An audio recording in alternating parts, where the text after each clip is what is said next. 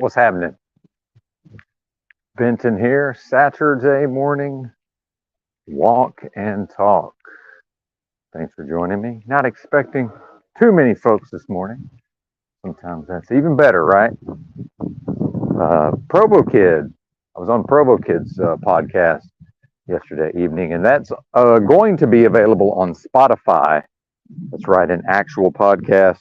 And Provo Kid, it seems like his habit or modus operandi is he does not leave his live streams up for very long. So this was streamed live as part of a 10-hour broadcast on the Provo Kid channel. I'm screen capping my performance right now.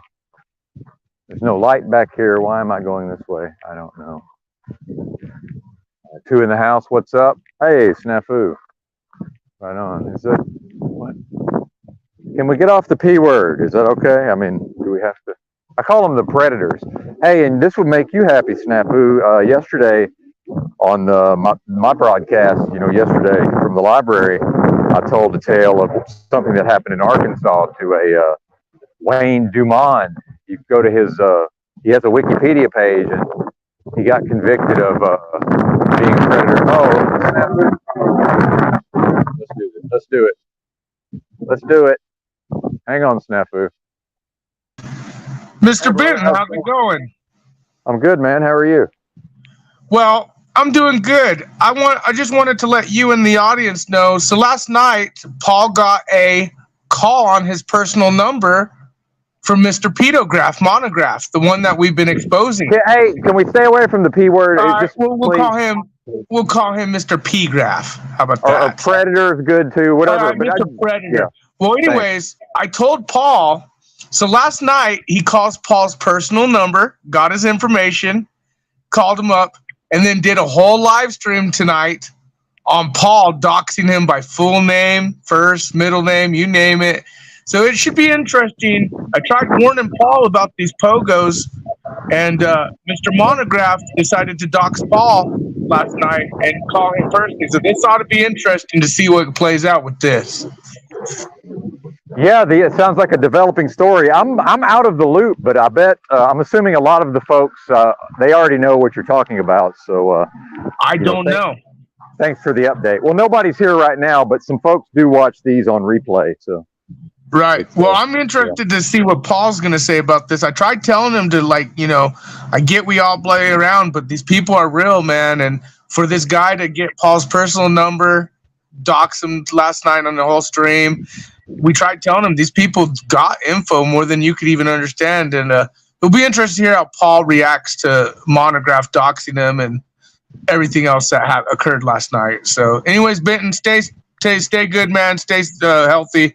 Keep doing your thing, brother. Dude. All right, my bro. Hey, thanks, Snafu. Have a great day. Hey, that was Snafu. Pretty cool of him to pop in. I thought he was going to give me the business, but maybe he understands my day's just beginning, and I'm an old man, and let's ease into that, right? But yeah, that was cool, man. Thanks for stopping by, Snafu. And we've talked about Snafu before. He's certainly a likable character, yeah, in spite of certain aspects of his presentment, right?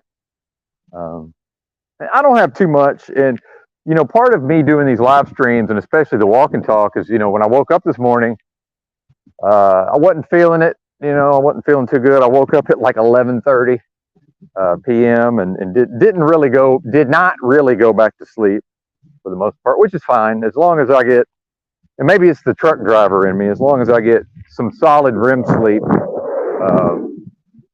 and maybe Music Holds a Secret can relate to this. My understanding is we sleep in 90-minute sleep cycles.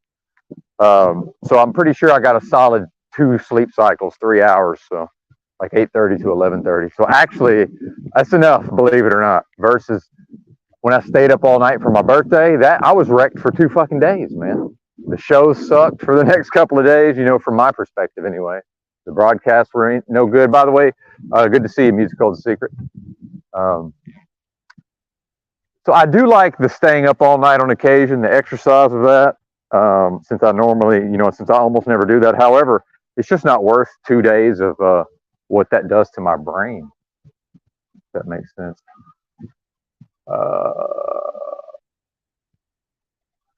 Yeah, man, I was thinking about you. Musical's a Secret said he was listening yesterday to the show, was not able to chat. I think I finally got my father to watch part of that broadcast.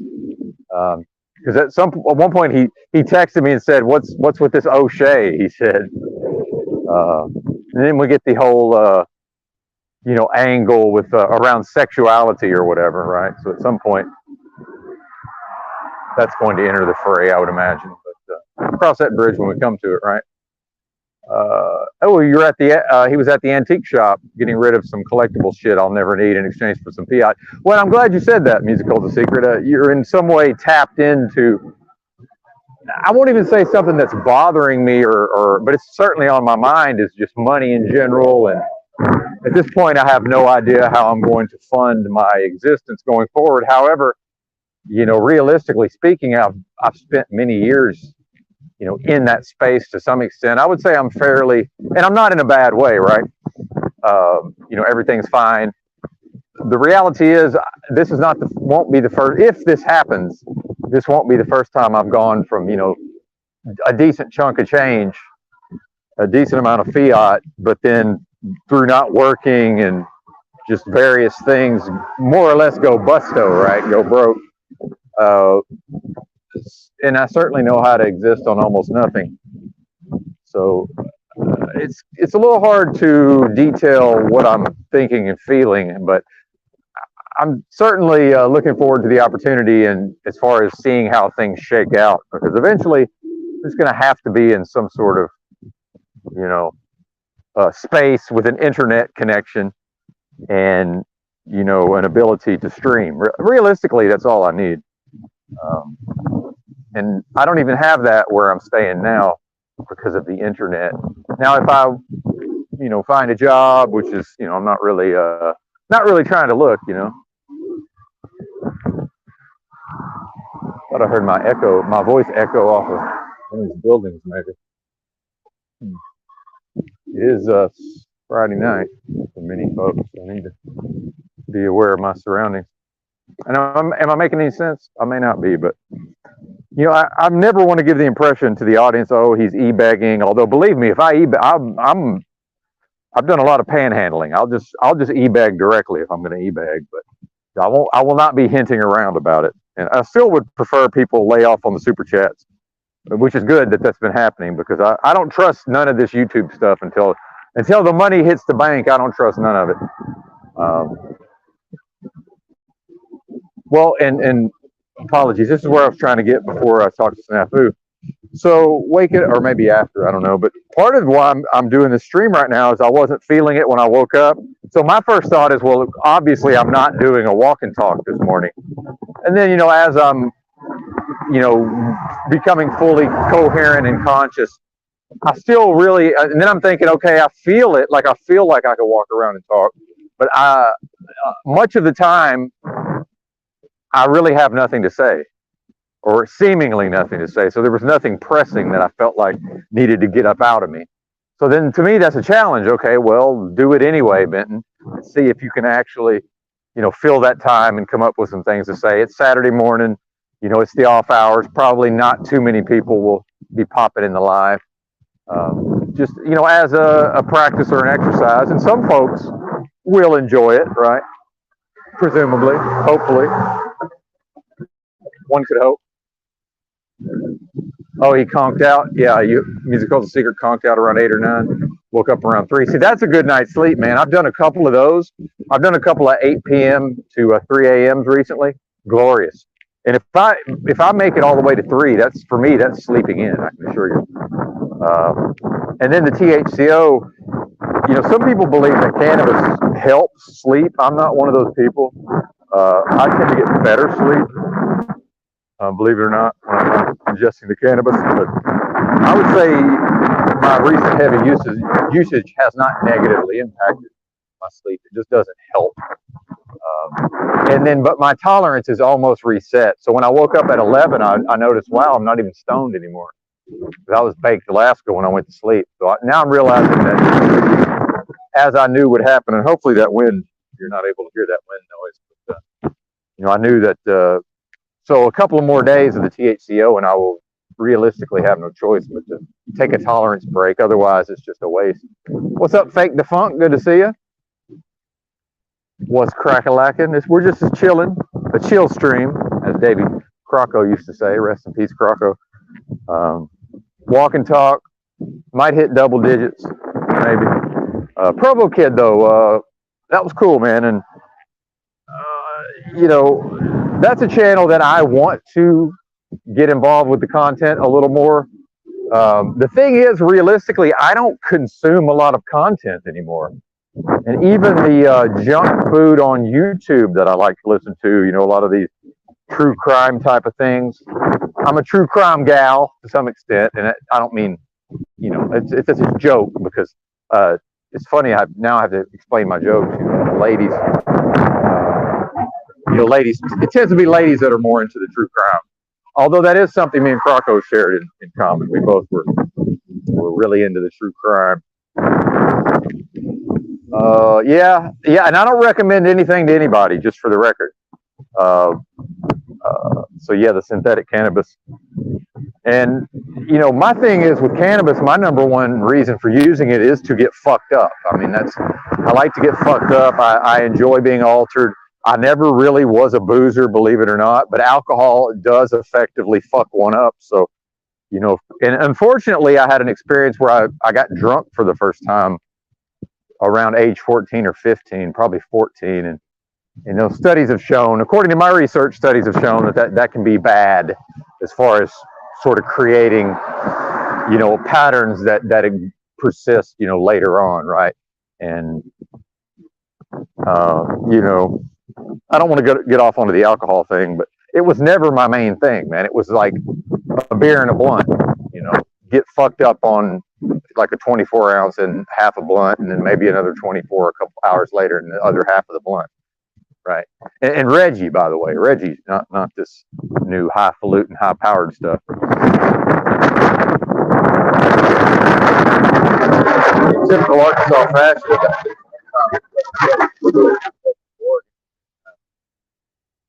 I would come back to Arkansas and, you know, maybe be talking to people about weed, smoking some weed. And it reminded me all the times that, you know, by then there was starting to be some decent pot in Arkansas. So what people would say to me is, and I had something of a reputation as like having experienced, you know, more or less all that the cannabis market has to offer, you know, countrywide in some ways. They say, hey, I got some pot, or I got some weed. And then they'd say, and it's good. Arkansas, right? And I'd say, hey man, you know what? When I'm out in California and Oregon, you know what when somebody tells me they have some pot and they want to, you know, do I want to get high? They never say, and it's good. I said, it's all good, partner. They ain't got no bad stuff. What's up, Bob? Oh yeah, I don't go anywhere. The only time you'll catch, well, I don't even want to say that. I'm strapped up 100% of the time.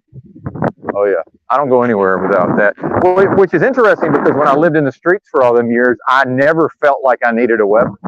And in fact, never carried a weapon. I carried my Bowie knife, but that was in my backpack where it was not easily accessible. And that was mostly for chopping down, you know, small limbs and logs, you know, chopping trees if I needed to make a camp and there were some branches in my way. And then with food, you know, it works good with food. Very versatile, the Bowie knife. Big fan. Not a big knife guy, you know, but by necessity, some of these things we have to have. And I carry an actual knife, you know, a sharp knife in my pocket, and then I also carry box cutters. I think box cutter are extremely useful. I like those plastic ones at Walmart, actually, that fold up. Those are badass. I got 2 of those on me pretty much at all times. Flashlight is the main thing that I normally carry, and I stopped carrying a flashlight in the last few months. And part of it is the undiagnosed autism. I get attached. I don't get sentimental, but I get attached to certain possessions. As far as I carried mini mag lights for years and years and years. And then something happened and the quality's gone to absolute shit. Walmart quit selling them. I've ordered a couple of them on Amazon. They've both been complete dog shit. and I just haven't found another flashlight that I like, which I know seems kind of silly, but that's where we're at. Anyway, didn't really want to. Well, I mean, yeah. I mean, none of this is safe, right, Bob Sapp? As far as all life is risk, and here I am in the realm, and ultimately that's. And I'm not trying to be pedantic. Although at this time of the morning, there's nothing is happening, and I've been out and about on the streets of many cities in this country at 4 a.m. It's 4:23 my time. So lots of cities I've been out and about, but I'm pretty sure Fortune, Arkansas. Appreciate you. You never know. Freedom is risky. Yeah. Well, life is risky, is what I'm saying. And I would push back a little bit. I mean, what freedom, right? But I obviously have some liberty. They still let me walk around and, talk into a phone, right? I don't even know what I'm even talking about at this point. Oh, here we go. Most YouTube content is same shit, different day. Yeah, it's so formulaic, musical is a secret. And then, so that's where I'm challenging O'Shea a little bit. If anybody heard yesterday's show, when I tried to play one of Tommy's new videos, and check him out at Olivia Tommy. But yeah, I was trying to play one of Tommy's 2 new videos, and we got a minute and 40 seconds into a 7.5-minute video, and O'Shea tapped out because, it had not yet entertained him, right? He had not yet been entertained in a minute and 40 seconds. And meanwhile, I don't know if O'Shea's even on TikTok. Imagine what these TikTokers, just think of their attention span. And it's bad for the person, arguably. And, I've seen some of this in myself. However, I have concentration through meditation and, being off by myself for years, not for the whole time. So I watched my favorite movie, Natural Born Killers, for my birthday, actually about 4 days after my birthday. For some reason, I wanted to watch a movie for my birthday. Why do we even come up with this? Whatever. And I managed to watch the entire movie without consuming any other types of digital media. But there were several times when I wanted to grab my phone and go, oh, let's see if somebody left a YouTube comment, let's see if this happened or that. It's like, but realistically, man, I got the cotton mouth. Realistically, what does any of that matter? And then I did pause it and do things, in my room a few times, but I do that anyway, right? Typically. So not that I'm better than anybody else, but that was a reminder to me of, okay, I'm still okay at the level of my attention span, but then I'm always looking and observing to see, okay, is this becoming a problem, right? Just my attention span in general. And now O'Shea, he had a head of steam yesterday. Maybe his testosterone had kicked in or whatever. I don't know what he's got going on over there, but I found that interesting. It's like, dude, we're a minute 45 in. Let's just say the thing is horrible. Meanwhile, I said, man, I watched the thing 2 times in a row. I think it's great, but it does start a little slow. Right? Just that inability of many folks to just sort of give themselves over to what someone else has created for a short period of time and just say, okay, I'm going to actually put my energy into this thing and see what this is about, even though I may not know where it's going. And like that short I made, looking dumb as hell with a mask on, part of that is because I actually had a short, my first ever short was just me talking shit to EBT, but it was about that FTX deal, the crypto bankruptcy and all of that. And that thing got like 1.5K views like in the first day, and I think it's stalled out. So hypothetically, that, the dumb as hell with a mask on could get some views, but it's got for a short, it has like a long musical intro, When the video starts, it just plays music. Just imagine how many people cannot make it through that 10 seconds because they're vertical scrolling on for short. Meanwhile, I will never vertical scroll because I see what that does to you. Never, ever, ever. I'm not down for that. Barely reading the screen. Musical's a Secret went to Harbor Freight yesterday. Cashier asked his name 6 times. Yeah, they want to track you. Exactly. I finally told her forget it. It's fan of people's shit, no brain cells up. Yeah, and I try to give them, and I'm not, I'm not trying to play devil's advocate. I try to benefit of the doubt, but even after accounting for that, yeah, they gone, man. Just the general public is gone, and they're never coming back, in my view. Now, you can call that doomer, we can call it cynical, but that's how I see things. It's not Benton, the old man do. If I truly see that unfolding, why wouldn't I? What do I gain from putting a happy face on this? How people are. I don't know that.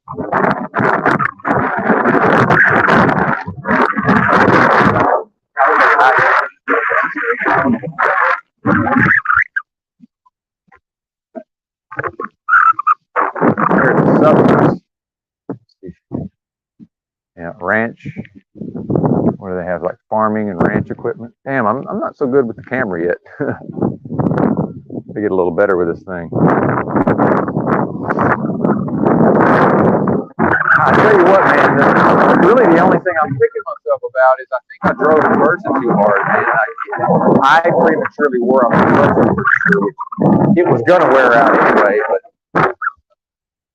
it seems like I'm wasting time. I've got some iron to the fire. I've got some hardware I can trade, and in fact, I had a pretty lucrative deal. I don't get specific. There was hardware that I have to have, and I'm able to get rid of if need be. Now, I still have an opportunity to work a different deal, right? But the deal that I had worked out fell through, but that happens sometimes, so the disappointment is not necessarily there, if that makes sense. And then, the Eastern or Buddhic idea of, not being attached to a particular outcome, right? That the ability to sort of undertake, deal making and plan making, and then realizing, well, this may not actually come to fruition, and that's okay. That's a skill, arguably, if I'm even making sense. Thanks, Talcott. I appreciate that. We're probably not on the earbud. So what happens with these phones is sometimes any better. Sometimes we plug in something like these earbuds, and the phone just chooses not to accept it, but it doesn't tell you that it doesn't accept it, right? Now, a lot of times I will just plug in and then go play a YouTube video to make sure the audio is working.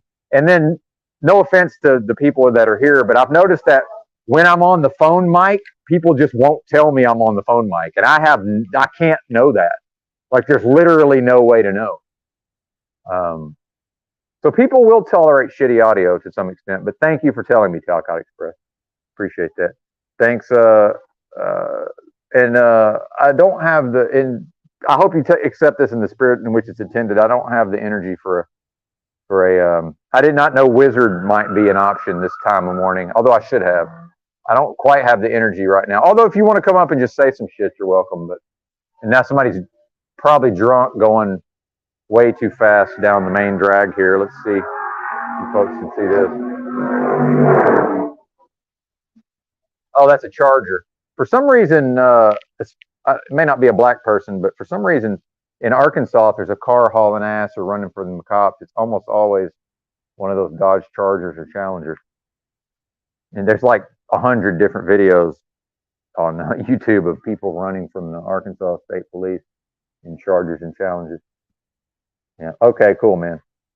Yes, and I know I can be draining. Like I understand I can be a bit much, and I drain people's energies. But certain people on here, I sort of need to have my full faculties to really, which is to their credit, I would say, arguably. But I sort of need my full faculties to kind of contend with what they're going to say.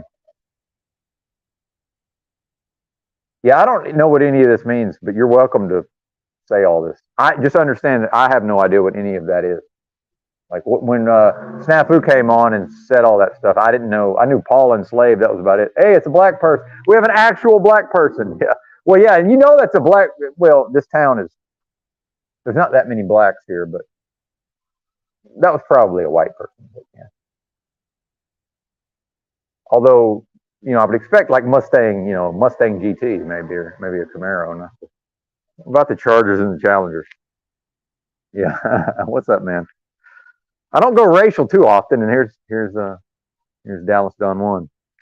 That's my buddy Big L, by the way. Yeah, Big L in the house indeed. Good to see him as always. You're welcome to pop on, sir. I know it's quite early in the morning, or maybe you're up all night. I don't know. I believe he's off this weekend.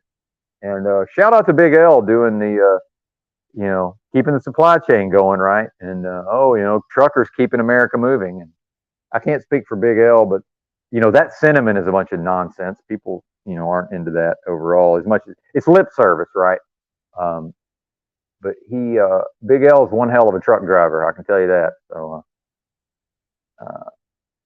yeah, and I've been fortunate enough to have conversations with him on the phone over time. But then it's getting to where we end up doing a podcast like we did yesterday, and we're just doing podcasts that nobody's ever hearing other than me and him. So I think I'm just going to have to put an app on my phone, which I think most of those you have to pay for, but probably going to have to just put an app on my phone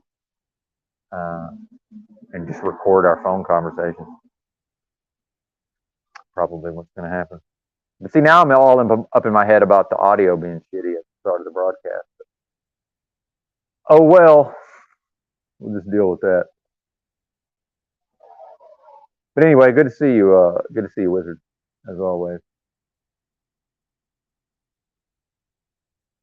And man, I really wanted to go on, just hang out at the library yesterday and go on with Paul, but I'm looking at the time, and then I'm, and really wanting to pack up. And y'all probably couldn't hear that, but that was that same car. It's just way too fucking loud, man. What do they say? If it's too damn loud, you're too damn old, or what? It's just too fucking loud, bro.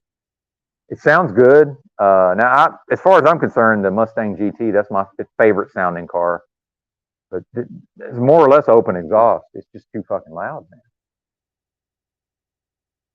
I like the good sound. I like a loud car, but not that fucking loud. It's just way too loud. That's right. It's a live broadcast, indeed. Well, I'm naturally hard on myself, which is a good trait in some ways.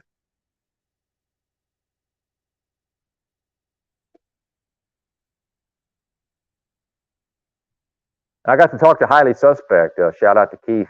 He's not able to really catch these live streams, and he seems to have gone. He fully adopted the TikTok pretty early on, from what I can tell. So, pardon me for the coughing into the mic, but so we've kind of diverged in that way. And he was a big fan of my podcast, and many folks seemingly were able to use my podcast back during the fake pandemic for, at least in part as a way to help, cope with some of the things going on. And I was more or less a basket case by the end of that thing. 56 episodes of a podcast, closer to 60, I guess. There were some bonus episodes, but I think he was on 4 of my episodes, Highly Suspect. And I want to do one more one-on-one podcast type stuff that's pre-recorded. And Gary Baxter had been emailing me. I guess he got all fired up, wanting to start paneling. And if I'm giving away too much, Gary, it's not my intention. But I have trouble tracking what, maybe someone would. It's hard for me to know when somebody just thinks, oh, well, he'll know to keep this private. But if somebody specifically says, hey, man, keep this under wraps, I'm good at that. But if you leave it up to me, I may not know what to say or what not to say. So if you send me an email, folks, realize that, it's possible unless explicitly told otherwise, I may spill the beans. But then again, none of this is going to amount to a hill of beans. So it's sort of the same thing, right? Spilled beans versus not amount. Isn't that the thing that never amounts to the hill of beans, the spilled beans? I don't know. Good question, Just Out. I have no idea. I don't know anything about that. I'm not into the witch hunts, man. And I'm not saying that Snafu is into witch hunts. I'm not, anything I perceive as a witch hunt, I'm personally not interested in. But yeah, no exhaust. It can, that's true. Depending, yes, it could. But generally, yes, more air. Well, and an internal combustion engine is effectively an air pump, as we know. So more air in, more air out, right? I like turbo cards myself, so although not exclusively. There's definitely some naturally aspirated things that I enjoy, but I do like the turbos.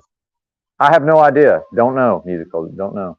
But and then certainly you realize music holds a secret. And it's not my intention to be condescending, but I guess it sounds that way. But you know, there's all these. Being a part of this channel, at least in some way. Although I would hope you would continue to stay here, but I hope you do. But we are now enmeshed in certain dynamics that we individually may not have any desire to engage with, right? Like, I don't know and don't care, right? Whatever that is, but I understand its importance. I can tell it's Snafu. He's on to something, right? This is not for nothing that he's all fired up about it. He does seem to have, and Paul noticed this, in a certain way, Snafu does seem to have a great level of discernment, I would say, which is interesting when combined with some aspects of his personality that I may refer to as defects, but then I have my own defects of personality or character. So, and then it's like, okay, Benton has seemingly, unlimited ability for psychoanalysis in real time, but so what? It kind of gets old after a while. Like, I'm aware of that also, believe me. So, we're trying to go, and I almost brought water with me, and now I'm realizing that's a grave error not to bring the water with me. Oh well. There you go, Snafu crew exposing. Hey, I'm all for it, brother. I would prefer the laying off on the P word, but some folks would say, well, based on what that word means, that's the reason why we should never lay off of it, or why one should never. And I get it, right? I get it, and so I'm never going to be too strong with the censorship. I'll just say, hey, man, could we not do that? And then if they just keep doing it, like, what am I going to do, right? But yeah, while Snafu's here, maybe y'all could get the lowdown on all of that. That'd be cool, right?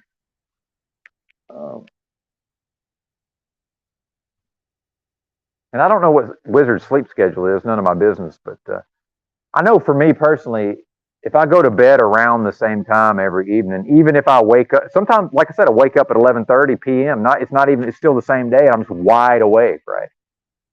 Even that 3 hours is way better than just not going to sleep. So it's not even the same thing. Like, it's so much better.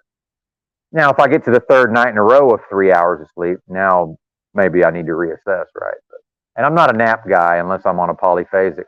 Unless I'm on a true polyphasic sleep cycle, I'm not a nap. I can't nap in the daytime. Yes, I do fake the funk. I'd be happy to talk about. I'll tell you. Well, I won't say everything that I know about Bentonville, because I will then obviously divert into other topics. But there's a Benton, Arkansas, and it's just west of Little Rock, Arkansas, and I have relatives there on my mom's side. So I've been there. That's the poor side of the family, living in these shacks. The type of shacks where there's always a decent car out front that's absolutely worth more than the shack, typically with a gigantic satellite dish still in the yard. And as far as I know, it's still possible to use them things. I don't know, the gigantic satellite dishes. Haven't been down there in a while though. But so Bentonville, Arkansas, is in Benton County, Arkansas, which is it's one of the counties way up northwest part of the state. And Bentonville is most well known as the headquarters of Walmart. And I moved to Northwest Arkansas in 1993, late August of 93, to attend the University of Arkansas as a freshman, moved into the dorm. And back then, so I met a person that became probably my best friend in college. Wait for the loud motorcycle to go by. His name was Rocky Patel. He was a Patel. His parents were from India. He grew up in Batesville, Arkansas. And we both had some similar interests. We liked to drive around and sort of look at things. He was, obviously a businessman and studying business, and then, has been a businessman as far as I know his whole adult life. Successful businessman. Motels, convenience stores. So we used to take a drive. We used to like to get in his Maxima, and we'd take a drive from Fayetteville all the way to Bentonville. And, you know, this has now been a booming area for so many years, but in the early 90s, it was so much smaller than it is now. There was like, once we got outside of Springdale, there was just nothing in between Springdale. There was no expressway yet. There was not yet an expressway that went all the way to Bentonville. So there was a bypass, 71 bypass around Fayetteville. So, but there was not yet like full expressway all the way to Bentonville. And back then, Bentonville did not have a single multi-lane road, y'all. And that's where ex-wife number one is from. She was born in Vietnam. Her parents were from Vietnam. She came over here as a baby. She's from Bentonville. I'm pretty sure they lived here in Fort Smith, actually, which does have a significant Asian population. Fort Smith, Arkansas does, compared to the rest of Arkansas. What's up? What's up, Soy Face? Good to see you. So, and I'm not reading the comments too strongly for right now, but and this is my storytelling style. I kind of have to tell everything. And in fact, being in Fort Smith right now, people that have ever been to Fayetteville, Bentonville, Springdale, Rogers may find this hard to believe, but I was big into electronics back then, you know, home stereo and hi-fi stereo. And then I was coming of age where now I'm being offered store credit and credit cards. So I was a big fan of Best Buy. We used to leave Fayetteville and travel to Fort Smith by car to go to Best Buy because there was not yet a Best Buy in all of Northwest Arkansas. And the idea of someone leaving Northwest Arkansas to go to Fort Smith for shopping, to anybody that's been to both areas in the last several years, that's insane. It's like, what are you talking about? That does not compute.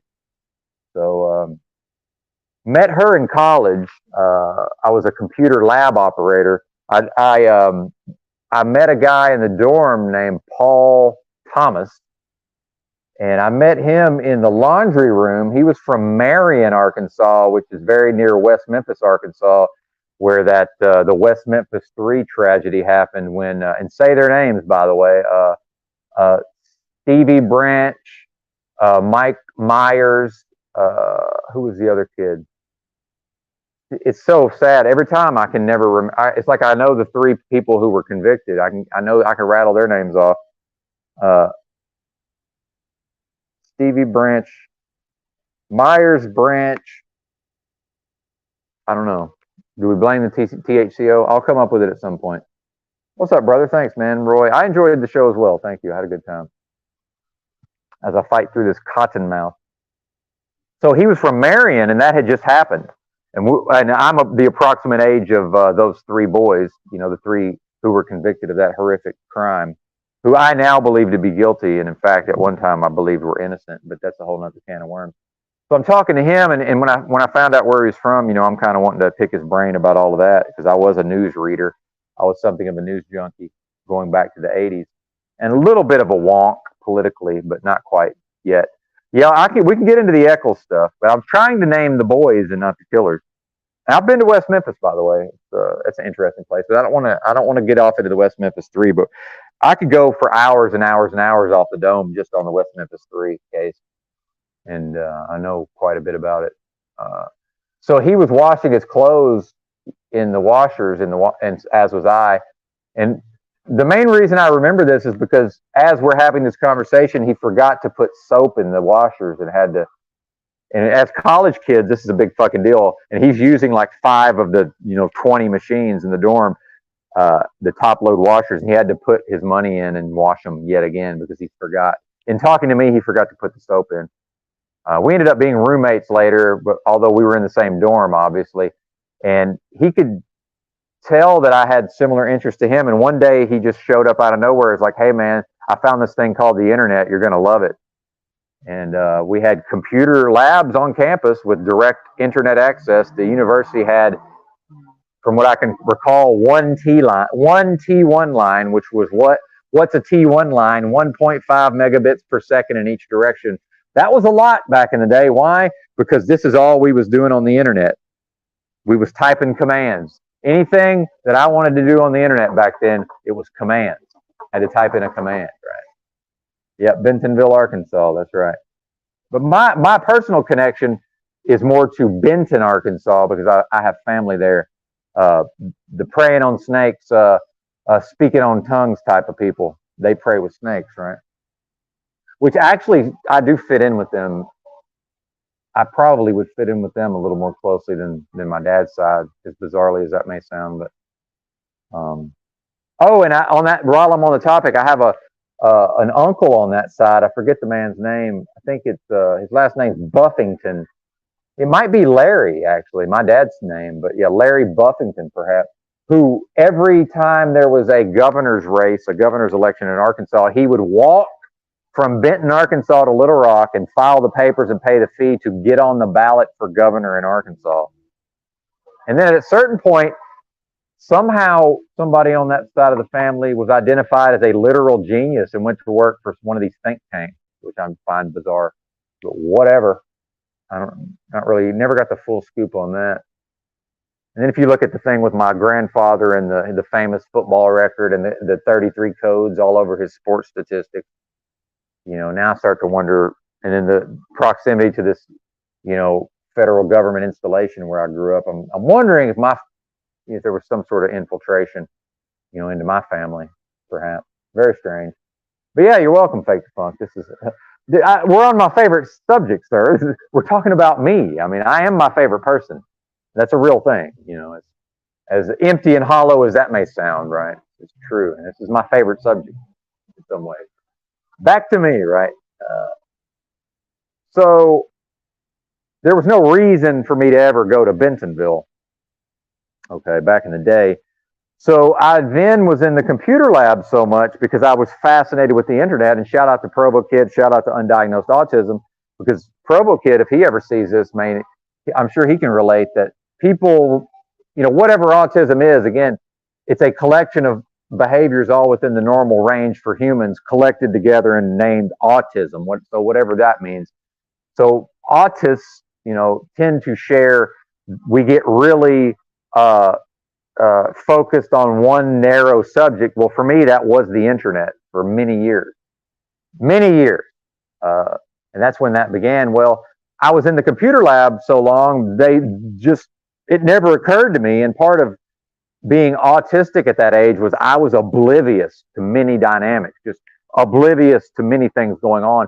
So finally, it never occurred to me, oh, I need money. Oh, people get paid by the university by the hour to staff these computer labs and help the students, which means when the students don't need help, I'm getting paid to do what I'm doing anyway.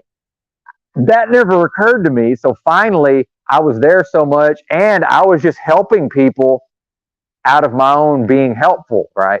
So I would even sometimes I would see that somebody was about to encounter a problem, and I would just take it upon myself to say, hey, I see what's going on. Do you mind if I help you out with this?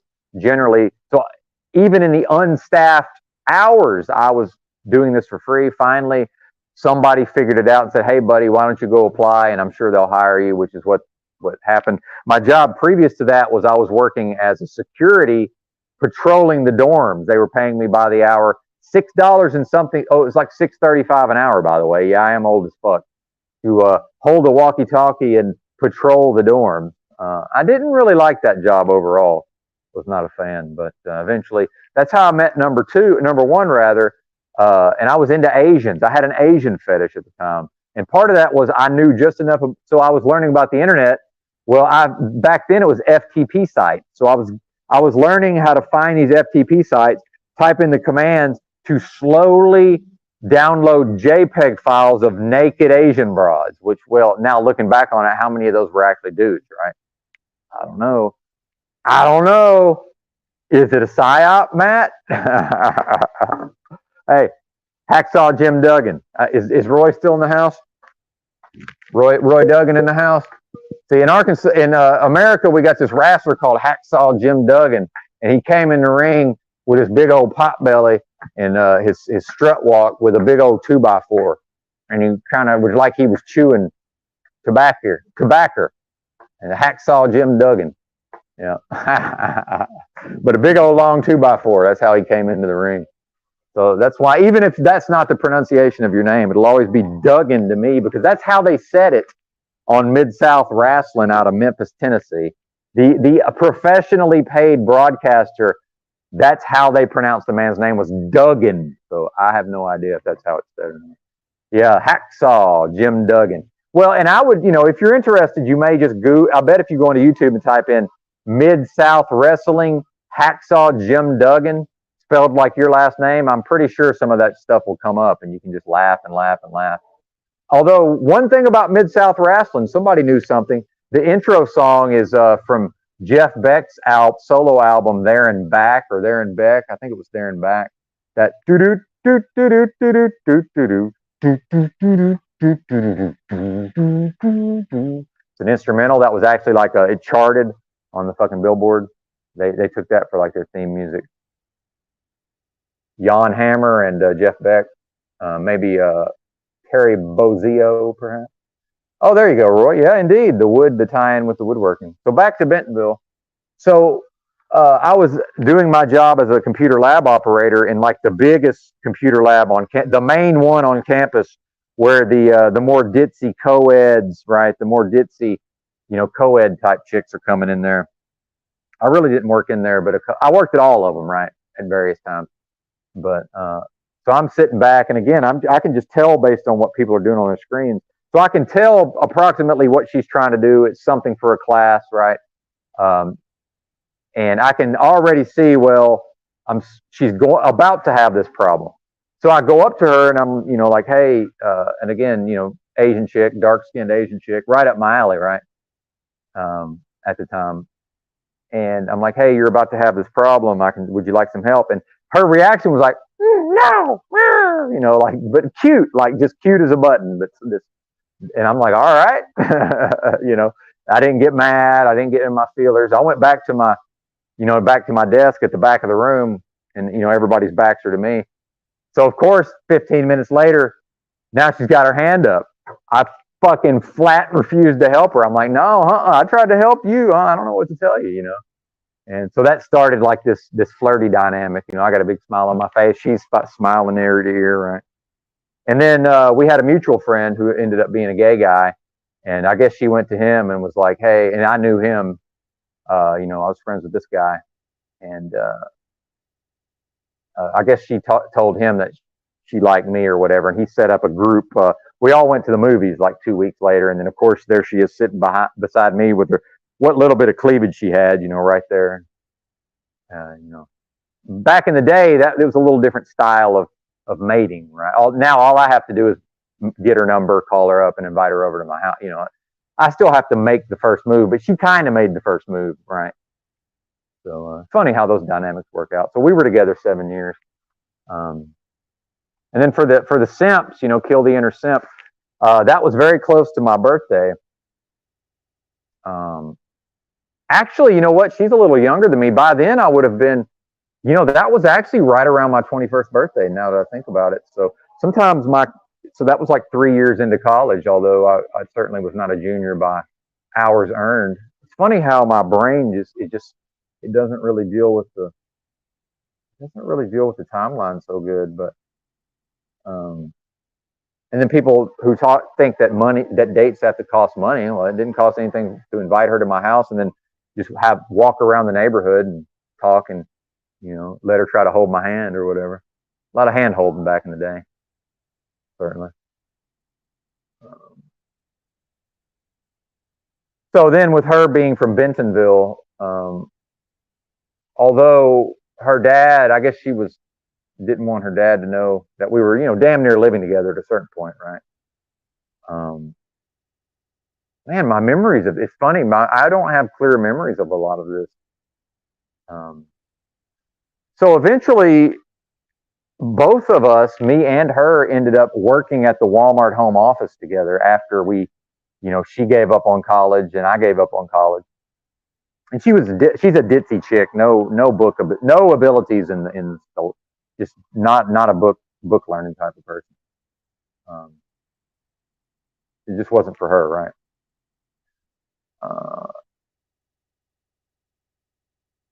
So at a certain point, she was working at the Walmart home office, and then I got a job at the home office initially, taking customer service calls for Walmart.com. But back then, Fingerhut, that ridiculous catalog, the older folks may remember. That's who Walmart. This was so early in the .com and the e-commerce. And this is Amazon was still in books back then, by the way, but yeah, Fingerhut. So you can just imagine how badly Fingerhut was fucking up some of these people's orders. So I did that for a few weeks. Then a local computer store hired me. And by then I had my Microsoft Certified Systems Engineer certification. And I just sent my resume to every computer store in the area. Well, this one store, the owner was smart enough to realize that he wanted to get the entire shop MCSE, enterprise level certified. So he needed at least like 2 MCSEs. And instead of trying to convince, incentivize people that already worked for him to go pass these 6 tests, he's like, oh, okay, we'll just hire this guy. And so I worked in the sales floor at Dixieland Computers, which is now defunct.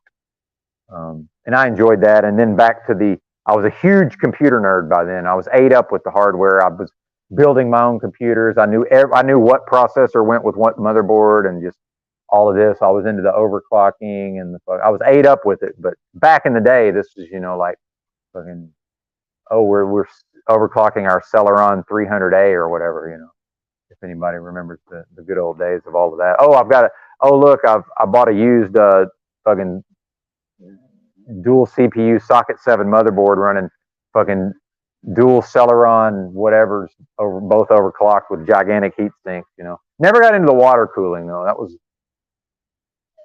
I knew that might be bad if I'm trying to get my security deposit back, right? Whatever apartment I was living in. And then the whole Y2K thing, and I know I'm far off the Bentonville topic, but I would say if anybody's in the region, there's a free art museum called Crystal Bridges that's in Bentonville. That's worth a visit, certainly. That's worth checking out. There's a Walmart museum downtown it's worth going to if one is in the area. That's the sort of thing I've historically done, on my own anyway. I like to go to free shit or even pay a nominal fee to go to some sort of museum. Libraries, obviously. The the Clinton Presidential Library. They try to say it looks like a trailer. That's a badass architectural building. I don't care what anybody says, regardless of the shape, right? They're shaped hardened on the Bill Clinton Presidential Library, which did revitalize the entire River Market district of downtown Little Rock. When I was growing up, that was just all industrial wasteland down there on both sides of the river, running through Little Rock and North Little Rock. And I like Little Rock. To me, it's an interesting city, but we're talking about Bentonville. And years ago, Musical's a Secret, faced with getting his CDLA you did the right thing, or Microsoft Certified School. Those schools were a ripoff, by the way. I did the shit on my own. I'll tell you exactly how I did it. Yeah, you made the right move because it made it easier to get hired, debatably, but I didn't make any more money. I never made anything. The most I ever made in IT was $30,000 on salary, which they were taking advantage of me based on the hours I was putting in, and which is 30 G's, fucking nothing, man. Even with the cops are rolling up on me. This is always interesting. The cops rolling up, although you never know if they're actually gonna approach me or not. Although they do like to sit out here in these parking lots. But my read is I'm about to get approached, but you never know. Might be monitoring the situation. We'll certainly live stream if necessary, but I may take my leave, right? I may take my leave. Oh, whew. He is probably getting out and approaching. He knows he's about to miss his chance, so I'm technically not detained, or I'm free to go. Yeah, he's leaving. He's maybe coming around. I don't know. Not even worth flipping the camera. He may not have seen me though. There's also the dynamic where they just pull up and sit in these parking lots. Right? And it's possible he just did not know I was there, especially if that's his pattern. He pulls in off the side street and then sits there for a minute and then continues on to Towson, which is the main street, which I'm not doxing myself because anybody that really cared could definitely get enough information from these videos to tell approximately where I'm at in Fort Smith. But he probably just didn't see me. So, but I did get a little adrenaline hit, thinking maybe he was going to come talk to me. It's funny how that works, right? I turned the body cam on. And I would encourage everybody, whether you wear it, because ultimately the only way it's going to be truly be effective is you have to wear the fucking thing 24/7. But I would implore everybody to get a body cam, and you know, some sort of setup where you can easily attach it to the front of your clothing. It's a game changer, man. I mean, it really is. And the way mine, I can easily take the body cam off of the mount and just stick it in my pocket, because sometimes it's not turned on and I'm talking to somebody and I can tell they're getting a little leery, right? Like they're just looking at it. So I'm like, oh, I'm not recording, and then I'll just put it in my pocket, you know, to put them at ease. But if you notice a lot of these cell videos, I want my hands free, man. If some shit pops off, I need my fucking hands. I don't need to be trying to hold a camera. And then I need my phone. So if it ends up being a scuffle or a fracas or a brouhaha, now it's increased chance for my phone to get knocked out of my hand. I need my phone, again, military minded. I'm thinking this is through easily in real time. I don't want my phone out. I want the fucking body cam. And if the body cam gets roughed up, it's not a big deal. It's designed for that on some level, right? On the spot audit. And you know, again, none of them are cool, because if they were cool, they wouldn't be cops. I mean, we know that, but and I'll stand by that. It's like, oh, he's cool. He's a cool cop. No such thing. If he was cool, he would not be a cop, period. Yeah, I look like a cop and all of this, and I do. Like when they were getting hated on during the Floyd stuff, I actually made me want to be a cop. I mean, that's just kind of how my brain works. But ultimately, no, I wouldn't. No, thank you. But yeah, you made the right move, Music Holds a Secret, because the money is not and was not in IT. Now, if one wanted to make money at the time, you're looking at you would have been looking at Cisco certified, and I just was never interested. But what I did was I bought all the books on Amazon. Again, I'm an early adopter of all this e-commerce. That was back in the Amazon book days. I ordered the books on Amazon, the MCSE books, and then I think it was $100 a test.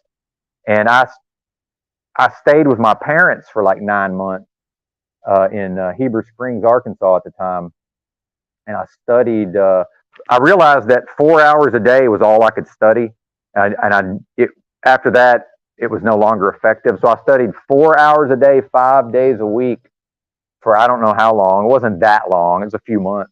And I had such little money, I was absolutely determined to pass every test on the first try, because it's $100 every time I take a test. And I did. I went 6 for 6.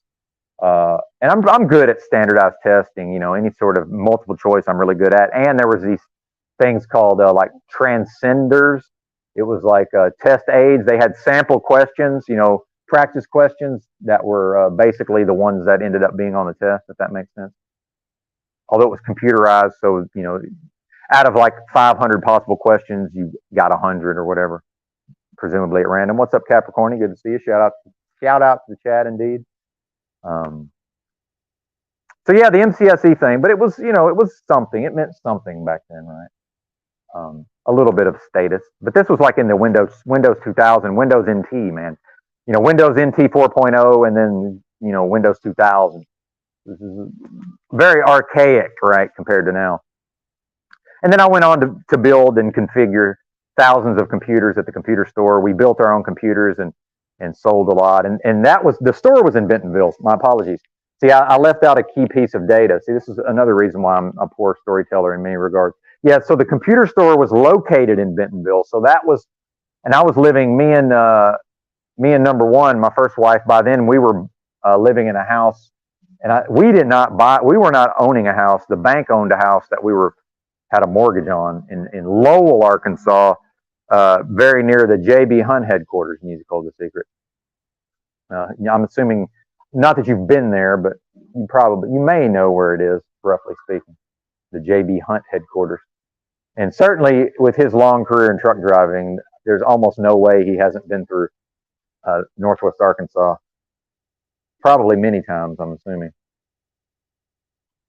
Which is, again, his long, illustrious career in long-haul truck driving. All right. Yeah, man. And here's how I learned about computers. Music Holds a Secret says whenever he met someone who knows electronics, he used to pick their brain. Well, since I was on IRC and news groups, Usenet, back in the early days of the internet, what I did was I learned a lot about computers because Google didn't really exist as far as, or even, whatever the search engines were, didn't really exist as far as being able to just type in, hey, how do I do this on Linux or whatever, or how do I install Linux? And in fact, I tried and was unable to install Linux back then myself because it was very much having to know a bunch of commands to even install it. And I found a higher nerd at the university who I paid to come over and install Linux on a Packard Bell Pentium 75 that Paul Thomas, the previously mentioned Paul Thomas, got at probably Sears on a 25% interest store card that was most likely never paid off. Yep, exactly. Yep. Well, in fact, at a certain point, old Highway 71 between Fayetteville and like Ozark, no, not Ozark, Fayetteville and Alma was by far the most dangerous stretch of highway in the United States for many years. Not even close, but it's because of the nature of the road and the mixture of the truck and truck traffic and other traffic. Yeah, it was a very bad, dangerous highway back in the day. Mostly 2-lane, but with some passing lanes in one direction. Fraught with peril, certain to be sure, right? So we were living up in the area. Now I've got a job at Bentonville. Meanwhile, prior to this, so she was still working at the home office. I don't even remember what she was doing, but she was working for Walmart. And of course, they loved her. She had this great personality, very charming, affable. Both of my wives had some similarities in the charm, being affable, a high level of social skill, right? But immaturity, I was immature, they were immature. It's interesting how, and then arguably I had a high level of at least ability to socialize and had, highly developed social skills. It's funny how generally we individually tend to end up with a mate who's very similar to us in those ways, both positives and negatives, right? Although had the book smart, and she doesn't, not the same across the board. But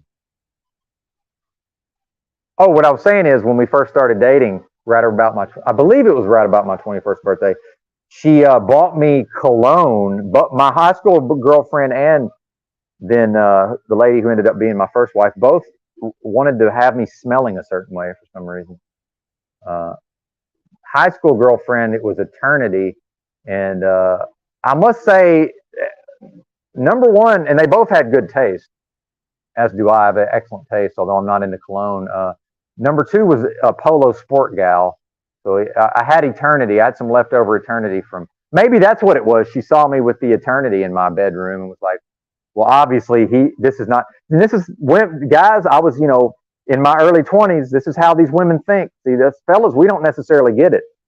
When she comes in the bedroom, right, and she sees the eternity, to a guy, it's just, that's that's male cologne. To her, and I'm just figuring this out, it's like, his previous bitch had him in some eternity. I better go out here and get him some. I better get this man the Polo Sport. See, sort of, and to anybody who's ever watched Mad Men, my favorite TV show, and I assert that's the best TV show. Although in some ways the original is the best, meaning Oz. HBO's Oz was the first TV show in that format, lest we forget. The Sopranos, Mad Men, Breaking Bad, that TV format, Oz was the first. And in some ways, it's never been eclipsed in my view. But I digress. So yeah. So in one of the advertising campaigns in Mad Men was, she marks her man, right? With like a certain, I forget what the product was, but that is a real thing, guys. That is a real thing where in some ways, in her mind, she's marking her man, right? She's territorial in some way. And then, how does that interface with my possessiveness? And, I do have certain controlling aspects of my personality, right? And by the way, completely unaware of those dynamics back then. I had almost no ability to introspect at the time. Yeah, loved Oz. A lot of homoerotic and a lot of, homosexual undertones. Other than that, and that never bothered me, right? Interesting how that works. Although I was a little creeped out by some of that stuff, even me, but I was willing, I should say back then I was willing to, I was fascinated enough by the show and the writing, although the writing certainly did not hold up over the course of the series, I would have to say. The first couple of years, certainly very solid writing. I'm very much, as a writer first, I started out as a writer. I noticed poor writing. Yeah, the Popo are out. Yeah, and I'm not even on their radar. Why? Because this is DUI. This is like the end of DUI hour. Like the sun's about to start coming out. So yeah, so I was in Bentonville every day at that computer store for a long period of time. So, and again, I'm oblivious, right? I was completely, so looking back on it, I could have easily maneuvered my way through this world of, Walmart, people that work at Walmart, Walmart vendors, right? So Walmart, it's an open secret that Walmart de facto requires companies that want to partner with Walmart and sell their products, especially through Walmart. They're required to maintain a physical presence in the area. It doesn't have to be Bentonville necessarily, but if the manager or whoever at Walmart picks up the phone and says, "Hey man, get somebody down here. I got to talk to somebody about this issue," that company has to have somebody there who can do that. They have to. And I was that guy for a Walmart vendor. I had my own office. The company was called see, I even forget the name of the company. It's funny how something that was seemingly so important to me, I don't even remember what the company was called. I'll think about it at some point. It'll come to me. But that company was headquartered in Dallas, and they partnered directly with Hewlett Packard. So I worked with these two guys who made like right about $100,000 a year working for Hewlett Packard.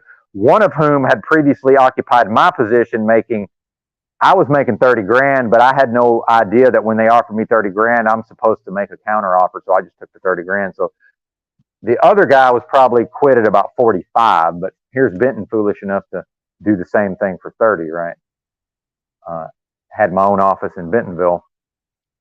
And my job was to, and I don't know how it is now, but back then every Walmart supercenter nationwide had multiple computers in the training room in the back called CBLs.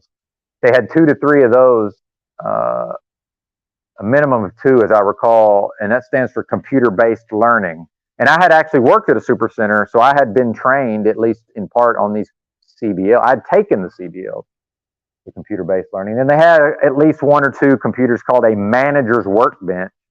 And that was usually in the service desk area, and the manager could go on there and do various things, the management team. So when one of those was on the fritz, they called me to troubleshoot this thing over the phone. And generally, that ended up, I would have to walk them through the process of, hey, I'm shipping out a replacement. You're going to get a box with a computer in it, and then just unplug, replace the PC, the tower, and then put the broken one in the box, box it up and ship it back to me, which I found it to be damn near impossible to get these people to actually return the broken computer. And something about my personality, and now I could easily do it over the phone, but I just did not have the skills at the time. And then I had a lot of anxiety that I didn't recognize as anxiety. I was very bad at that job as far as actually. So at a certain point, I had access to all these computers from Hewlett Packard. So I was just, taking advantage of the ability to get a new computer. I was never getting the computers back for the most part, right? If the people did not send back the computer, I would call the store like 1 or 2 times, right? Other than that, I'm done with it. I'm like, well, clearly these people are just not going to play ball with me. Anyway, I don't know. Am I making any sense, folks? I think I am. And thanks for listening, by the way. Much appreciated. This is why I'm a poor storyteller. I have all of these stories. Now I'm telling like 10 different stories at one time. So I have what I believe to be many, which I know to be many interesting stories that my ability to tell them and convey them it's very limited. And it's at a rudimentary low level.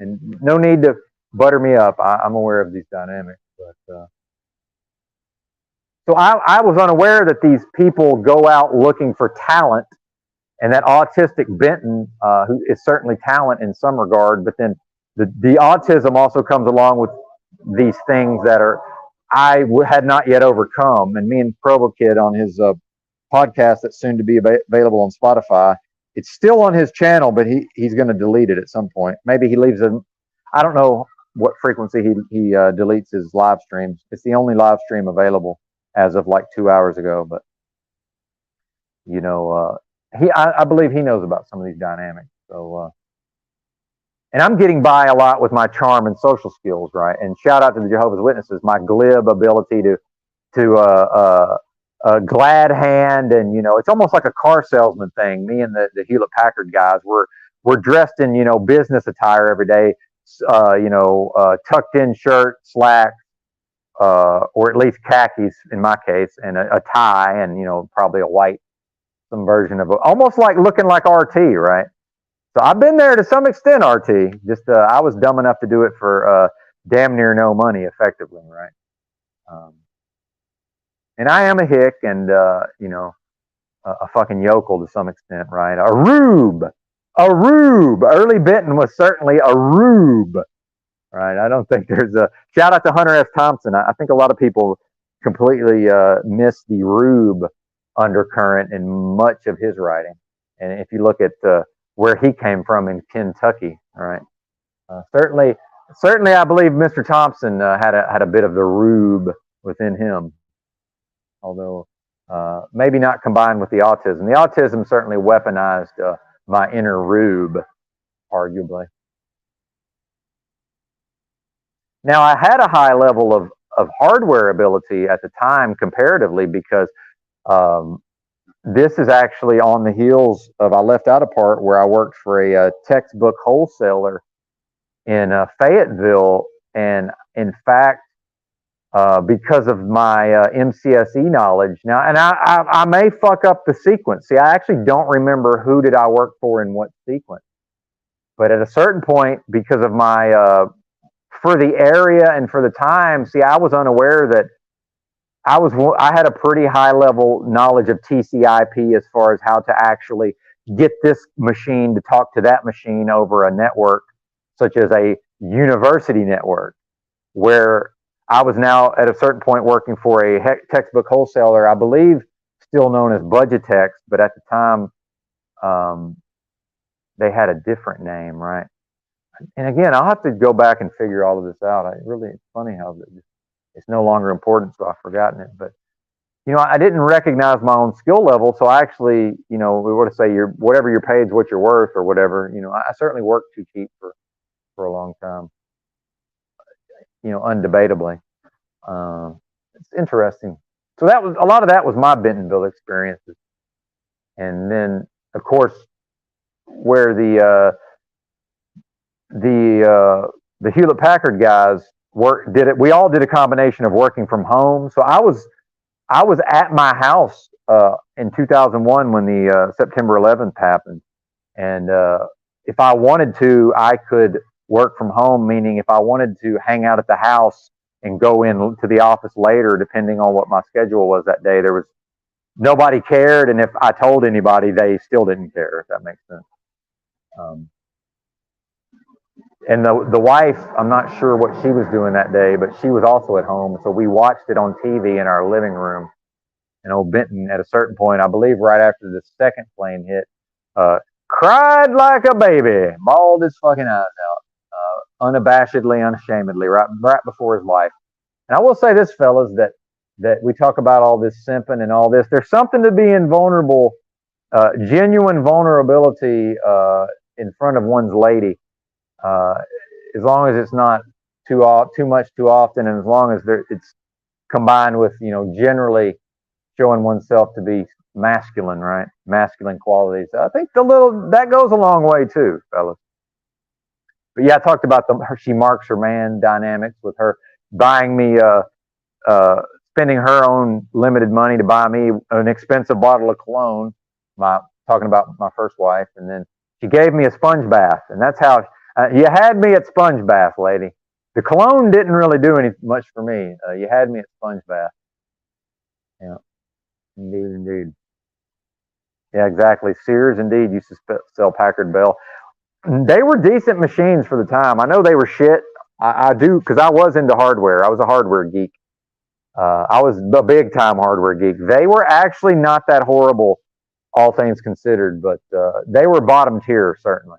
E-machines came along and certainly was at the absolute dog shit. And I know Drew's talked about that because he worked at CompUSA, apparently.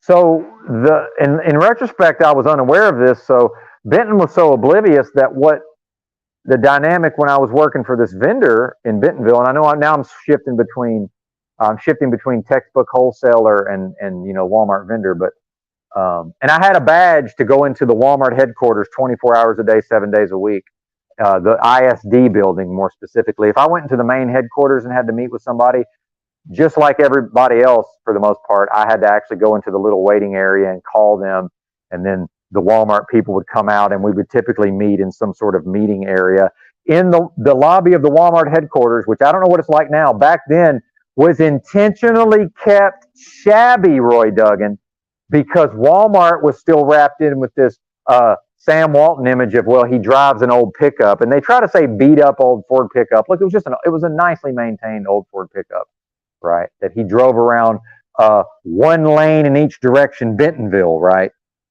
In this in this not very populated area of the country, right? But that was and then one of the Hewlett Packard guys, Alan, as I recall, who was near my age, although a few years older. Well, no, he was like 5 years older than me, but same generation. We had similar interests. But he saved up and bought with cash money, I believe, or maybe he had a small. He certainly had a small 3-year note or something. He was very pragmatic in financial matters. Very good with his own finances, I can assure you. And he was making like 90 G's, see. And then the talk was that when Alan or the other guy, Jim, moved up, then now here's the slot for Benton, right? And now Benton's going to make 90 G's. Except certainly the autism was not going to allow it. I had risen, as far as my ability, I was not going to be able to advance beyond what I was doing in that job, as far as being able to play the game, right? To play the corporate political games, right? That I was literally oblivious to, and almost just was above in a way, right? Even if I was aware of, to the extent I was aware of them, I think I considered that beneath me, and I was extremely.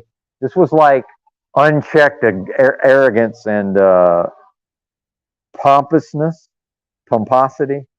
arrogance, brash. I don't even want to say ego.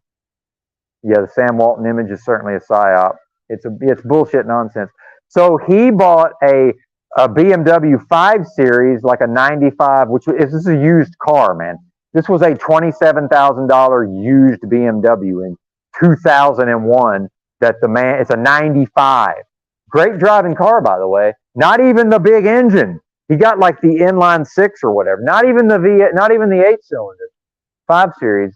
He liked to drive. I like to drive. Well, so Walmart management culture was they had to drive pickups, except what were they driving? They were driving what was then an $80,000, the whatever brand they were into, the equivalent of a Ford F-350 fucking dually diesel, top of the line, right? Ridiculous. They gave him shit for driving a BMW because he's putting on airs with his $27,000 mostly paid for BMW. Do you see what's happening here? Now, because I've always been an anthropologist, a sociologist, and a psychologist to some extent, I was aware of that dynamic even then.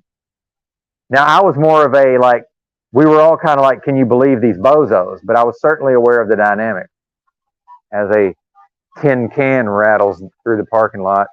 Now, I would try to go chase it down, but it does have a consciousness. When they say the objects have a consciousness, that thing absolutely knows I'm chasing it. I don't know if you can see it, but there's no way it doesn't know I'm chasing it. Hey, it stopped for me just to disprove my. But if you've ever had to try to track down like a piece of paper, the move is to run out ahead of it and just hope you get in front of it, because otherwise it stops temporarily.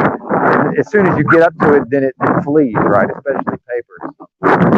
What I do is run out ahead of it and then hope to catch you with my for some reason they had me playing left-handed shortstop when I first started playing organized baseball back in the day.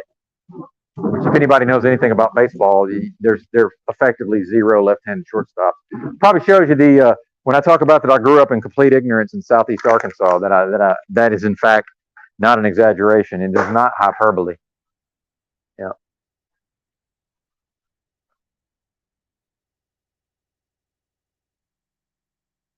Yeah, that settles the consciousness debate with respect to what we refer to as an inanimate object, right? And I'm being facetious and tongue-in-cheek. Yeah, there's no crying your baseball, slow boy. Well, and baseball history is fucking fascinating. And again, official fiction, it's all fake, sure, but I've actually read, and I was never a baseball guy, although we were all into baseball cards as a kid. And Will the Thrill Clark was the big deal. Everybody, for some reason, where I was from, baseball was big where I was from. And it's funny, I had some natural talent for it. Never cared. It was fun. I played it for fun. Just never gave a shit about it competitively. Basketball, never. Just could not bring myself to care about baseball competitively. And in fact, Torrey Hunter's from my hometown, the famous. He ended up being an all-star with the Minnesota Twins. I never knew Torrey, but I know my cousin played sports with him. Yeah. Anyway, not the point of the video. And it's kind of interesting being like me, not really in the sports world. You know, I played sports. I was good at sports, but only in an unorganized fashion, right? Ad hoc, grassroots. And my attitude was so bad. There's no way I could have played for an actual, like, a coach or a team. Because I would have absolutely told the coach to go fuck himself at some point. I mean, it's just how I am. There's no, and then for some reason, when I was in high school, the coach thought he was Bobby Knight, but we had the athletes for run and gun. Bizarre. It's bizarre. I mean, we were still good, and I didn't play, but my high school, we had a good basketball team. But why he thought he was Bobby Knight? It was bizarre. And then, yeah, unless you get hit in the head with the ball in the bleachers. My mom got hit in the head with a baseball at one of my baseball games when I was a kid, and she talks about it to this day because the people that hit her, man, Arkansas, dude, back in the day, it was fucking grapes of wrath, man. In a lot of ways, she still talks about that people were just kind of shitty about it, like just like, oh well, sorry about your luck, you know. And then we got robbed in the fucking championship. You know, there was a playoff when I was a little bitty kid, and intentional bad umpire calls. We lost the championship game, and I don't know that I have any emotions about that, but I learned lessons very early on around like fairness and competition, and the fact that me and my teammates may very well do everything correctly, and in fact, in some ways, outplayed the other team, and still not be rewarded for, and in fact, on some level, punished for it, right? And that was only a good thing for me. And this is where we get into the idea of not participation trophies, but helicopter parents, meaning like nobody really tried, other than my mom, probably still being big enough and strong enough to pick me up, and a 10-year-old Benton, and I was not a big kid, right? I was one of the smaller kids, and just like carry me around while I'm sucking my thumb, right? I mean, literally, right? I was not a thumb sucker, but I'm just, metaphorically, like I'm, in the I'm in the childhood sunken place, right?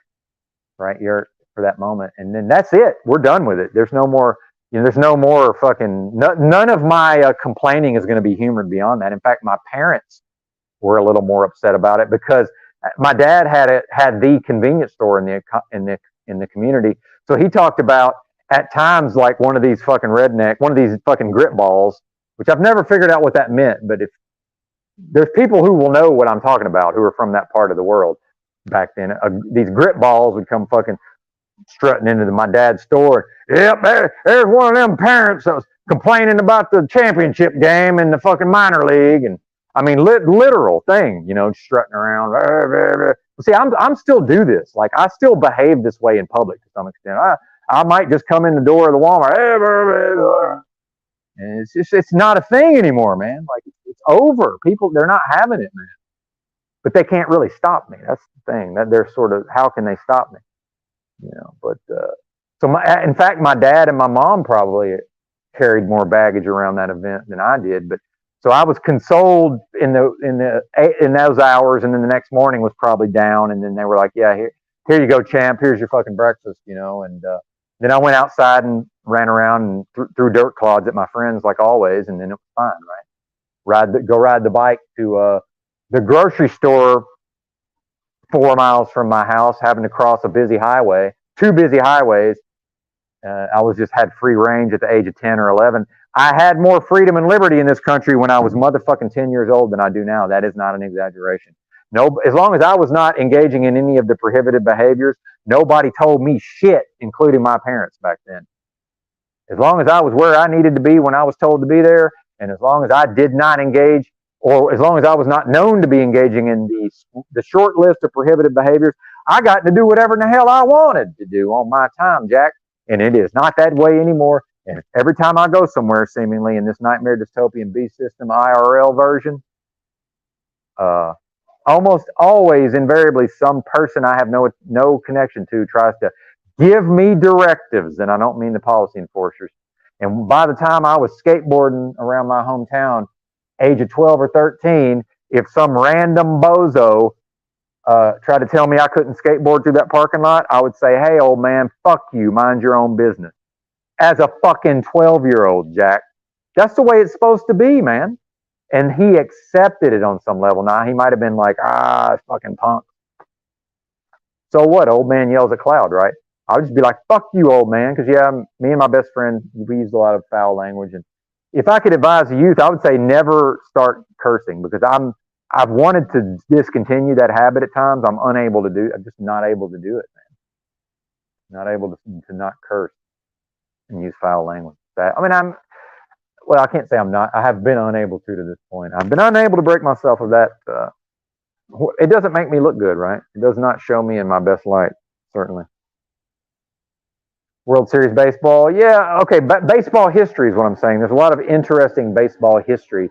All the Ty Cobb stuff, all the Babe Ruth stuff is fucking fascinating. And the tie-ins with Hot Springs, Arkansas. If y'all don't know, the Red Sox and the Yankees used to have their spring training in Hot Springs, Arkansas, which was, according to the official fiction, considered one of the nicest resorts in the whole world right about the turn of the century, meaning the early 1900s. Yes, that, according to the official fiction, that is the case, believe it or not. And then the mob tie-ins with Al Capone and all that. And in fact, the illegal gambling, backroom gambling, being all the way up to the mid-'60s in Hot Springs, Arkansas. Finally, one of the Rockefellers became governor of the state and hired some sort of very aggressive attorney general, I believe, who went after the gambling and finally stamped most of it out. What's happening, Rob? Good to see you. But yeah, I don't know if that covers all the Bentonville stuff. Probably not. Now, here's a Bentonville story for you. So I flew down to Houston just after September 11th in 2001, and I bought me because I was an internet guy, I was a message board guy, and I liked cars. I was able to research cars, right, over the internet, clickety, clickety, clickety, and I found DSMs. If anybody knows what that is, Diamond Star Motors, the joint venture between Chrysler and Mitsubishi that produced the Eagle Talon, Mitsubishi Eclipse, and Plymouth Laser. Some people try to put the Galant VR4 in there, not technically a DSM. In fact, built in Japan, and I owned one of them later. So I found a white 91 Eagle Talon all-wheel drive turbo 5-speed with it's not a holy grail configuration because they're not that rare, but it had the 6-bolt motor with the 4-bolt rear, because some of those 91s were, and then when you get into so some of the 91s had the 3-bolt rear, which was considered lesser than, right? And remember, this is an all-wheel drive, so it had and it also had limited slip rear differential. So we call that 3-wheel peel, especially if one forgets to drive around the fucking wet box or whatever they call that at the drag strip, because we're running on street tires lest we forget. Certainly don't want to risk exploding a diff by we're not I'm not driving to the track and changing out my fucking wheels and tires, right? I didn't have the budget for that. But so I flew anyway. I've jumped ahead too far in the story. So I flew down to Houston um, in my father's Audi TT Roadster, first year, by the way. And I've told that story of my buddy getting pulled over en route, but and then the story of this me having to use my soft skills to sort of get the security guard at the who aggressively approached our vehicle right before I was dropped off at the airport. But anyway, flew down to Houston, drove back with the '91 Eagle Talon, paid $3,200 for it. I think it had less than 100,000 on it. It was in good shape and unmolested. That was even back then. It was hard to find one that had never been modded. And so I just did basic mods on it, got it up to about 260 to the wheels, 300 horsepower, fun car, man. Upgraded the suspension. It was a canyon carver to some extent. Well, you know, the traffic, by then we had I-5, what was then I-540 in Northwest Arkansas, what's now I-49. So by then that was open. And so every day to work, I would run a few miles of 540 in my Eagle Talon. My street car, and this was right about the Fast and the Furious. When that hit the theaters, I saw that. Me and Jim Cooper and Alan, since we made our own schedule, we went and saw the first showing at a theater in I don't remember which town we went to. Probably not in Bentonville, probably in Rogers, and saw the first showing of the Fast and the Furious in the theater. On film, most likely. I think that would probably have actually been still been 35 millimeter film projection. I'm pretty sure. Which I'm a bit of a film snob or geek to some extent. I'm a fancy boy, but you know, on a scale, right? So yeah, I'm grinding my own coffee beans and I'm doing the pour over, but I'm on like the shitty fucking whole beans from Walmart, right? Not out of necessity, but and now I'm just making myself go through the whole package. But that's not what it's all about. Where was I in my story? Oh yeah, so I hit triple digits every motherfucking day in this Eagle Talon. But the way the traffic was, man, there was really no way for the cops to do anything about it because I'm getting on, I'm more or less getting up to triple digits, weaving through traffic a little bit, and then it's time to get off. It's time to get off and go to work, right? So I must have blasted by an undercover cop or a cop on his way to work, but in an unmarked vehicle. I must have blasted by him, and he must have radioed one of his buddies, and then I could tell they were coming after me, man. But they weren't, and I've done a lot of this. They weren't officially pulling me over, but I've detected them, and like I know what's unfolding, and I have a chance to evade them. So there was an exit I could take early. I could hang a Louis and then take a back way to work, right? So I exited based on the detecting the heat closing in. If I had busted the Louis, most likely they don't find me that day. But then again, we have vehicle description. It's easy to spot the vehicle, right? If they have an accurate description. It's actually probably better that I faced it when I did. But so in my arrogance, and this is just how I was, my brash overconfidence, well, I just fucking hit the ramp, looked around and said, I'm pretty sure I'm good. Went across and just got right back on and then got pulled over. Undercover pulls me over. Guy that I was pretty sure I had blown past who had brought the heat. I could just tell that's a cop. He spotted me. He's fucking calling somebody, right? That's all the info I had. So he blue lights me and he just tells me like, hey man, I know what you're doing. I appreciate this. And I tended to just throw myself I'm just like, hey man, like I'm not going to tell him, you know, how fast I know I was going. It's just like, hey bro, you got me, right? I'm like, yeah man, you got me. So he just told me how it was, man. I know what's going on. I'm not lecturing you. I got shit to do. I got a meeting. I've called them. They're coming. They're going to write you a ticket. Have a good day. I'm out. Just wait here, sir. He just more or less trusted me. Now, he probably waited there long enough that the guy was like, all right, I'm there in fucking T-minus 60. He fucking leaves. Next guy pulls in, right? But he was more or less knew I wasn't going nowhere. And they do tend to trust me on some level, but for whatever reason. And dude, I've been talking to the policy enforcers. I've been talking to two of them, and just through body language and my fucking commanding, authoritative presence, by the end of it, it's like I was their boss. And I'm not even kidding. Like it's like they're taking fucking directives from me on some level. The body language dynamics is now, oh, that's the guy, that's the alpha, right? In that group of three, that's a real thing, man. Just having some sort of authoritative bearing is it really psychologically, it's a powerful thing to a lot of people. But so I got my ticket, which Arkansas is fantastic for. They just want the money. I just went to court. I said, hey, Your Honor, and I did say Your Honor back then. I said, hey, I just don't want this on my record because insurance, right? And they all can. It's poor. We're poor folks in Arkansas to some extent, right? They can all relate. And he's like, they always said the same thing. Can you pay today? Yes, I can. Okay, pay this. It's not going on your record, deferred, blah, blah, blah. Don't do it again for a year. Have a nice day. Kept my record clean, even though I got at least a ticket a year on it. I've been pulled over in my old Suburban, 55 and a 35, man. That's what the cop pulled me over. Dude pulled me over. Hey, I got you at 55 and a 35. That's what the guy said. I said, well, that sounds good to me. In parentheses, I was going way faster before that. That was what was in parentheses. I used to speed like just an insane person. But yeah, that shit quit. The first time the gas went insane, that shit stopped. I started driving like an old man. That shit ended, I can assure you. Might have to start moseying back to the room. I need to, although the stew, I at least put it on warm, so it will not overcook. I have not released the steam, but at least I don't have to worry about it overcooking. Yeah, World Series baseball. Yeah, and I don't know if people know this, just real quick, and I'll go back to the previous story, hopefully.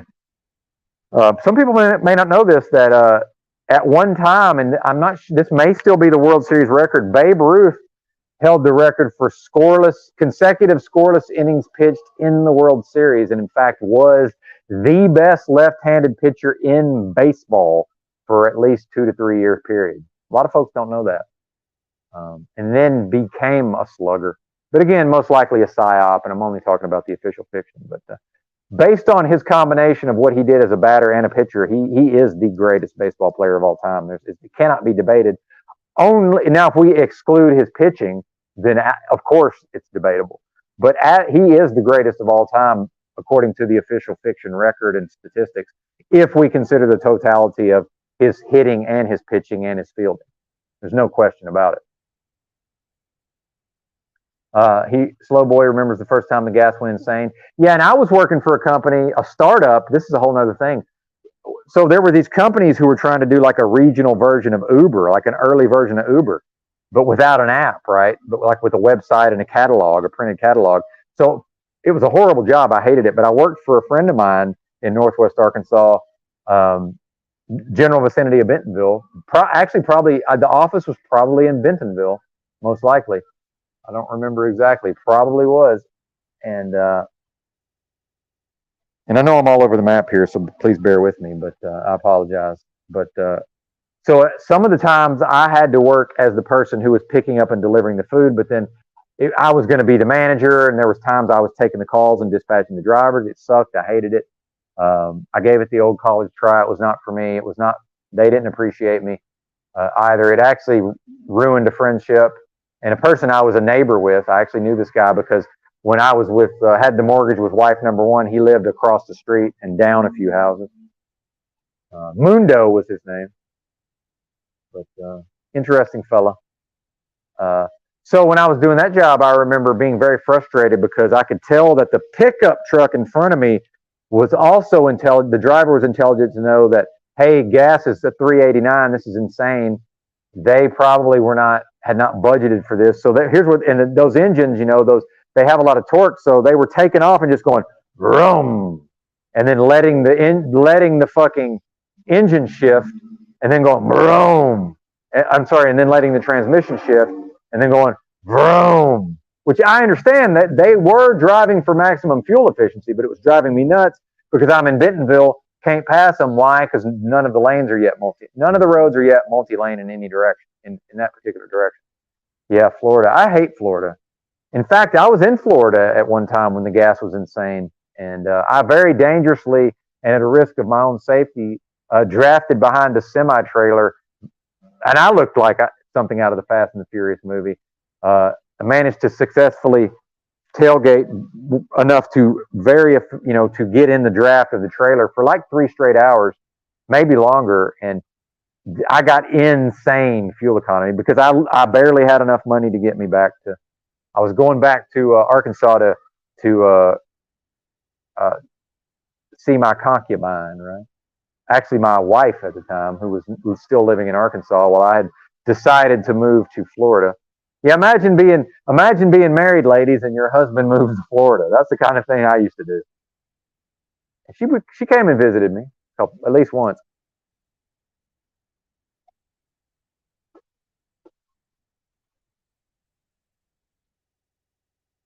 Yeah, fuck Florida. I don't like Florida. I like parts of Florida. North Central Florida, that's my jam. Lake City, White Springs, Live Oak. I've spent a lot of time there with Rocky Patel, who at one point owned a motel in just off of 75 near White Springs, which was almost entirely a dead exit back then. And in fact, if old Benton had any sort of gumption, I have gumption. If Benton had any sort of head about him, hell, I could have drove a truck and bought a fucking plot of land right there and fucking went into business or whatever, pawn shop. I just never. I don't think it's in my path to be wealthy. I really don't. I know I have a lot of the skills. I was certainly in the right place at the right time to have acquired some skill. Yeah, gang stalking trucks. That's right. Yeah, gang stalk. Sometimes I think I'm being gang stalked and I'm not, certainly. But you'll never convince me that gang stalking isn't a real thing. You'll never convince me of that. Well, in Slowboy, by the way, when I was truck driving during the pandemic, I saw with my own eyes 99-cent gas during the fake pandemic in just outside of Little Rock, Arkansas, and I knew it at a certain point. I said, "Oh, this is going to get below $1," and it's bizarre how that happens, right? The gas prices, and for those who don't know, the entire time I was growing up, my father owned and operated a convenience store with gasoline, so I've been watching gas prices my whole life, and in fact, the least price I ever paid for gas that I pumped into the tank of my car was 63 cents a gallon, because we used to have these price wars in Arkansas, and then eventually in local areas of Arkansas, and then eventually the state put a stop to it, because the state finally said you cannot sell gas for less than you paid for it, period. Like whatever your average cost is, like say in a given month, you can't go below that intentionally. They put a stop to it because some of these people were selling gas like 20 cents a gallon below gas, because there were these old dying stores that were like metal buildings, a square metal building in Arkansas, with gas, right? Like 2 gas pumps. And there was one of those across the street from my dad's store, and he, of course, put it out of business. But that's capitalism, by the way. Capitalism is Big Jim Benton, who played in the NFL and eventually may have had fucking Illuminati fucking Freemasonic tie-ins, potentially, possibly, who knows? Or at least could have been Freemason adjacent, right? Letter G and fucking square and compass adjacent, potentially. He ended up owning and operating Benton Oil Company that had, a bulk plant to where that's where the local gas stations, some of the local gas stations, a lot of them got their fuel, right? And then he owned and operated, my grandfather, Big Jim, a service station and a truck stop in my hometown. And then one of my dad's brothers owned or operated the service station, service station that also did oil changes and all of that. One of my dad's twin brothers, who was both of them together, they were both, each of them separately would represent the biggest, toughest, fastest, most athletic, probably strongest certainly most physically powerful individual in the entire town. That's not an exaggeration. With the broadest shoulders I've ever seen on a human being, just complete fucking monsters. 6'5" and 6'4". One's left-handed. Just insane fucking athletes who will gleefully tear a bar room to pieces. This is not an exaggeration. I've heard the story. And in fact, on my dad's side of the family, they glorify assholish behavior to some extent. Like the idea that my dad's twin brothers could go with Bruce Maxwell, who was a undersized white boy who played fullback on Arkansas's only football national championship team in 1964. That's the kind of white boys that Arkansas used to crank out. A 5'8", 165-pound white boy that plays fucking fullback and just runs headlong into motherfuckers bigger than him and knocks them on their ass and loves it, right? Bruce Maxwell would literally go into a honky tonk back in the day and say, hey, if anybody that wants to leave, here's your chance because we're about to tear this place apart. Now, is that some version of, is that really realistically what happened, or is that the movie, is that the exaggerated movie version? But some version of that certainly happened. And the story goes, and they were jumping out the windows. But, you know, again, probably my own family sort of glorifying its own self. And then knowing that my grandmother, my dad's mom, and there's inarguably mental illness, specific mental illness certainly runs in my family. I'm going to see, maybe they're going to the ATM, but if they're coming to work, I'm going to abandon ship because this is about the time they're coming in for work. So, and there's a kitty cat over there. Yeah, I'm going to assume they're coming to work. And since I'm considerate, I would be considered a safety concern sitting around the front door of the Southern. But I'm leaving, man. Yeah. I'm headed that way. I'm out of here. You know, I don't want to do things to, what do they call it? Inconvenience anybody. I like to be cooperative. See, that's my version of, at the risk of looking like I'm doing something wrong, or at the risk of appearing to be a person who's deferring to another or being cuffed, right? So it's part of the reason why I have no problem deferring to somebody like Paul and Slave. I also deferred to Drew quite a bit in the past. I do defer to EBT a lot. I don't know if y'all noticed that. But see, as the folks come to work, I know, well, they don't need me hanging around the edges. It's better for them if I just leave, right? Does it look suspicious that as soon as they showed up, who cares? It's not my concern, right? I'm not concerned with what they may view as suspicious behavior. But I would like to put them at ease that, yeah, I'm out of here. I'm not coming back. There's no reason to be concerned. Yeah, shout out to hypervigilance. Well, and just being a decent homeless person. I do identify as a homeless man, and fuck you, O'Shea, and fuck you, Wizard, to some extent, because he's pushed back and wants to tell me that I'm not that thing, and then wants to explain homelessness to me. And I understand Brian is technically living a homeless lifestyle, whether he identifies as homeless or not, but maybe he doesn't like the term homeless because maybe he sees that on some level he is, while he may not identify as that, because that's up to him to choose. And I don't mean in an intersectional, fucking freaky, weird, sexual deviant way. I just mean it, generally, it's up to him to decide and choose how to identify. But he's certainly practicing what I would refer to as homelessness, and what generally would be referred to as homelessness. And even the poverty pimp system, the corporate structure itself, the lefty commies who want to dress up the language, they still say people experiencing homelessness. They may say the unhoused, right? But even if they will even drop a homeless with a qualifier at times. Persons experiencing homelessness, right?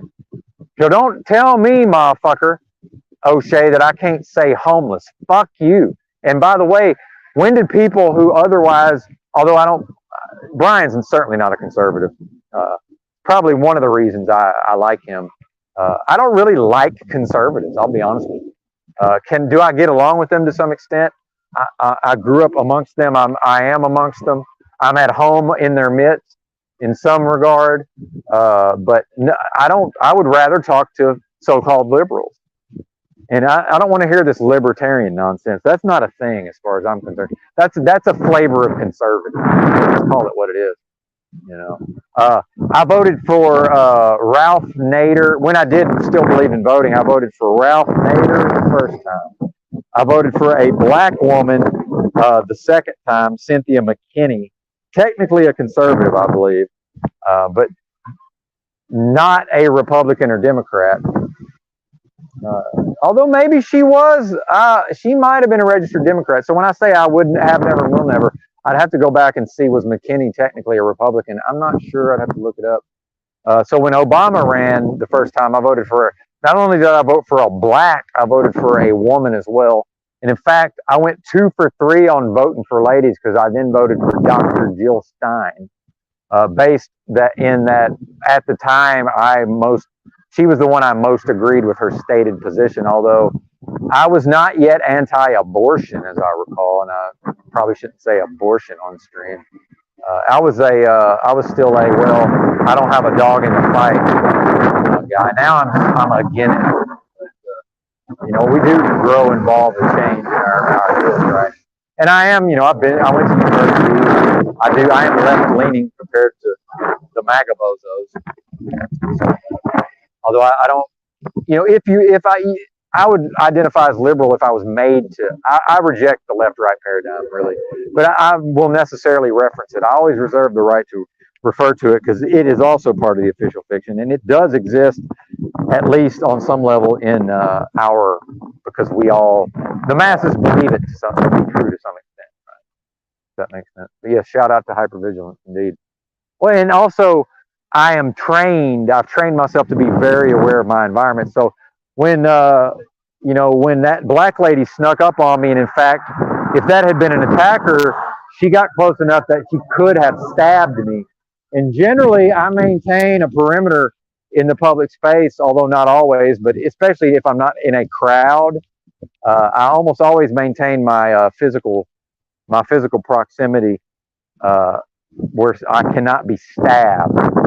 And interestingly, studies have shown, again, do your research, that persons who end up committing violent felonies and going to prison, and thankfully I don't have a violent bone in my body, but I will defend myself unhesitatingly with physical force, of course, as I must. I cannot give the potential enemy, I can't give them the monopoly on violence, even as the state, even as Benito Mussolini's helicopter hand has, for my entire life, as far as I can tell, maintained a dominance and a monopoly on violence within society, right? And in fact, as we know, the jackbooted oppressor thugs collectively are the most violent group in society. Let me point you to the domestic violence statistics. If you only look at law enforcement, off the motherfucking chart, wife beaters or spouse beaters. Because that goes both ways. Ladies beat the women. Ladies beat the women. Well, yeah, lesbian couples too. But yeah, ladies beat their spouses too. In fact, I knew a guy that I met in Santa Barbara, California, Santa Barbara County, who was absolutely still living with his wife, who physically abused him. And there's no doubt. And he openly said it. He was not shameful or unabashedly said. But I guess they had kids. I think he had daughters. I think he had daughters. He was trying to get them off to college, as I recall. Or maybe they were living at home during college. Some version of that. Like, hey, the exit is. I see the exit, but a couple more years of her occasionally throwing a fucking houseplant at me out of nowhere, and maybe hitting me. What's up, No? Good to see you. Let me see if I can read this. I don't know what box that was, but if you want, no, I'm good, man. Thanks. I'm not fasting, by the way. I'm doing a version of fasting called semi-starvation, in which I put food in my belly and operate, thus, kickstarting my digestion every day. Actually, I eat 3 meals a day, 3 to 4 meals a day. But because of my low caloric intake, although actually for my body weight, I'm taking in the proper amount to maintain my body weight. I'm actually probably eating slightly more calories than my body weight to maintain my body weight. But because of my malabsorption, I'm actually continuing to lose lean muscle mass, because since I'm 24 hours a day, 7 days a week in a state of semi-starvation, meaning I resemble a person in a concentration camp when I'm unclothed, although with slightly more lean muscle mass and vascularity because I have a lot of testosterone, because I don't, I have a little better access to food than they did. But yeah, that's where we're at. So, but thank you. Anyway. Yeah, so that I'm doing a version of extreme fasting called semi-starvation, in which I can as far as my body's concerned, I'm getting the benefits of fasting while simultaneously eating food and experiencing almost no appetite. I'm not hungry most of the time. Most of the time when I eat a meal, I'm not hungry. It's been that way for well over a year now. Most of my meals I eat and I am not hungry. And when I think I'm hungry, I'm usually just actually thirsty, because it can be hard to tell the difference. So anyway, and I know I've digressed off of my digressions to the point of, we're just, whatever this is, right? Whatever this is. But thank you all for being here, 26 in the house. Did not expect that. So I can't say that I'm humbled by that, because that's not really what humble means, but it means a lot. And, I'm going to continue broadcasting, and I don't want this to ever be misconstrued. I'm not in any sort of bad state. I'm not in any dire straits. If I run out of money, I know absolutely what to do. I have a high level of skill, and I have a great deal of experience in utilizing whatever resources may be available to me in the local area. I have an automobile, although it is in need of repair. It needs a clutch. Probably I'm going to trade some of the previously mentioned hardware for a clutch job. The only problem with that is it introduces the possibility that the person is not competent. Clutch job is a tricky thing. If EBTs ever sees this, or I need to just ask EBT, as EBT knows, just allowing, or I'm assuming I don't want to speak for EBT, but just randomly, selecting a shade tree mechanic. And I'm an Arkansan. I love my shade trees. That's what we call them here. Somebody my age that talks like me, I could say, I'm going to find me a shade tree. If we're talking about cars, it means a shade tree mechanic. Right. And maybe that's a more well-known thing. I'll explain it. But yeah, I took a lot of herbs, man. I intensely detox my organs over about a 9-month consecutive period by just flogging myself with very, very strong herbs every day for about 9 straight months. Strong herb. Yeah, is that more popo? You can't tell anymore. So many people drive cop cars. Hard to say. But where was I? Oh, the herbs. Where was I before that? All right, man. Music Holds a Secret out at the grill. Fantastic. Let's see. Raw bone. Yep. Well, anyway. I'm in the process of dying of chronic illness. But the extreme fasting, I've had some gallbladder issues that are in concert with some of my still repressed trauma. And, don't cry for me, Argentina, but, my shoulder has improved greatly in this semi-starvation. And this is not your problem, Music Holds a Secret. This is my gallbladder. Although it could be your problem as well. Sometimes I think some people sort of identify with my health issues a little. And you're not that person, Music Holds a Secret, but I know he had mentioned it. The only reason I say this is because he had mentioned a shoulder issue. And if I'm putting your business out there, I apologize, sir. My apologies. Just type Ixnay into the chat if you need me to move on. But and I'm not fully recovered from the autism, so some of this is just I'm lost in the sauce. Please bear with me. But I've known for years now that the only thing that's really going to ever heal these tissues, and see, like this, I'm just now able to do that without experiencing significant arthritic pain. Ultimately, what we're talking about is I've had an arthritic shoulder probably since I was a teenager, because I'm pretty sure I injured it weightlifting. And they say children about the age of 14 should not be lifting weights. and that's what I did, and that was a bad idea. There's still some pain, but some of these motions, I literally didn't have these ranges of motion as recently as, I don't know, a year ago, 6 months ago. Yeah, some of this stuff I couldn't even do. And certainly if I couldn't do with it, it was painful. And I'd be going, Argh! So, part of what I'm doing here is I'm actually using the dying process. And I know that, O'Shea was fetishizing it yesterday, and maybe he thinks he's being funny, but I don't know if anybody found that part where he was going in, acting as if death was his. And I know that's part of his meditation on death. Like, I'm aware of that, but since he's a strange and bizarre person, and not in a negative, it's not a negative or a pejorative. He's a strange and bizarre person, for whatever that's worth. And so I guess so of course his meditation on death manifests in a way that is bizarre and strange. How could it not? And I was aware of it, and then he's trying to goad me into going there, and it's like, man, dude, I've been there, done that, am doing that. Like, I'm not gonna on the spot just do an imitation of his strange and bizarre presentment of a meditation on death. What sense does that make? And apologies for the poor audio at the start of the broadcast.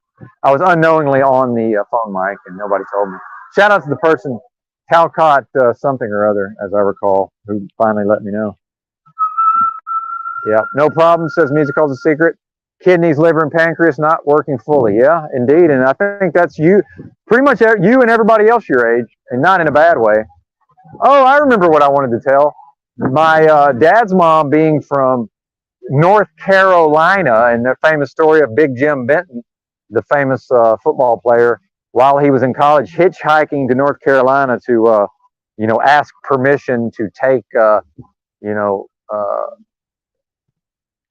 my dad's mom in marriage, right? Although Big Jim was going to do it one way, I'm just going to assure you, he was, that was a mere formality, right? This was going to happen either way. Big Jim also, although charming as well, right? Although, way more charming than me, I'm sure.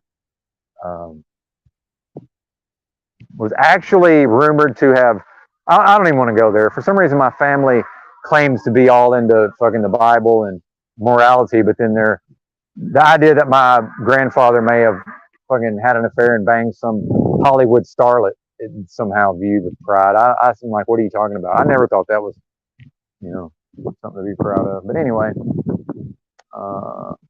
so at a certain point in my travels, and then knowing that, something about the Bentons, right? There was this, I don't think the mental illness was there because none of that was present in my grandfather, right? So I don't think that came from him or his ancestors. I think my dad's mom, it introduced my grandmother, who I was not close to. She lived to be about 95, I think, 93 maybe. Also had problems with her stomach, and most of the time when people have stomach problems, it's actually pancreas. Although it can be the stomach as well, and then the duodenum, of course. But we've talked about all of that. So, and I have a story of how I've now figured out that whatever this meanness and like just overly aggressive, and just it's even hard to even describe what I'm talking about. What I've said it before is like, when I described the size of my uncles, my dad's twin brothers, even though I'm always been, even, when I, pumped up with the muscles and everything, I still was 5'10", 195 pounds. It's not, it's not a big dude, really. Think about it. And there's something in me that does not understand that it's not 6'5", 275 in the fucking 60s and just able to fucking bulldozer everybody and or outrun them, right? And or dunk on them. Like, this part of me will never understand that, well, physically that's not me, right? And I'm pretty sure that came from my grandmother, and I think it also came along with those, whatever those mental illness characteristics are. And this is where the women, I think a lot of ladies who fall for abuser after abuser after abuser in succession, the ladies are unable to understand intellectually that by the time have suffered at the hands of this abusive man and their life is in shambles, they're unable to realize that that's the exact same traits that attracted them. They come together, right? It's just there was the positive side of it initially that attracted her in, but part of her knew it comes along with this so-called dark triad or whatever, right? Like it's a real thing. And thank God I don't have any of this at the level of a disorder, but I have a smattering of a lot of it, you know. And that was part of the 10 years, damn near 10 years in the streets was, you know, and like I said, nobody's homeless for damn near 10 years for no fucking reason, right? It was a long time of me dealing with my bullshit. Not that I'm entirely done, but mostly done.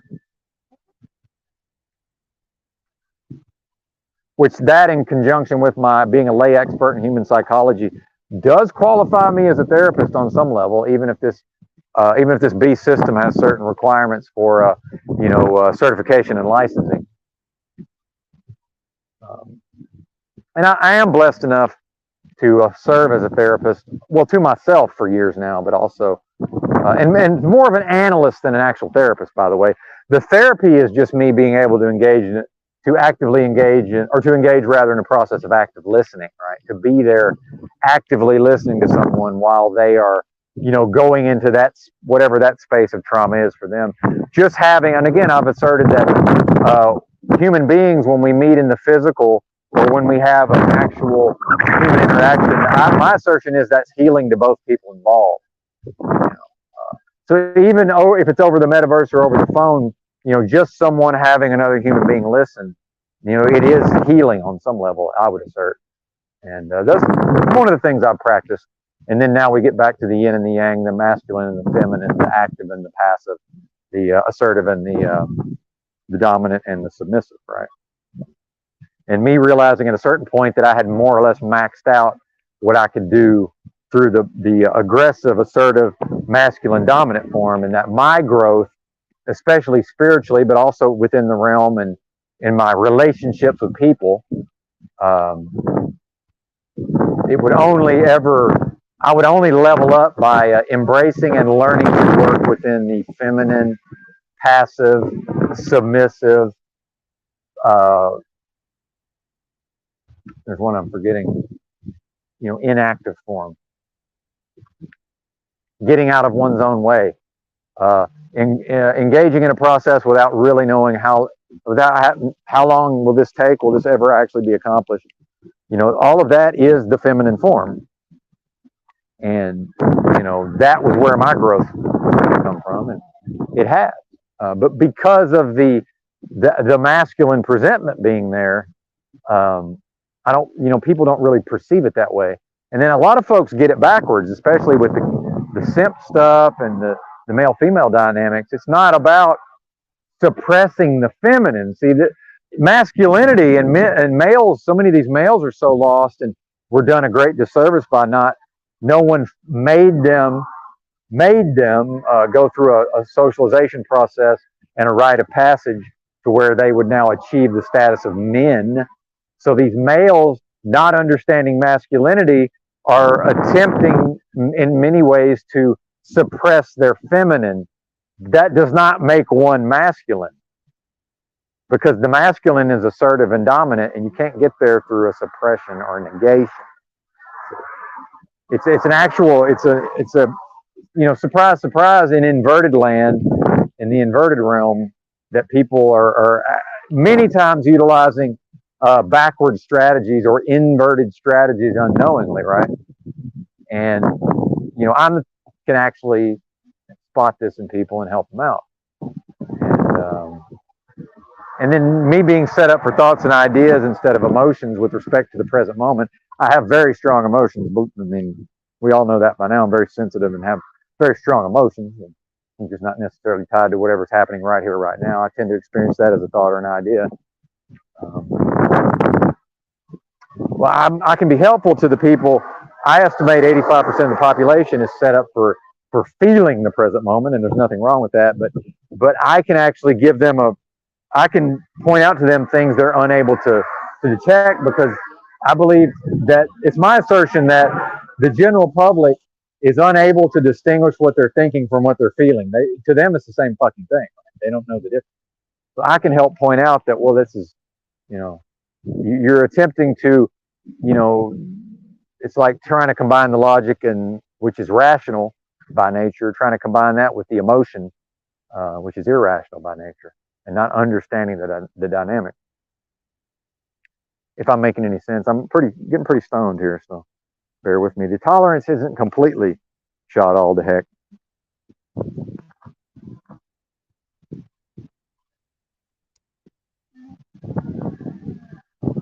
Love these vapes. There's several different styles of vape. This is the best as far as I'm concerned. Whatever this is, I don't know what it's called. And I've had different brands of the same. I'm sure it's all the same stuff. This is the best. It's got a preheat. They hit, man. Battery, they're rechargeable. I charge them out of the box. A lot of them need to be charged. But yeah, good time. And I understand the coils damaging. And yeah, I get that. It's certainly not. None of this is good for my lungs, right? But I am dying of chronic illness. So. And that's just the reality, man. And I know I didn't finish up on the shoulder stuff, but I've known for years now, because of my various practices, that and I'm bound and determined to completely heal these tissues. And in fact, I've been working towards that for almost 10 years. That's how much trauma and, suppressed stuff is in there, right? And, that arthritic shoulder, when I really stretch and get in there deep, man, it's very, very painful. And I'm, inflammation, whatever we want to call it. I'm getting shed of it, right? So I knew in the back of my mind, only some form of extreme fasting is gonna, the body, whether this happens literally or not, I do believe, or have a knowing rather, that the body consumes its own tissues and breaks them down, and that will actually get rid of that. If we can refer to the tissues as experiencing a state of dis-ease, right? A state of dis-ease.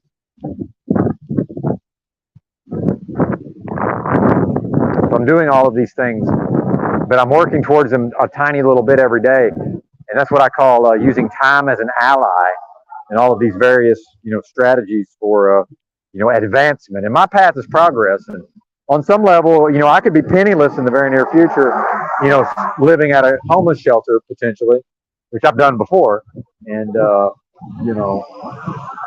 maybe still live streaming, maybe not, but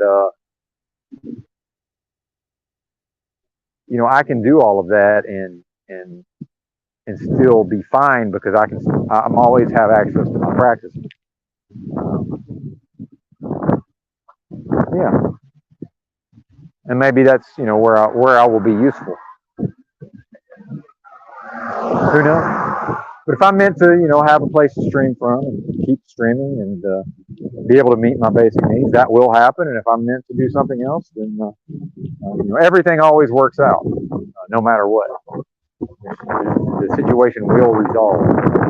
Now, will it resolve in a way of my preference? Not necessarily, but who the fuck are you, right? So now we get into humility and arrogance and ego and all of these things. Well, who the fuck am I? As much as I'm in love with my own bullshit, and I do have a very strong sense of self-esteem and a strong I'm very centered in self in many ways. That's just the reality. And at the same time, who the fuck am I to think it's of any importance whatsoever, my preference? And I really do think that way. It means nothing, man. But I also apply that to other people. It's like, yeah, we all have preferences, and they're only important to us for the most part. Like, yes, I have my preferences, as does everyone else, and they're only really important. But some people have a misunderstanding. A lot of people are operating on the misunderstanding that they have a preference, and the fact that they have a preference, that's immediate, that's always relevant to me. That is not the case, and I'll just straight up tell them, it's like, no, that's your preference. That has nothing to do with Benton. And it's just a lot of confusion, man. A lot of people just, the sick psychology of the masses. A lot of folks are just unwilling, unable, not unwilling, unable. Right? What's up, Christos? Good to see you. The keys, yes, sir. The keys. Keys. Shout out to Provo Kid. I'm the guest on his soon to be published Spotify podcast episode, not the podcast itself. It's been out for quite some time. Provo Kid putting in work, and I'm glad we were able to overcome our ignominious beginnings.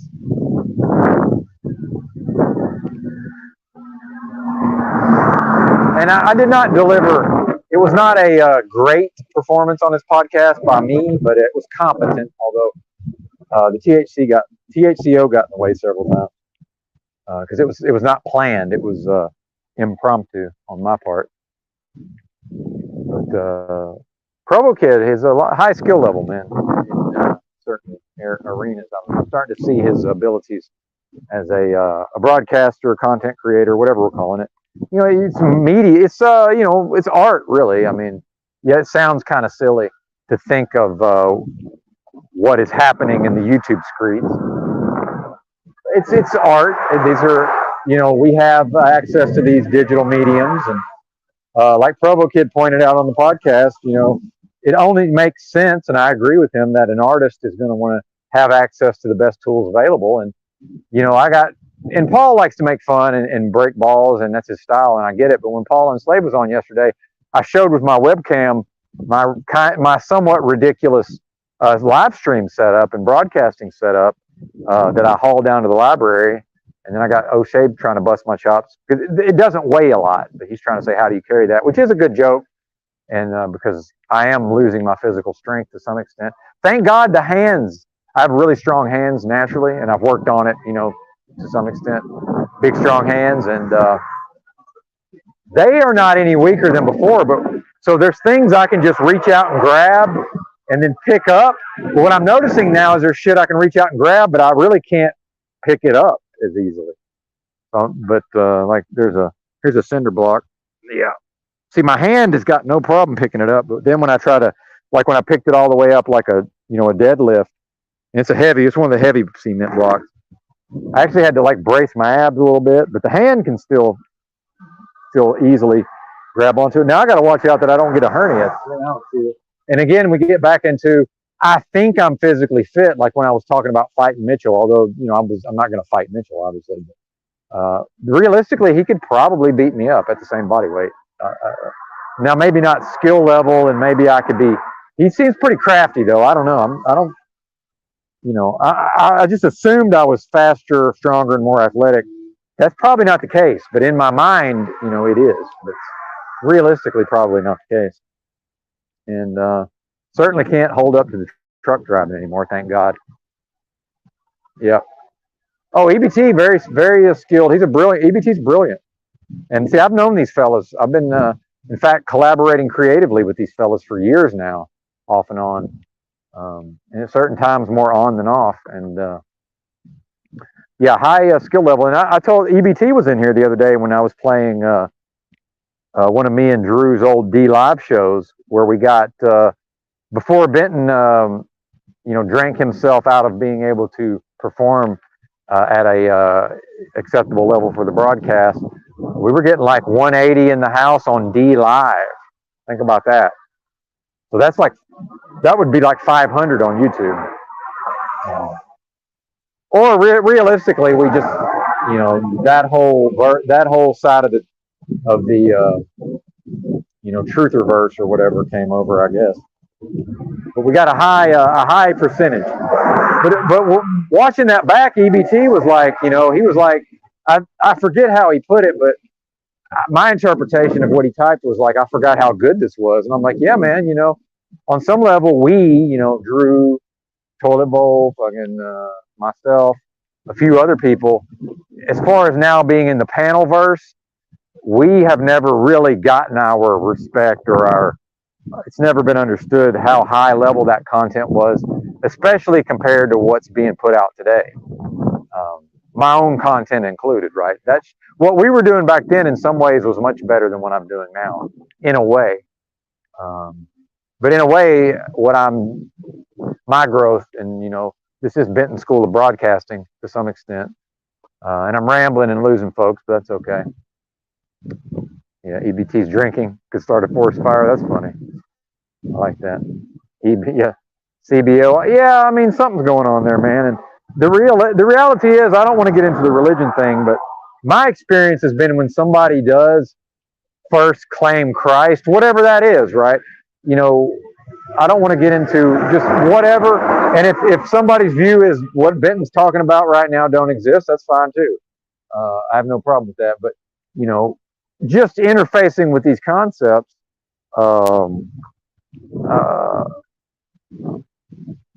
you know, and I kind of lost my own train of thought, but, um, you know, if there's some validity to that, and based on my own experience, when a person first claims Christ in that way, if demons are real, and whatever those forces are, now we can debate whether or not the Christ thing is real, but you know, and I talk about spiritual gang stalking. So whatever that those mechanisms are, you know, out in the ether that to us seem to be on a spiritual plane or an astral plane or whatever, you know, in some way beyond this place, but then also somehow also right here simultaneously, then it seems like that's when the person comes under maximum demonic attack, or they always get attacked strongly by forces I refer to as demonic. And I know because it happened to me, and it still happens to me to some extent. Although I passed so many of those tests that a lot of the attacks that used to come against me just don't come anymore. No weapon formed against me shall prosper. Well, and of course, I mean, that makes sense, meaning that once the enemy sees that this particular weapon no longer works, well, now they'll adopt a new weapon, right? Now we get into the adoption of a new weapon, which also will not prosper if I am what I say I am, and if I'm practicing what I say I'm practicing. See? And again, I'm using the very confusing English language, which is already fraught with peril, you know, to talk about, you know, in part discussing writings that were translated and adulterated and stepped on and intentionally altered as far as I'm concerned.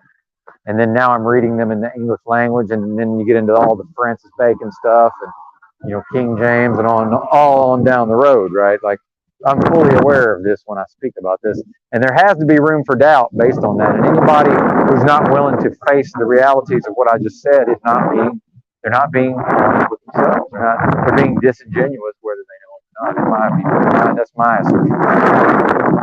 There has to be room for doubt because this is what we have. And I'm free to reject it, and I never agreed to live my life based on a book. I never consented to that. Jesus never created a bureaucracy. I never agreed to any fucking set of rules based on some sort of translation of scripture. And scripture's a dead thing. Scripture ain't alive, y'all. And they hate that, man, because they want to say word of God, and they want word of God to be written Bible. That ain't what word means. So see how far off track they are? They want to stay off track. They don't want, and this is not we're not going religious, so I'm just going to wrap up on this. They don't want old Benton to take their off the trackedness and put it back on the track. And I do represent the Protestant in some ways. We're going to correct the record, and that is the record. And there's no escaping. Logically, there's no escaping any of that. How about you?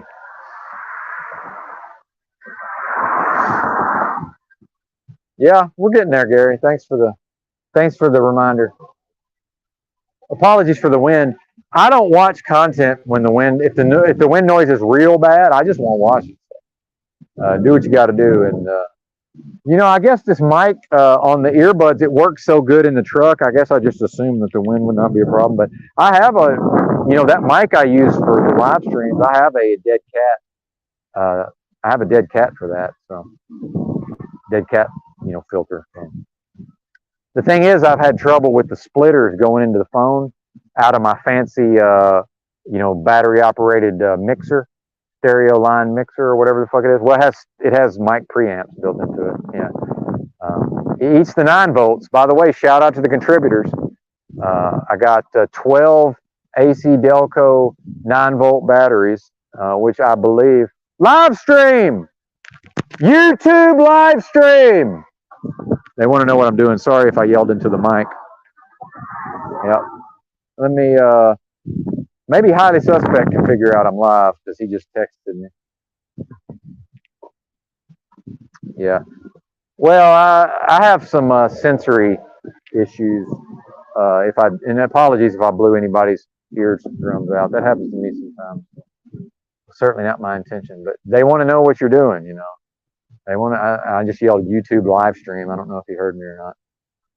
I think if they'll realize I'm actually looking at myself, I think a lot of it is they think I'm recording them as they drive by, and I'm not. Some bozo in a pickup truck pulling a bass boat who stuck his head out the window, and I waved at him, and then he stuck his head up because I knew he was looking at me. And he stuck his head out the window and said, "What are you doing?"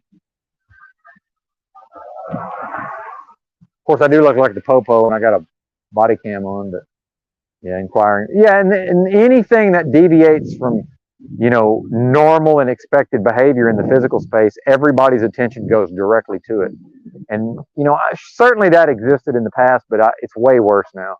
And it's just almost everything I do is going to appear unconventional to these folks on some level.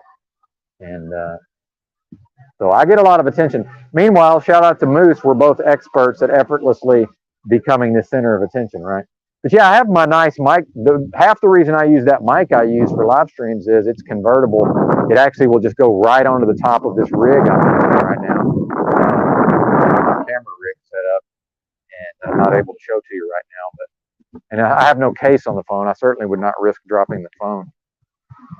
Oh, and I'm about to switch phones, man. It's funny how this Moto G 5G, I didn't really like it at first. It got the Android 13 update. It's way better than this. Now it's way better than this Motorola One 5G Ace. I kind of don't like this phone now. And I'm not a phone person, and I'm sure I can figure it out. But you know, pulling my SIM out of this phone, of course they're both unlocked, and going to the other phone. It'd be interesting to see how that works out with the accounts and the contacts and shit. You get some douchebag with a bass boat asking you what you're doing, tell him you're going to commandeer a bass boat. Oh, yeah, well, that's funny, Gary, actually. Well, you know, I'll say all kind of crazy shit to these people and just make them deal with it, but yeah. Well, it's like Big Jim did not go to World War II, but that was his generation. And he talked about being in the elevator, like with a Marine or an Army guy or something. And of course, Big Jim was 6'3". He was just fucking tall about. He's a big dude for back then. The reason they called him Big Jim, but I guess the soldier was asking, you know, where'd you serve or whatever, and trying to get the lowdown on the service. And my grandfather didn't serve, you know, played in the NFL during the war. And so the guy was like, something like, well, if you're in my unit, you'd be cannon fodder. And my grandfather said, buddy, if I was in your unit, I'd be running your unit. And thus implying, well, we wouldn't be under cannon fire necessarily. Well, I actually just added that layer. So yeah, there's something to that, right? Yeah, I'm about to commandeer a bass boat.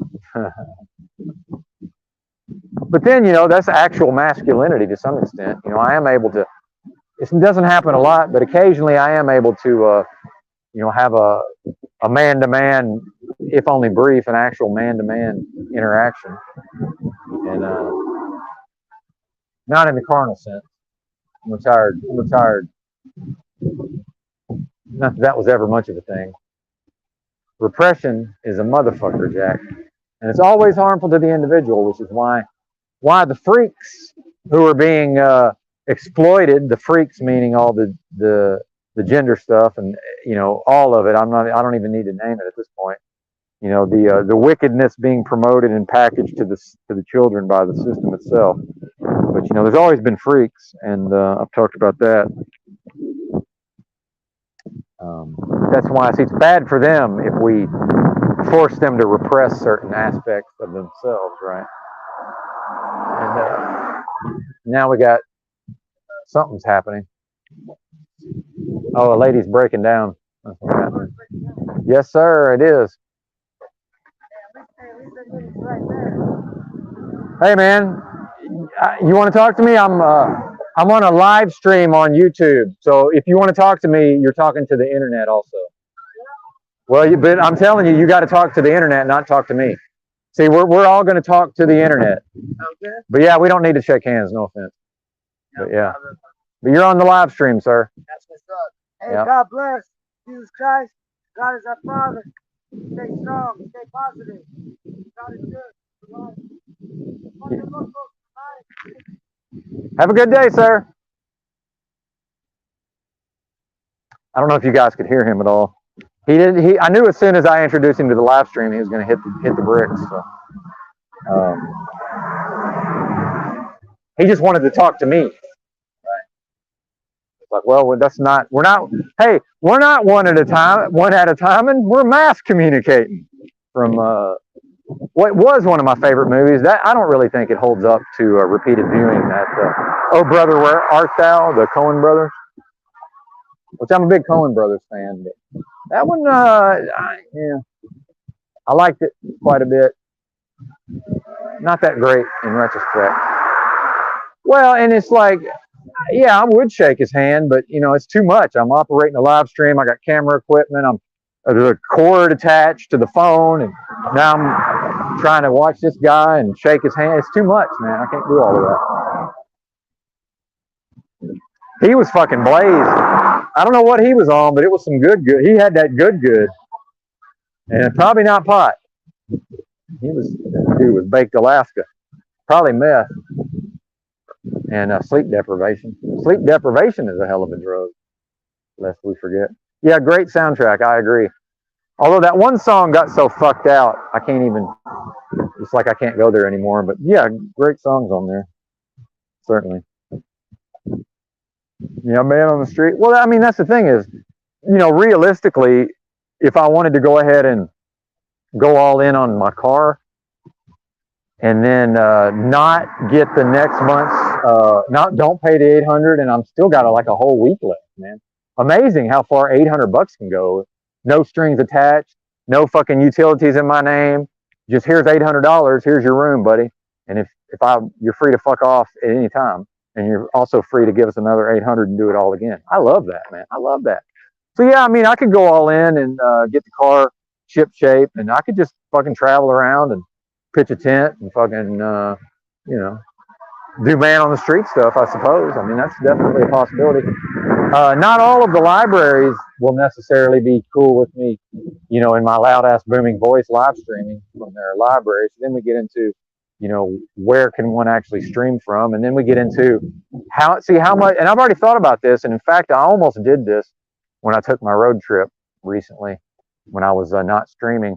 I almost bought like a $200 camcorder, digital camcorder, and then like a 10 pack. I was going to get a 10 pack of like 64 gig, I think, or maybe even 32 gig, like 64 gig SD cards, and just record like every day, and then send the cards like a week at a time to somebody to like lightly edit and then upload, because we know how long that upload takes, and it's pretty much undoable for me while I'm living that lifestyle. And then actually put out the editing would be me pressing the fucking stop record button ultimately, or pause or whatever. I would be editing as I shot it, but so yeah, I would be composing the thing and then put out a video a day, a week behind, right? And part of that is also security, where if I'm living that lifestyle, if I'm that vulnerable, I don't need to be revealing my position, right? Because, you know, if somebody tries to come up in the motel room or accost me in the parking lot, or as I'm walking down the street, I'm ready for them. Right? It's a little different. If I'm at my fucking camp in the middle of the night or something, or if I'm just out and about and I don't know who might be lurking in the area. I am a Dapper Dan man. I don't use fuck, God damn it, I'm a Dapper Dan man. And me and because I had long hair back then and I was real into my appearance, me and ex-wife number 2, that was one of our jokes, was that how's my hair? You know, when Clooney, you know, sat up real abruptly and was like, how's my hair? So that was one of our like inside jokes. How's my hair? Yeah. And I've talked about before how we would speak to each other in British accents a lot because of how guttural and rough our native dialect is, being Arkansans. And You know, we didn't necessarily want to convey that we're talking bad to each other, right? But that it's a live stream. I should yell it's a live stream. It's a live stream. It's a YouTube live stream. It's a YouTube live stream. It's funny how I'm just like I'm the focus of all attention now. People are like altering their fucking routes. I got people cutting through the fucking Mickey D's looking at me. It's getting wild out here. Yeah. Type F transmission fluids ready for me. Yeah, I don't need the Type F, but I need some gear oil. Thank you. That's a excellent timing on the post. Yeah. So yeah, you know, trade some of this hardware. People with mechanical skills would be drawn to some of this hardware. Trade some of this hardware for. I'm recording myself. It's me on the screen, not you. And by the way, all roads lead to narcissism. You know, they just assume that I'm recording them. It's like, well, what about me?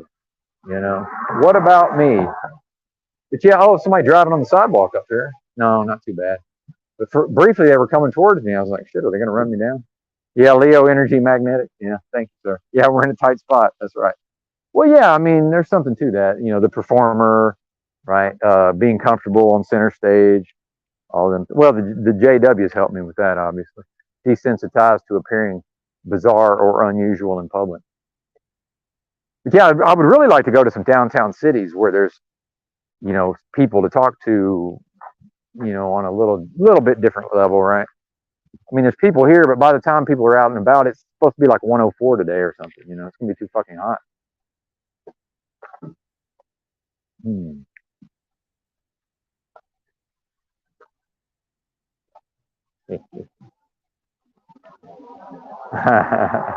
Yeah, that's a good idea. It's not like people read signs though. It's not like people read signs. Musical's a secret. We know that. But yeah, I don't know that and then without paying rent or whatever, you know, probably I could derive a portion of my income from super chats, and I don't know, maybe even you know, could you do is there IRL Twitch streamers? I don't know. Probably have to get a camera person also. But probably if I did IRL, there'd be some version of an actual like prepared, you know, an actual video under the video tab, not a live stream, but probably with a premiere, right? Probably premiere it with the live chat. And somebody somewhere would have to receive the cards, the SD cards through the mail, and then, you know, mail them back to me. Have enough cards to do a week by week, you know, deal.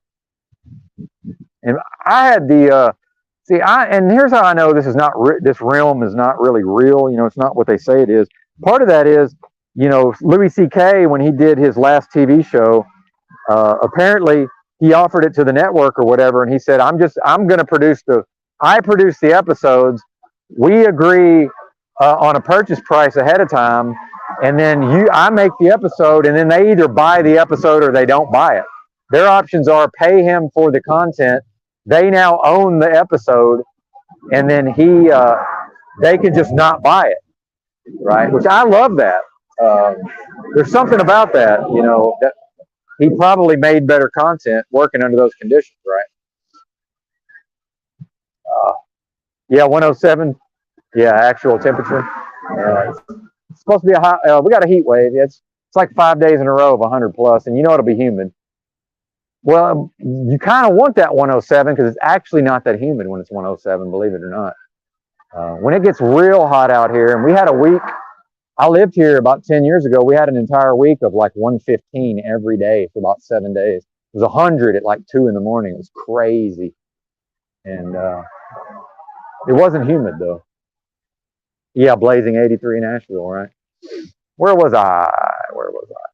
So yeah, I mean, yeah, I'd like to keep doing this. And then, you know, with the IRL stuff, if I found a town, you know, if I found an actual decent small city with decent homeless services, maybe I could, you know, some church or something would hook me up in a way, you know, I can, you know, do some stuff, find somebody a place to stay, but then I'm also, you know, performing whatever function on the property. You know, here's an internet connection.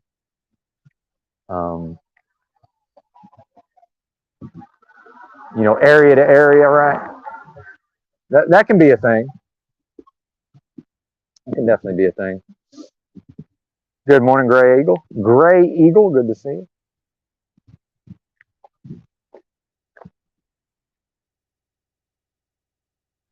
Yeah, that's a good one, Roy. Yeah, exactly.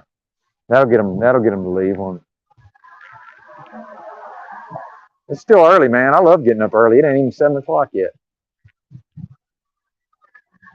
I don't know if there's going to be another stream, a computer stream or whatever. I don't know if there's going to be one of those, but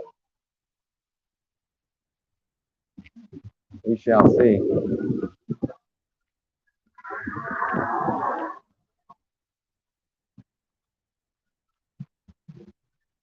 Trying to think of where I would actually want to go, though. Just I've soured on humanity on the heels of the fake pandemic so much. I kind of really, none of these areas really appeal to me anymore. Like, I actually like this town, so part of the reason I'm here. I've always liked this place, but even it's certainly gone in the wrong direction, I would say, this place.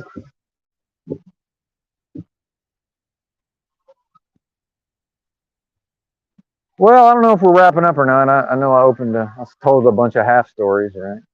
Shout out to the Kabbalion, where they say all truths are, in reality or half truths, something like that. It's been a while. I first listened to the Kabbalion in its entirety, an audio book version, on a YouTube video. I walked from Jonesboro, Arkansas to the far side of Memphis, Tennessee, about 100 miles, more or less for fun, with a backpack. It was hot, but not too crazy, and nothing life-threatening. And although I did get a ride for part of that, somebody offered me a ride, but and part of that was I listened to the entire Kabbalion and felt like I grasped a great deal of it. And not saying that has validity or doesn't. That's obviously, that's up to each individual's discernment, obviously. Yeah. Bit chilly in this morning. Not here, buddy. We got the heat wave settling in over here, but we've had it good. It was like 65, I think, yesterday. So we've had it good over these parts. Maybe I'll just run the battery out. I don't know. But yeah, the broadcastings. Back to the Louis C.K. My apologies for starting that. I've had for probably at least 4 years now, I've had an idea of, realistically, I have, not that I'm some great content creator. I certainly don't view it that way, but based on my skill set, I should be able to do a podcast and just sell it to somebody. Be like, I just produced the thing. I send you an MP3 file, and you either whatever, you own it, do whatever you're going to do with it. And I'm doing one a week and $1,000. There has to be websites and people involved in content that could make a profit off of a podcast that they're paying $1,000 a week. There has to be. There's no way that's not a thing. But now we get back to the no man is an island that I talk about, which is, it seems like in 2023, it's all on me to do it all, which is fine, but I'm just going to do what I'm going to do. And at the end of the day, if that means I'm living outside with next to nothing, that's just what I'm doing. And I'm completely fine with that. And I have all the skills and been there, done that, right? Not a big deal. Hey, here's a turtle. Hold up. Let's see the turtle here. Hang on. I'm not so much with the StreamYard on the phone. I'm out of practice. Okay. We're going to try to sneak up on him.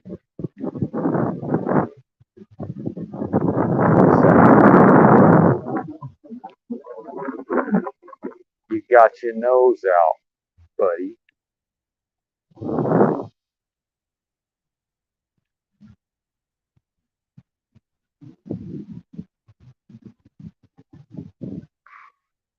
Ooh, even the duck walk. I used to be able to duck walk, and really good. And my legs are like, no, we don't. Yeah, I knew he was going to recede as soon as I got up on him. Yeah. What's up, Bubba? How you living? A little cranky this morning. One of the nights. Feel you, partner. All right, man. Have a good day. Oh God, yeah. This is no freaking bueno.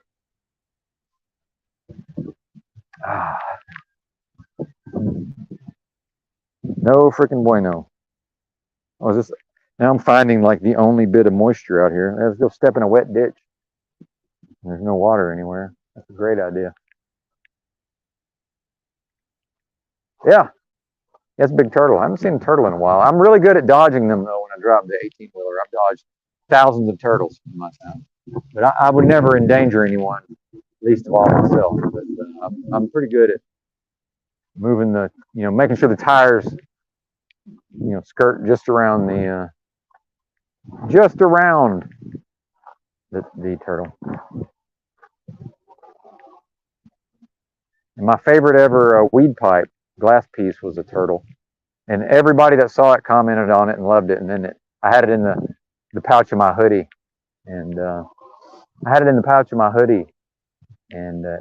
picked my hoodie up off the table, and it fucking fell to the ground and shattered. Yeah. It was a bummer.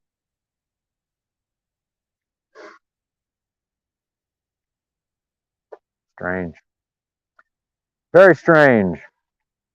Strange occurrences. Bizarre things are happening all around me. White Bluff. Where is that, sir?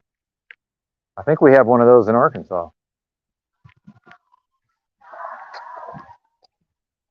Is that in Tennessee?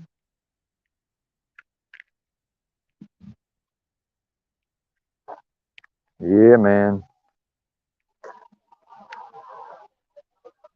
Am I finally out of shit to say? It seems unlikely, but possible. Some random Asian in the backyard or whatever that is, the nail and spa. Came out there giving me dirty looks. And probably meth heads roaming about, causing mischief. Oh, he's back. Same dude's back. Hey, we're going to talk to him this time. I'm taking the...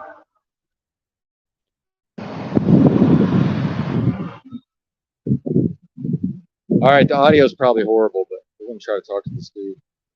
Because he's curious. Probably got things on his mind. Wants to know if there's any money in it. Perhaps. He's headed right for us. Oh, I think maybe he's going to try to bring us food. Not exactly sure.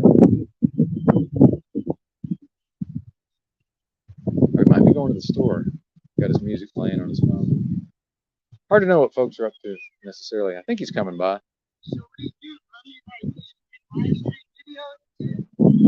I'll happily tell you whatever you want to know, but only on the live stream. I will not talk to you not on the live stream.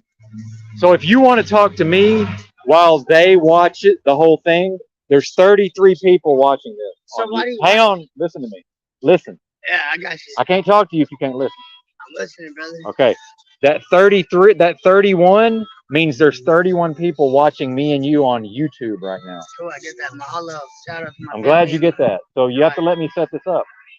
I will talk to you, but only on the live stream. You don't. I think you but should. hang on. You should work for the news. You should work for the news. You keep wanting to talk to me, but then you leave because you don't want to talk to the live stream. You have to pick it.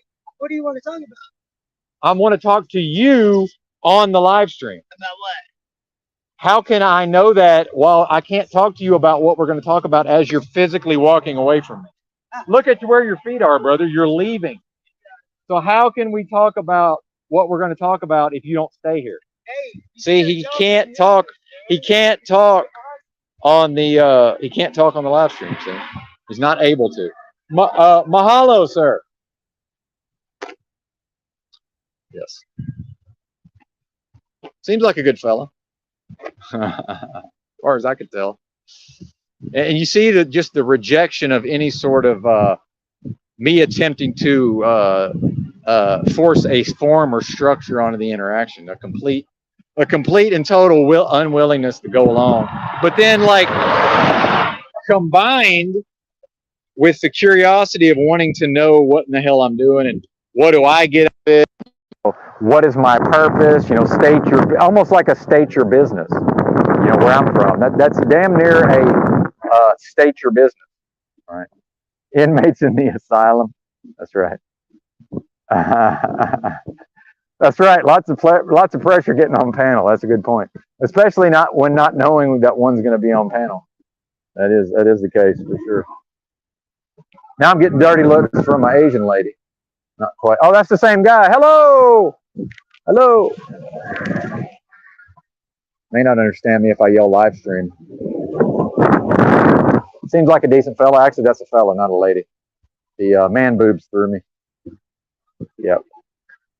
Well, but Yurt, isn't it fascinating though? Like, and it tends to be more in ladies. I've noticed. It's like I've had my woman wants to argue with me, but she knows she can't win the argument. So a lot of what she would do at times was trying to like say something to me, but then start to leave the scene physically. And that's what he was doing.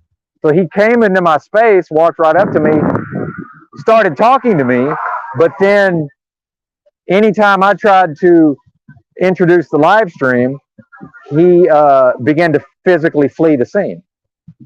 And then wouldn't even let me set up the part where there's 33 people watching.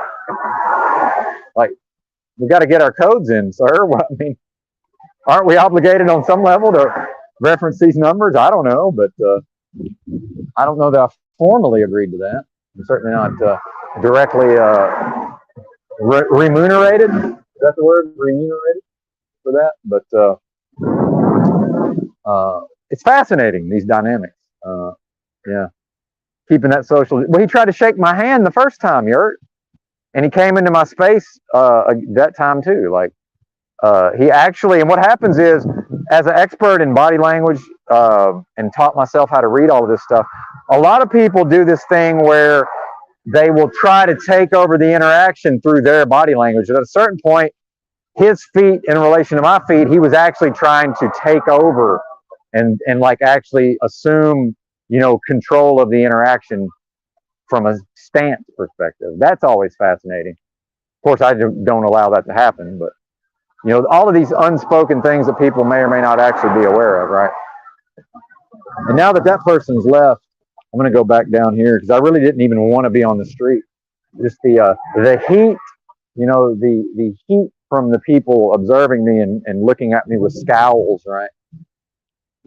Drove me back up to the safety of the sidewalk.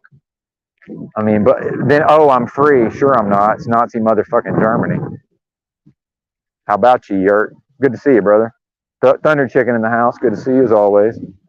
But yeah, man, shame on the mess. And they don't say that where I'm from, but I hear these things sometimes. I find them funny. But yeah, that guy was a trip.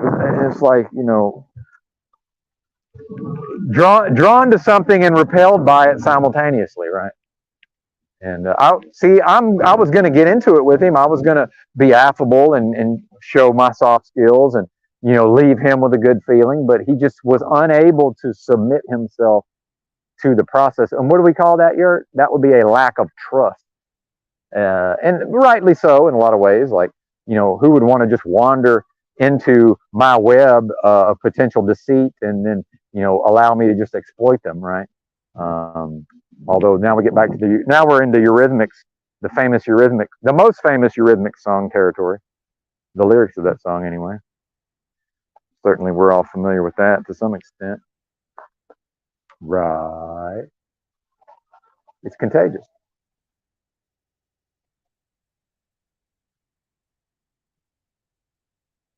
Yeah, Gary, that's well said. Maybe he's a social butterfly that forgot he's on the lam. Yeah, he wanted to, you know, daps. He wanted to give, you know, exchange daps and, you know, poly with his peeps. Probably ain't got no peeps here. So I could be, he could poly with me for a minute, right? Like, I get it, but I'm only doing it this is what's happening is the live stream. We're not ignoring the live stream and then going to go do poly with him, right? No, I'll poly with you, partner, but you're going to have to do that on my live stream where there's 34 people watching. Oh, but you don't want to talk to them. Okay. They might have a question or two, sir. Like, are you a dwarf? because he was about 5'4", maybe 5'3", maybe 5'2". I don't know. I towered over him, and I ain't a tall guy. I'm just not short. King 10, 5'10", king of the manlets. I hope you're getting. Yeah. You know what? I've shot my. I think I've went. Yeah, I think I'm going to start going to a different grocery store actually. Because of the 2 Walmarts I go to, I'm really not that happy with the way that I've been treated of late. And maybe I'll start driving to the other one. But I'm assuming the same thing will happen there. So maybe I'll just rotate the Walmart. Once a particular one's kind of sick of my act, then I'll go to a different one. Hey, EBT, man, this clutch, dude, I'm going to have to get a shade tree. I'm going to trade some hardware to a shade tree mechanic. I got to get this clutch taken care of. Might as well get the brakes did. Throw out. I'm assuming this thing's got like a throw out bearing. I don't know. You know, I'm not an expert, but of course I'm going to try to buy a little bit better of a clutch so that if I want to drive the car hard, from what I've seen, these cars can take a little bit of abuse as long as the front end, you know, don't go over the bumps too hard. But mind the CV axle, right? Don't no full acceleration under tight turning. Apparently, but should have just bought a Honda, I guess. But who wants to? I don't know. I guess spirited driving in a Honda Fit is no more ridiculous than a Nissan Versa, perhaps. Yeah, I think so, EBT. But again, I'm not qualified. I think it's flywheel. Apparently, the stock flywheel is not surfaceable. So I think it's flywheel in combination with throw-out bearing. But I don't even really know what the throw-out bearing does. I probably did at one point. And it's getting to where it doesn't want to go into gear, but it goes into gear every time. And then like EBT, this is the main thing you can probably diagnose. So like when I shifted from 4th to 5th the other day, like I never knew how to float the gears in a big rig, but I know what that feeling is. So I was in 4th, I clutched in, I went to 5th and it floated, even though I clutched in and went to 5th. Like I could tell the clutch had absolutely nothing to do with the gear change. So now I understand that between that and the weird feeling going into 4th now, it goes into 4th, but for a split second, it feels like maybe it's going to fight you a little bit, right? But then it goes in every time. And this thing, you know, it could be forced to some extent, just based on the size of the car and power level and everything. What do you think? What do you think, EBT? I'm thinking clutch, flywheel, and throw-out. That's what I'm thinking. And fluid. Fluid's probably needs replaced also, but that's obviously not going to cause it. I think all of these things are working in concert, but again, not a mechanic. So if EBT heard any of that, we'll wait to see if he chimes in. But obviously don't want to get in there and it needs all of it, including transmission, because then it's like, well, okay. We're obviously not going down that road, and technically the thing runs and drives, so now it's probably time to sell it, right? Yeah. And when I like to coast a lot, so I'm getting a lot of drivetrain noise when coasting. Yeah, throw-out bearing touches the pressure plate, okay, when I clutch in. But the noise doesn't seem to change when I clutch in, if that makes sense. But then the transmission floating itself, and from my perspective, ignoring what the clutch is doing, which the clutch is a brake. Again, I'm having to, you know, for my own understanding, say all of this. And then I need to look at you know, if I could see the fucking exploded view, it'd make a lot more sense. I have trouble visualizing these things. And of course, I'm just going to replace all of it, not myself clearly, but, and now we get into, I need it done competently the first time, but I also want to try to get a shade tree who will do some kind of barter. But you can see this is fraught with peril. And we are in Arkansas, where even if they're competent, they're kind of still not, if that makes sense. Yeah, EBT is a tech far beyond. I'm pretty sure EBT is capable of doing this job with very little research on his part into the actual vehicle. I'm pretty sure he could just tear into it and do it, and maybe here and there have to check a spec. But I'm just guessing that would be the case. And you know, shout out to a 2012 Nissan Versa. still a simple vehicle in many regards, and I do prefer simplicity, right? Um, oh, okay. Well, and I'm not getting into the, with the autism, I am somewhat oblivious to these dynamics until I don't see these dynamics brewing EBT, so I'll just excuse myself from whatever that is. It's hard to find a shade tree these days. Yeah, man, 100%. I could not agree more. So, now we get into, there's good transmission shop within walking distance of this place. No bullshit. And I talked to the owner's wife, and she said, well, you'll have to talk to my husband. He's the only one that does the manuals. So that's how things are nowadays. Everything's automatic to the point where like he knows that he can't even fucking get these techs to be competent or even to even work on the manuals. So he just does that himself. Right. Meanwhile, I could with the setup in if you give me about a week to fucking, hypervigilance, pedant, paralysis by analysis my way through it, I could get the shit done in a week with the proper fucking setup and shop and tools. Just Googling it and looking at stuff and taking my sweet ass time. But it's not like this is any grand undertaking, right? $20 is $20. There you go, EBT. Well, and I have cash, man. That's another thing. But the good shops have plenty of work, and the places you can just pull right on the lot are incompetent, right? It seems like doesn't seem like it was that way in the past, but maybe it was. Maybe it was. Yeah. And when I was plugged into a network, like, when I lived in Hot Springs, where my second wife was from, or when back during all the Bentonville stories I was telling earlier, I always knew somebody. I had a network of people that I was tapped into, and now I'm tapped into a network of people, but it's all metaversal virtual, which I'm not complaining about. I fully accept, but and I'm not in any dire straits or anything. I don't even technically have to have a vehicle, although there are certain advantages, right? Find a hobby shop and rent a bike. Yeah, I mean, that's actually probably the way to go, honestly. Yeah. Now we're getting into just I don't want to, right? It's like, well, obviously, if that was the proper, the risk versus not even risk, what I would go through in the process versus the reward, I'd almost rather just pay the money, And then some of these shops, they really don't like it when you bring your own parts, but I'm probably not going to want to use their parts because it is a Nissan Versa, and they are going to look down on it. It's a fucking, it's a certain type of car, right? When driven by somebody like me, so it would be if it's going to be construed as effeminate culturally by the type of people who have spent their living owning and operating a transmission shop, perhaps the best one in town. Yeah, I don't mind it necessarily, and I don't really, as far as the actual wrenching skills, I'm below par, man. I don't pass muster, honestly. When I say I'm capable of it, it's still going to be, quite an undertaking. Certainly something I could do, though. Yeah, Rock Auto, is that where to go? I don't know any of this, EBT. I need the good shit. Yeah.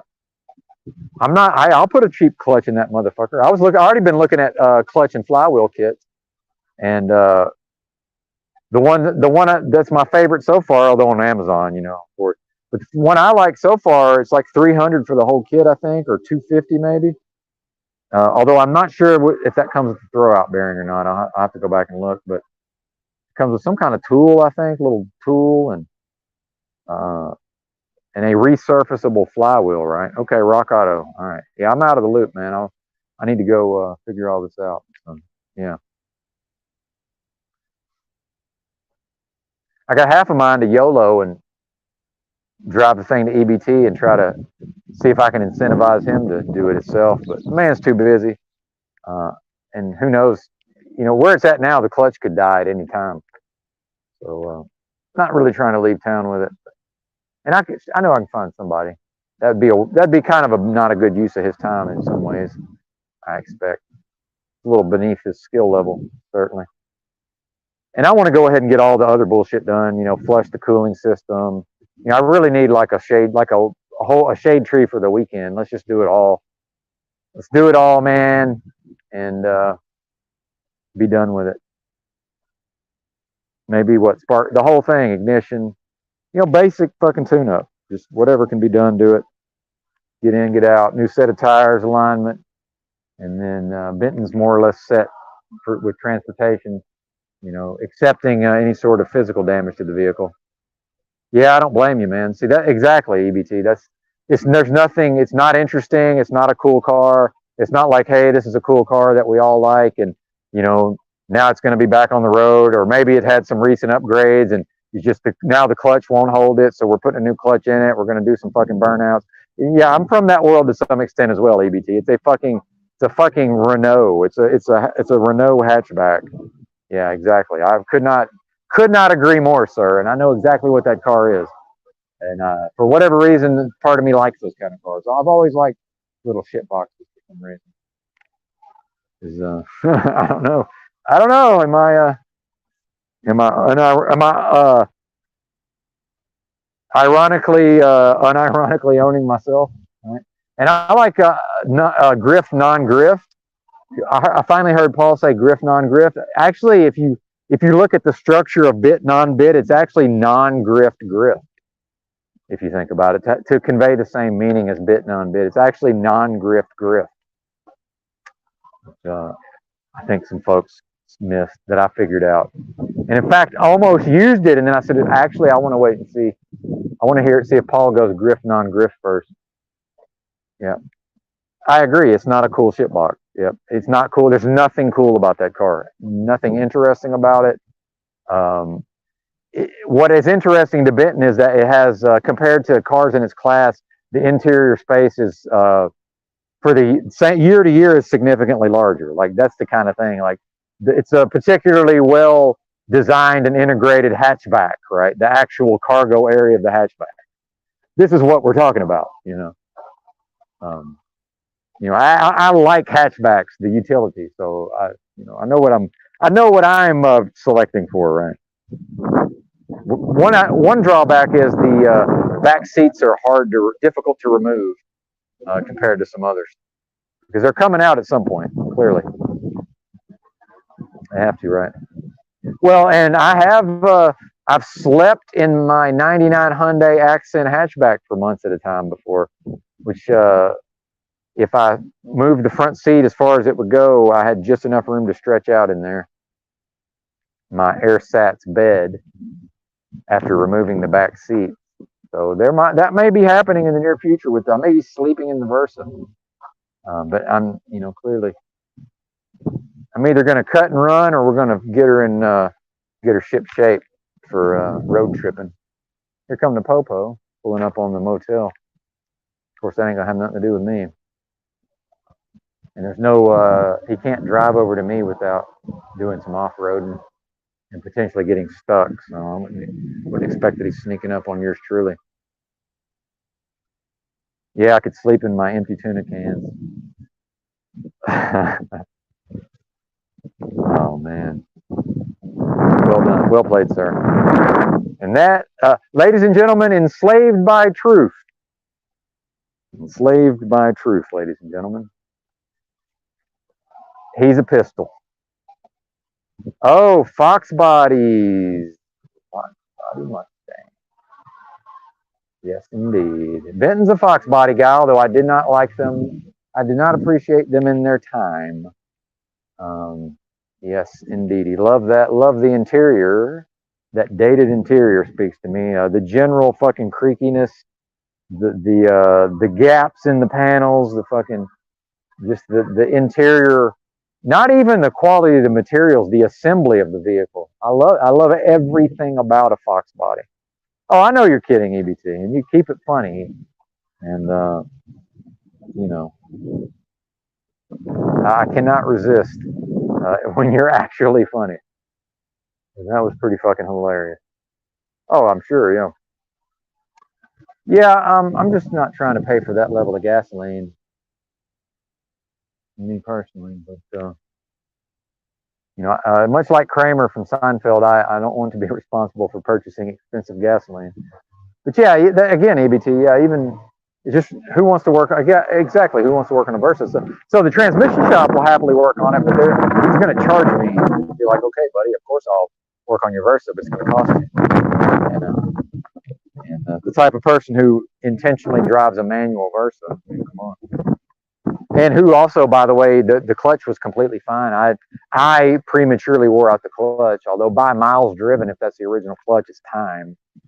You know.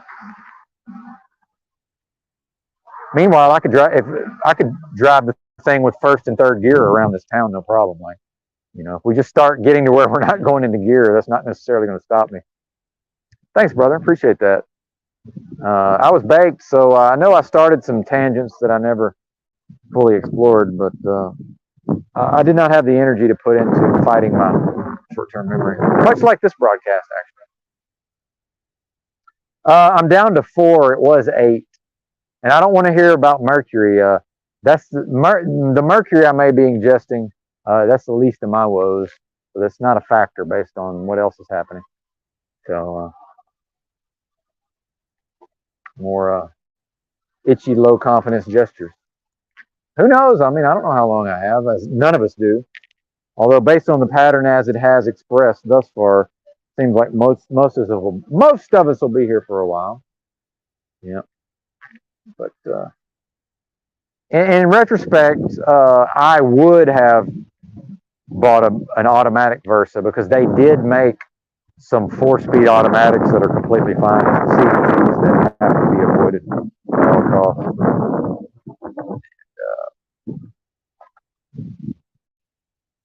Yeah, indeed.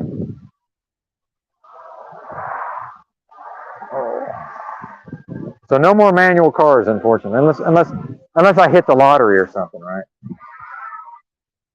Then first car, manual NSX probably. Original NSX. That's probably my first car. I do enjoy the Powerball fantasies. Yeah, we're going manual, and I'm not that picky on the NSXs. I like silver. I like them all, realistically. Some of them look better than others. Near stock, you know, unmolested. Although if it's been K-swapped properly, sure. Why not? Dude, have EBT, have you seen that one, Boosted Boys? They bought one off of somebody. They bought a K-swapped orange NSX. Have you seen that thing? I love that car. Even the color I like. I'm not into orange. But. Hey, the EBT, you can't see it, but there goes one of your cars, sir. You know what I'm talking about. There went your 99 2000 Civic Si. I didn't have time to flip the camera to show you, and I'm sure you couldn't see it. But yeah, there went, and I like that car a lot too. I had a buddy who had one, and I had access to my dad's TT all stock TT Roadster. It had an aftermarket blow-off valve because the stock one went out after about 5,000 miles, no matter what, and then you would have to get it replaced under warranty. And they would literally just give it to you and let you do it yourself. I'm not even, or you just bring it in and they swap them out because it was just a known issue.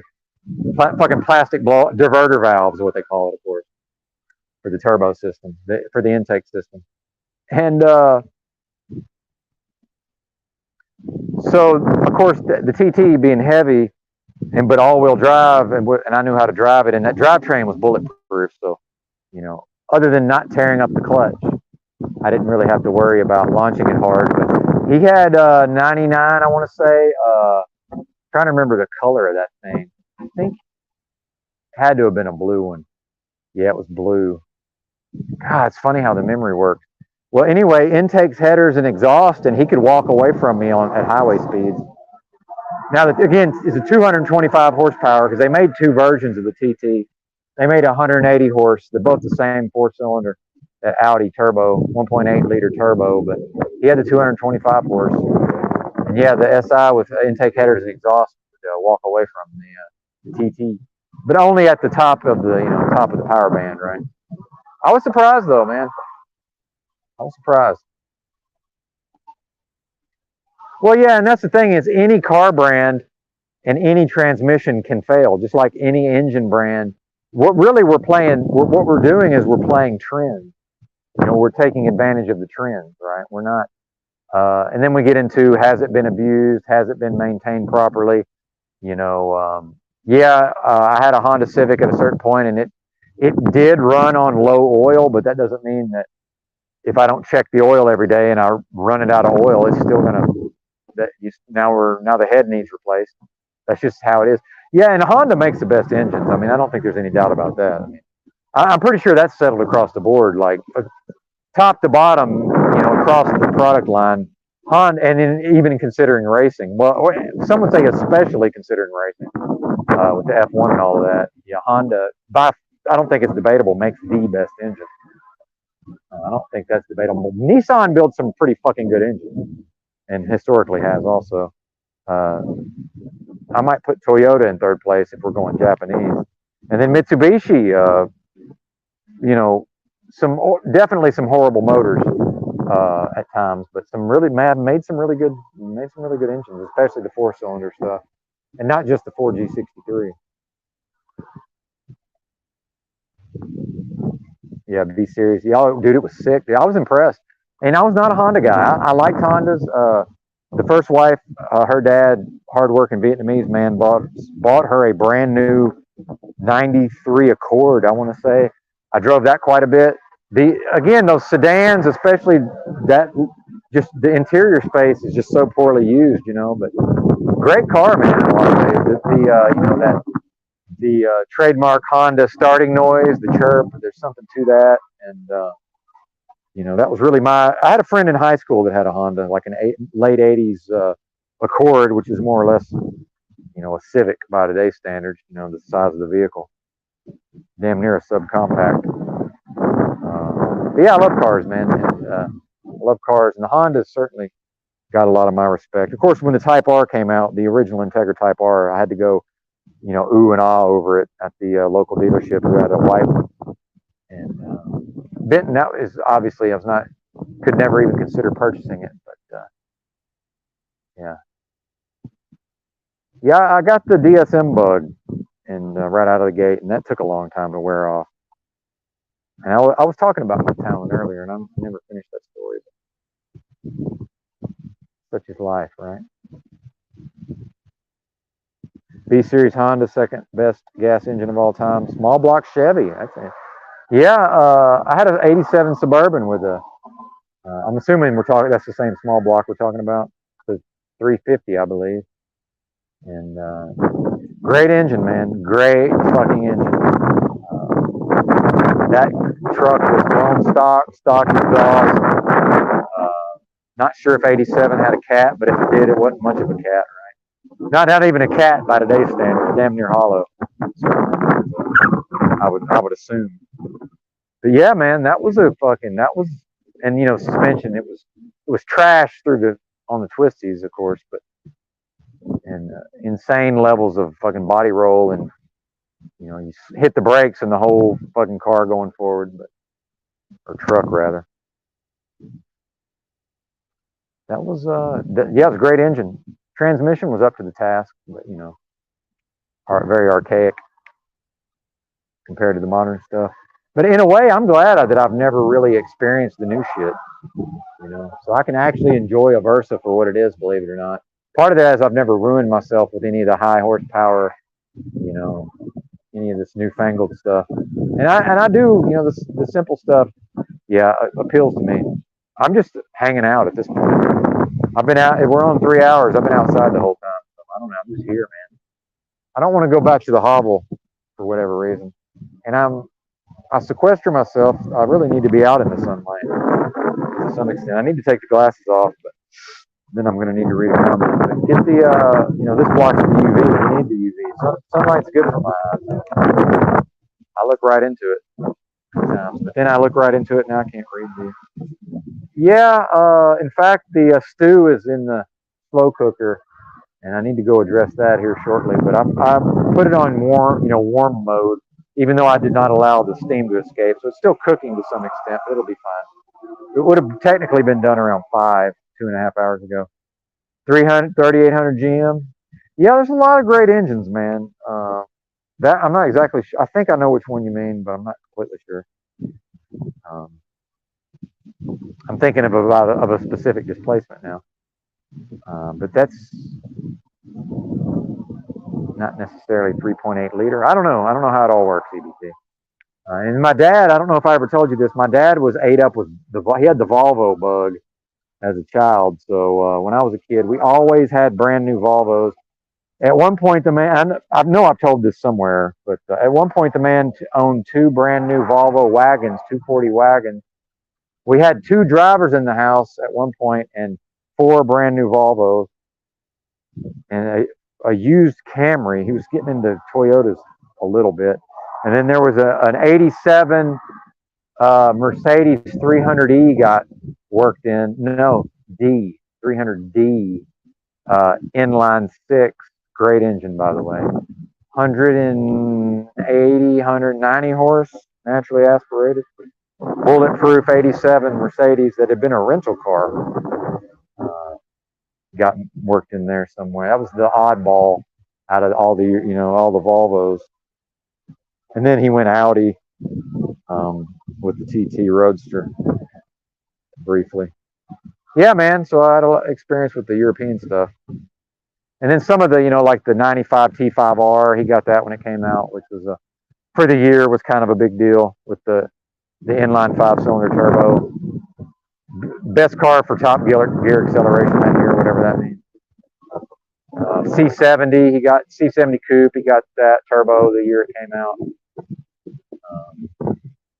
He bought some of the cool shit here and there. That T5R was badass. I got to drive that. Well, we had a turbo 760 rear-wheel drive 760 turbo that I got to drive briefly. 740 turbo EBT. Front wheel drive. See, now I was so new to driving, I don't remember if the car was front wheel drive or rear wheel drive. I'm thinking front drive 740 turbo. That was a fun car. Turbo lag out the ass, boy. Intercooled that was a big deal, that it was actually had an intercooler. I think it said intercooler on it. Yeah.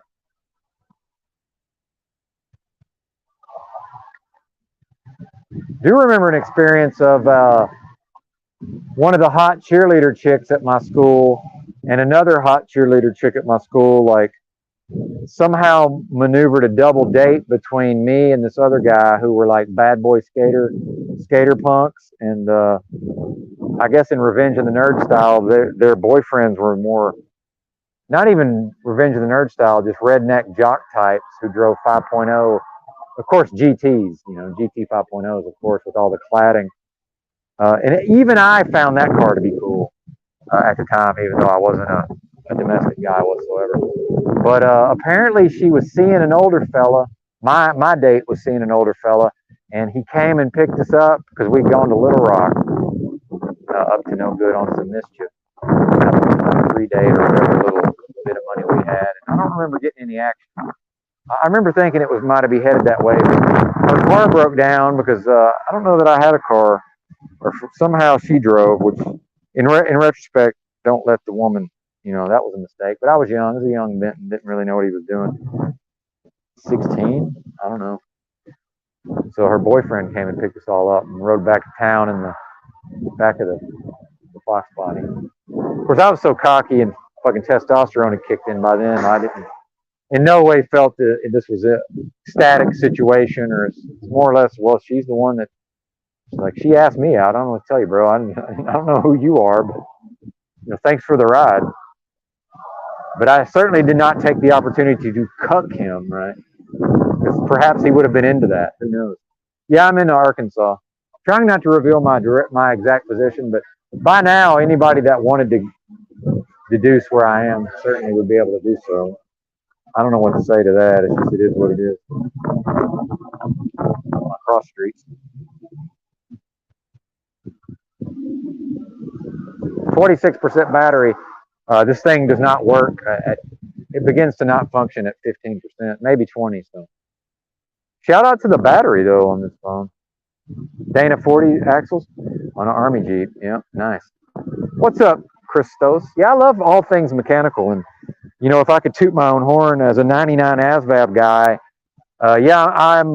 my mechanical aptitude may not be that great, and I have no ability to form visual pictures, right? And that will always necessarily limit my IQ as measured on an IQ test, which based on me taking a few, the ability to visualize and rotate 3D objects is a must to score high. I cannot do that. But a 99 ASVAB guy certainly can understand like pulleys and levers. And so I scored perfectly on a standardized test that measured some of my mechanical aptitude. And I was, for what they're looking for, you know, I'm in the 99th percentile. So, yeah. Not that handsy though, I must say, historically, with respect to building shit or even mechanic stuff. I'm willing to turn a wrench, but not always fully able, if that makes sense.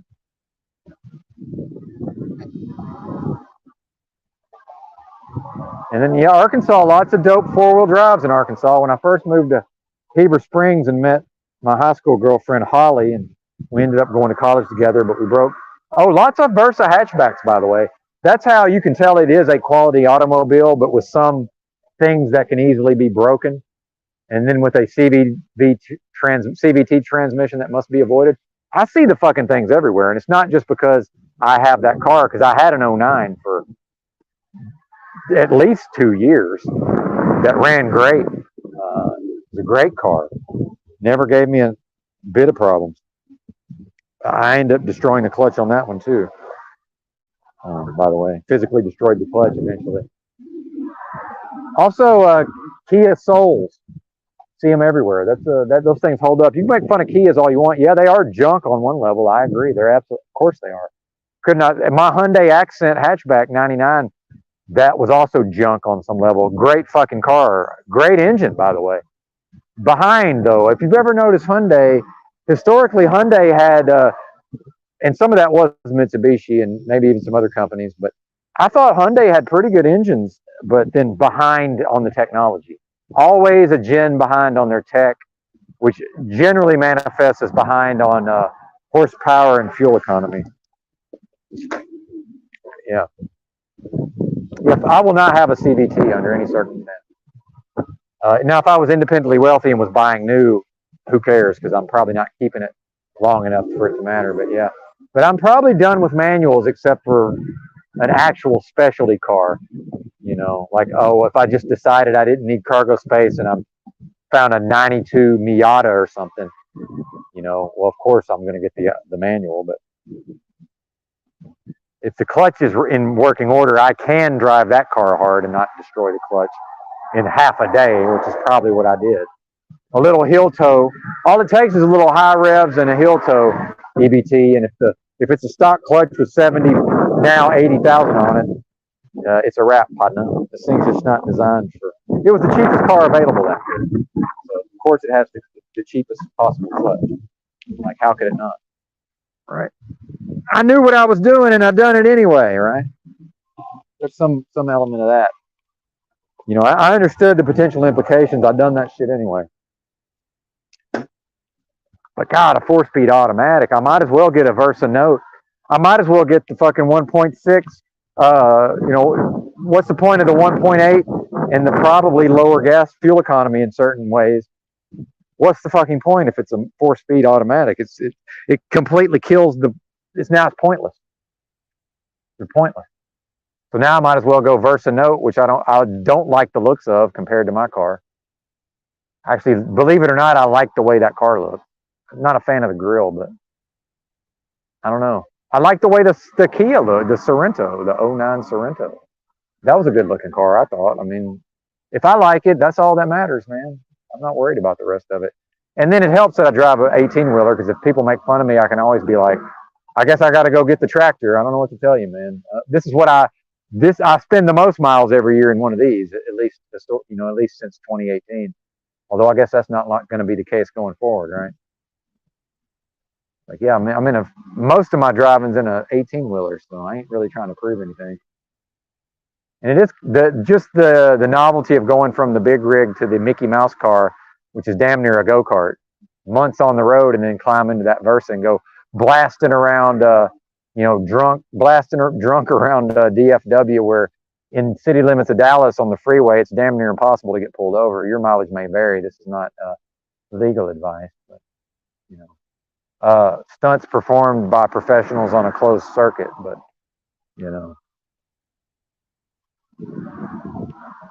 Yeah. I've had a lot of fun in this incarnation, y'all. A lot of good times. 2000 F-150. Yeah. There you go, brother. 36-inch tires. Yeah. Oh, when I first moved to Heber Springs and I met Holly, my high school girlfriend, she knew some people, and then I'm the new guy, you know, in town. So there's people are interested in who is this guy, and especially being from Pine Bluff, that it was a cultural clash in some regards, and you know, because that's all white. It's the most, you know, Pine Bluff was the second largest city at the time, and then Heber Springs was literally the only town of, you know, big enough to have a Walmart. So if any town big enough to have its own Walmart, Heber Springs is the most geographically isolated place in the state. So it's like a, you know, culture clash in some ways, and then, you know, picking up the chicks are all interested to some extent, and it's an interesting experience. But somehow she knew some people, and we went four-wheeling all through the fucking backcountry. It was great, man. In like a Blazer, I want to say, like a mid '80s or early '80s Blazer, you know, all kitted out. And I really don't know shit about four-wheeling now, but I really knew almost nothing back then. I wouldn't have known what like a transfer case was, or a differential, probably at that time. Maybe, but probably not. Yeah, spatial thinking, things Benton cannot do. Exactly, sir. But if I can see it, I'm very good. I'm very good in the physical. Spatially in the physical, I'm very good. I need to see it, though. I kind of wish that car was operational. That really horrible graffiti makes me want to go to Fayetteville and show y'all. There is some cool graffiti, and it's probably changed by now, but it's still probably cool. And I know where it is because I'm a cool kid. Christos, back of the bus, baby. Christos doing whatever his generation's version is of back of the bus, I'm assuming. And not made to sit in the back of the bus. That's where the cool kids are, in the back of the bus. So of course Benton, once the testosterone kicked in, headed straight for the back of the bus. And whatever older high testosterone male was back there, well, I just had to deal with him and he just had to deal with me. Sorry about your luck, partner, and vice versa. I guess we're just gonna get along, ain't we? Yep, we sure did. Doing that now, sir. And maybe a smell my finger moment here and there from the older boys. And no, man, I'm really not trying to smell your finger. And probably I can smell it from over here if you really did what you said you done. And now I'm thinking you done what you said you done. Congratulations. Looking forward to that, sir. I'm on the precipice. It hasn't quite happened for me yet. It's looking it's looking good. Prospects on the horizon. K5 Blazer, yeah, I'm pretty sure. Certainly an affordable and accessible platform. You're welcome. Thanks, Mr. Miyagi. Yeah, I can do these. There's some of these things I can do, man, but necessarily they must be done on stream. I can talk to the person who's most likely experiencing homelessness, but may also temporarily be staying in one of these motels. But he certainly had his luggage with him the first time I saw him. So probably homeless or homeless adjacent, right? Of course, I am homeless. Shout out to JG, who would never let me get away with when I was homeless. He said, "You are homeless." JG keeping it real, man. Keeping it real, JG. Oh, there's a There's a Hyundai Elantra. I love the looks of the Elantra when they first dropped, PBT. Like first year, second year Elantra in white. Benton approved. 40 miles a gallon on the highway, by the way. Manual or automatic, of course. I don't think that was offered in a manual, although I may be wrong. Yeah. Almost bought one of those, couldn't get financed on a new one. Ended up with an 09 Corolla, which was a fucking great car. At one stretch, did not change the oil for 20,000 miles. It did not care. It did not drive any differently. I checked the oil, but I always do that. You know, they all burn a little oil. I don't care what anybody says. If it's Japanese and it's 4-cylinder, it burns a little oil. May only burn a little. It's burning a little oil. Now, yeah, maybe there's exceptions. There's always exceptions to everything. But so if I'm driving a four banger a Japanese car, I am checking the oil at least once a week, no matter what. And it does need to be added to eventually once they hit a certain mileage of engine. In my experience, right? Maybe this has changed to some extent. But I forgot what I was saying again. That happens a lot. That's a sign that it's time to hit the vape again. In case you want to know.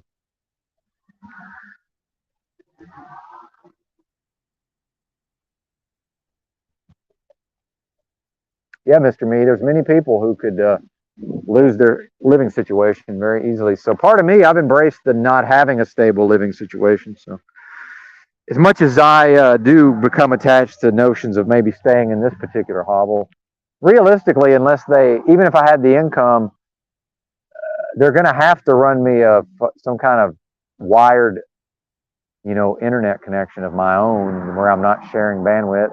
Even if it's cable and I end up sharing bandwidth, I need to not be on their Wi-Fi. Maybe that's doable, but what's that going to cost me? $100 a month, probably. Could be worth it, but yeah, it doesn't have to be here. But I'm going to have to. Income is going, whether it's from this or not, it's going to have to come from somewhere, even if partially this and the donations, not even the super chats, because I haven't received that money to this point. But the donations have been, and God, Amazon got so shitty. I was like, but of course, since I had Amazon gift, I still have $20 left on my Amazon gift balance, but I'm not sure that I'm going to be able to pay my own money with them anymore, man. It's just their service got too bad. I'm more inclined to give my money to Walmart.com, which, yeah, one of my items arrived late last time, but like Big L pointed out, that was during that the Yellow, the sixth largest trucking company in the motor carrier in the country shut down. Yellow, an LTL carrier, which absolutely was moving some Amazon freight. There's no way they weren't moving some Amazon freight. So. And Walmart.com freight, even on the same truck, even in the same trailers in some cases. Yeah, timing belt. That's another thing. No more timing belt cars. The Versa has a timing chain. Of course, those can also go bad. But I'll tell you what I would buy if I could just buy something and not worry about the cost. Although if you look at what I'm probably about to put in this Versa, I damn near could have bought what I would buy. Although to get a good one from a dealer at the time, and you really can't find them private party. They're almost impossible to find private party. Toyota Venza. When I say that, most people are like, "Oh, what? What's that?" It's the most fly under the radar automobile of all time. So much so that most people have no idea what it is by name. It's a Toyota crossover available in both 6-cylinder and 4-cylinder, in both, I believe, rear-wheel drive and all-wheel drive, although I believe rear-wheel drive. Could be front-wheel drive. I'd have to double-check. Not entirely sure, although that's like the Ford Escape configuration, damn near, right? But which does have its advantages with the I looked at Ford Escape manual with front-wheel drive, 4-cylinder, probably got pretty good fuel economy, but couldn't pull the trigger. Just not a fan of the Escape and the poor utilization of the interior volume. It's very poorly executed. For that, it's like an 09, I want to say. Yeah, no, not a fan. Yeah, Toyota Venza. I could have gotten one at a dealer for probably $8, but then that can break down. You get the Toyota, it's probably not going to break down. Somebody could smash into it. Now it's like, am I going to put full coverage on this thing? Probably not. And I was 12K liquid. I just wasn't trying to break off 8, and I broke off 4.5 for the Versa. Could have broke off 4, and what I'm going through now is why I should have just, and I did have regard for the humanity of that person. I could tell on some level $500, it was a big damn deal to him on some level. I could tell it was while it wasn't gonna make or break him, he needed that 500. I'm getting strange, bizarre gestures from a person now approaching me on foot potentially, who's made a gun in the mouth gesture, which could also be a signal of oral sex. Very bizarre. Sir, I'm not on meth. Because these white boys on meth will do anything for meth. So some of these people, like maybe this fella walking by, he might be inclined to utilize the services of a male prostitute on occasion. That's the thing that could happen. Now I'm on the other side of a wall, although I don't think he has the agility or dexterity to necessarily maneuver onto what would represent higher ground strategically.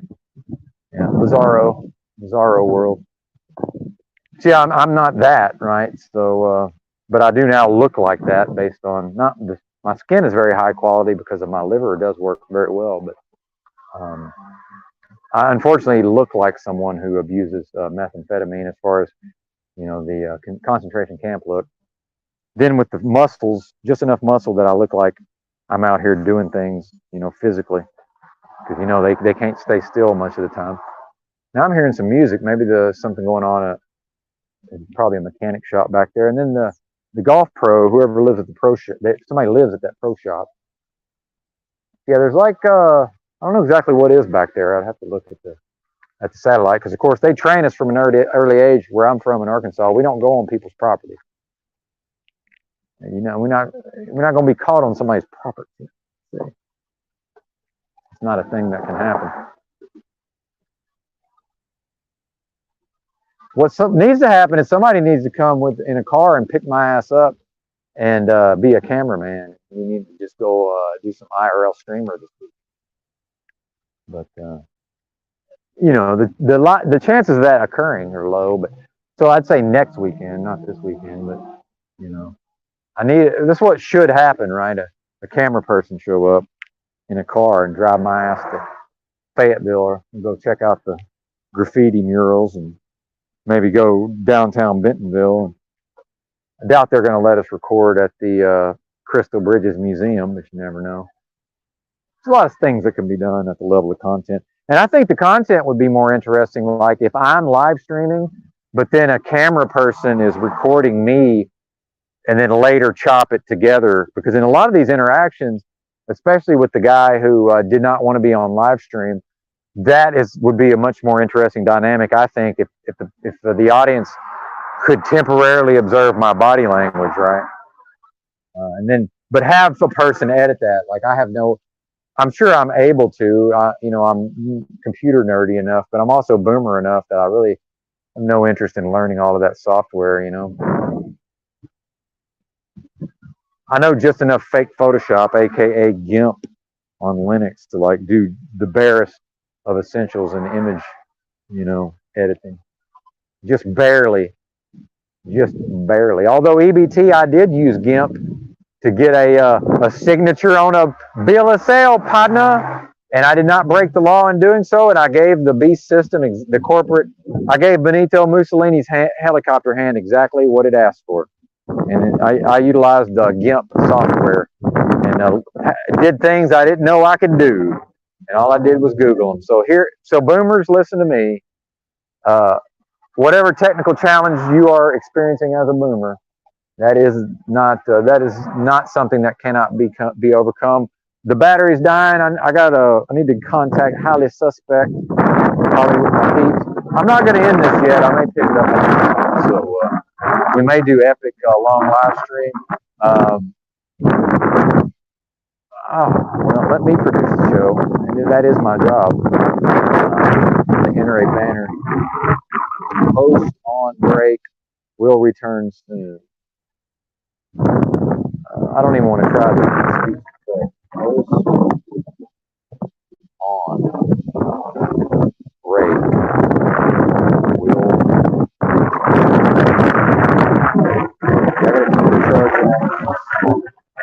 check highly suspect. Maybe I may get him on the broadcast if we can maneuver through his tech issues that invariably will arise.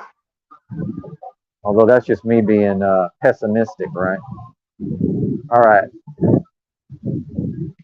33 in the house. I'm digging my new PFP, if that's what we're calling it. To me, that's an avatar. My user image, whatever the fuck. I'm feeling it.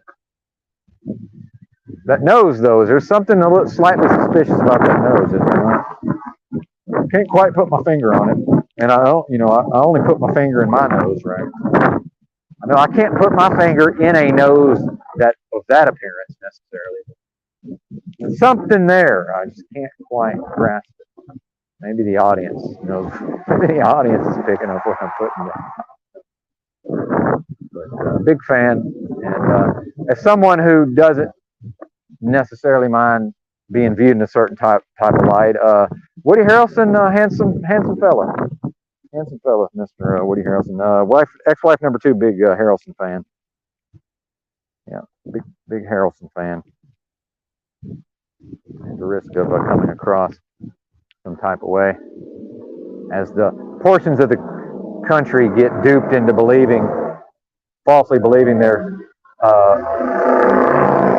that portions of the populace are somehow becoming more conservative. No, they're moving towards something we may view as conservatism, but only with respect to what the left is doing. It only exists in relation to what the left is doing.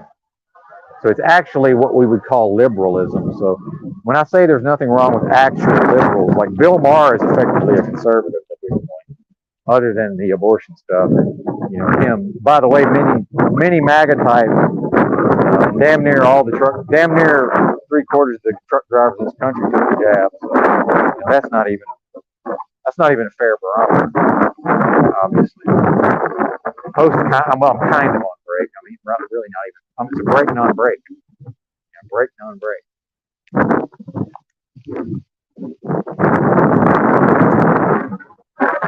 Stay blessed. Indeed, I am blessed and protected.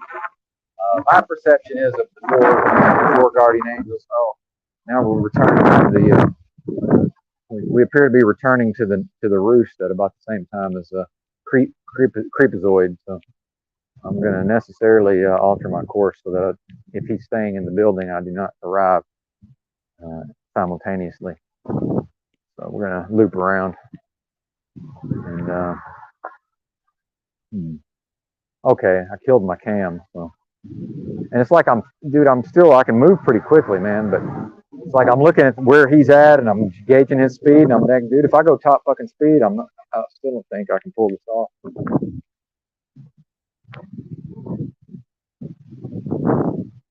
And then he's so slow, I'm gonna have to wait over here, like a fucking beached whale, man. A nearly beached whale. Go ahead and beach the whale, sir. Are you still going public? What is this? Did you get kicked out of the hoarded house? What happened? How is this happening, sir? How are you out and about on foot with that ginormous growth hanging off the front of your physical person? I don't understand.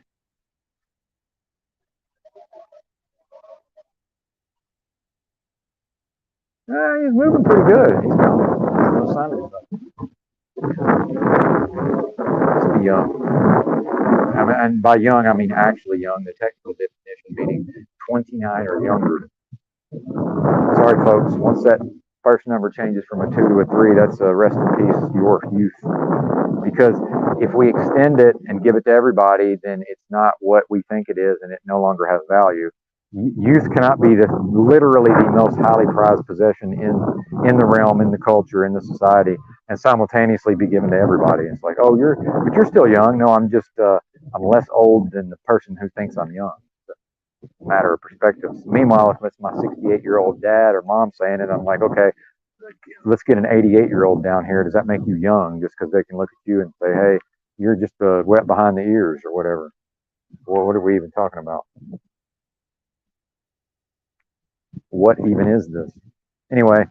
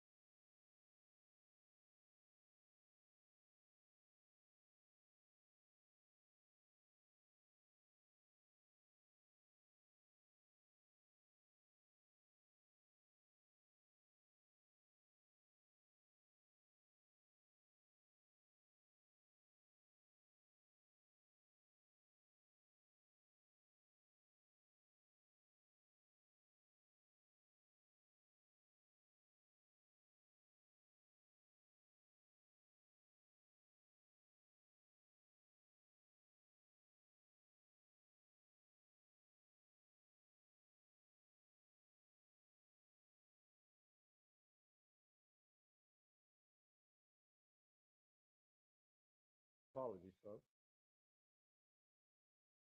It's just as well. It's just as well. All right, we got to go hotspot. The motel Wi-Fi is done for the day. It's 8 a.m. It's tapped out. My Amazon package is out for delivery. Fantastic. I think it's better. I'm better off without Prime.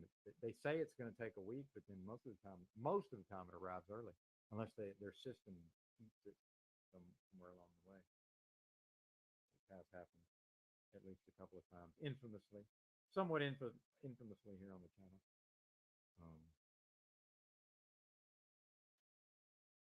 Oh yeah, hotspot. Okay, it's on. Probably going to drop off, but I'll be right back.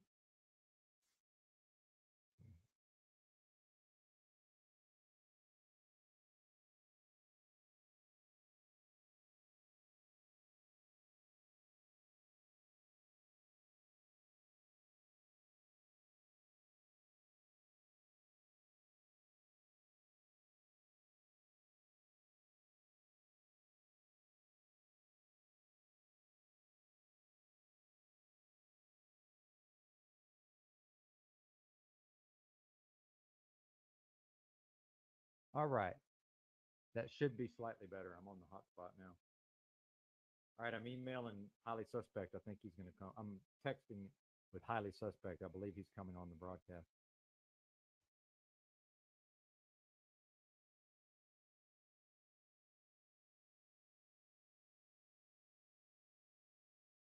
Might take a few minutes. He can be. We are boomers. Both. He's 50. So we're the technology. We're effectively boomers at this point, as covered to a great extent in the past. Oh, I see why I'm muted. My apologies. Got it. Thank you. Sorry. I forgot to turn on that thing. Right. This thing here, I forgot to turn it on. My apologies, folks. We are pretty heavily stoned at this point. The stereo line mixer. I'm never getting a webcam with a friggin' built-in light ever again. Yeah, channel 2. I have to turn it on, and that's my mic. One of my microphone preamps. Yeah, apologies. And this microphone, I like this microphone for what it is, but I'm overdriving this mic a lot with my powerful voice. This is a condenser microphone, so I'm probably going back to a dynamic microphone.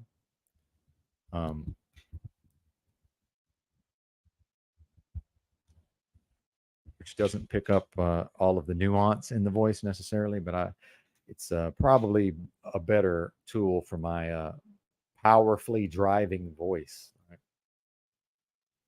Good problem to have, I suppose. Although in the modern 2023 era, it's not really socially acceptable to be out there with the strong male voice. But if I was a big tough lesbian, nobody would have a problem with it, right? That the behavior I exhibit is perfectly fine as long as it's a big tough lesbian. And if they kick me off of YouTube for saying big tough lesbian, I don't know what to tell you. That's I don't feel like I'm in any way in opposition with big tough lesbians. All right, Keith, we're efforting Mr. Suspect. So looking forward to that. Should that manifest itself? Yep. Well, I ran off most of the audience with my tech issues, but it's like it's my first day of live streaming, even though it's not.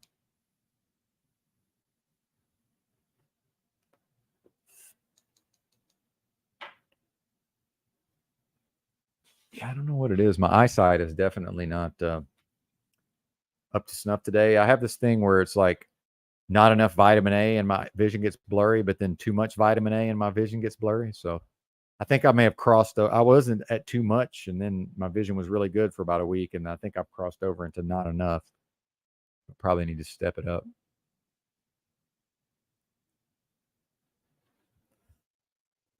Oh yeah, they never catch a cold because they're smoking Sudafed. Yeah, tweakers. Well, I don't know that I would refer to them as healthy, but they do manage to keep going. Although I knew some people who were tweaking so hard when I was living in Alton Baker Park in Eugene, Oregon, down by the river, pitching my camp every night and then breaking it down in the morning to avoid the sheriffs that would go down there and grab people's stuff. But even then, after they confiscated the items, there was a storage facility and one could actually go and retrieve their items. And I did that. I went and got my tent that I had because people were competing for my camping spot, which wasn't my spot, except that I was getting there early and beating everyone to it. Competition for my spot was rearing its head. So one day I chose to leave my tent in place. And the sheriffs got it, but they gave it back after I went to their facility. It's a bit of an not even embarrassing, just, I guess they're used to it. I don't know.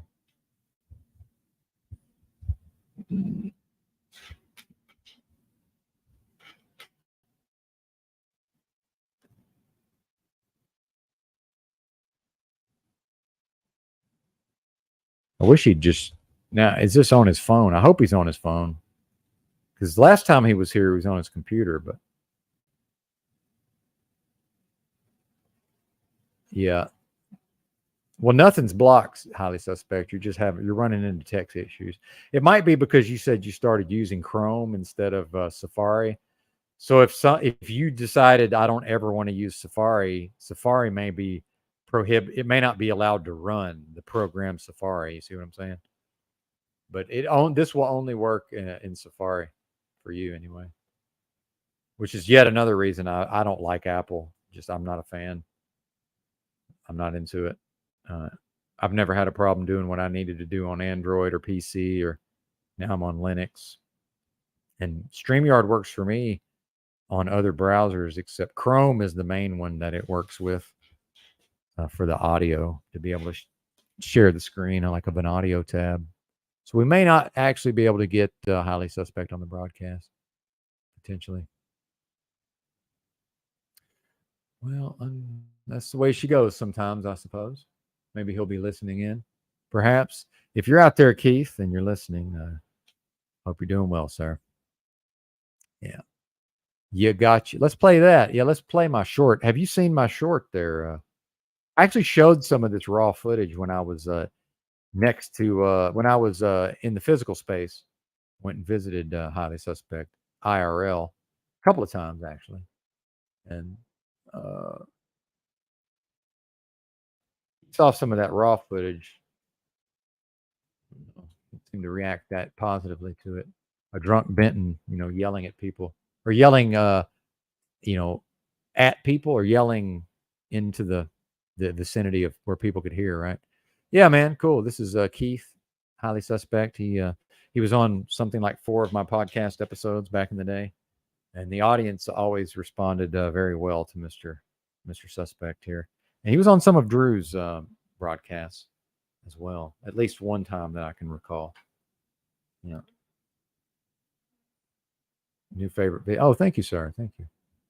I guess if I edited it and cut out that whatever the musical intro is, if I went right to the music with the me talking, I think that might have a chance of not going viral, but actually getting more than 100 views or 200, or eventually it might settle in at 300, right?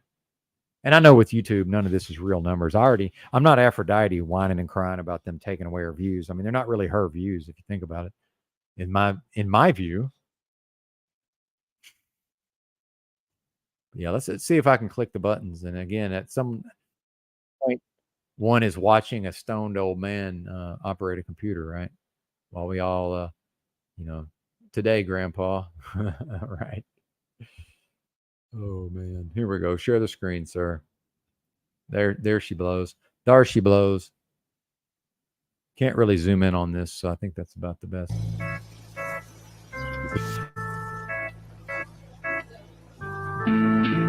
Looking dumb as hell with a mask on.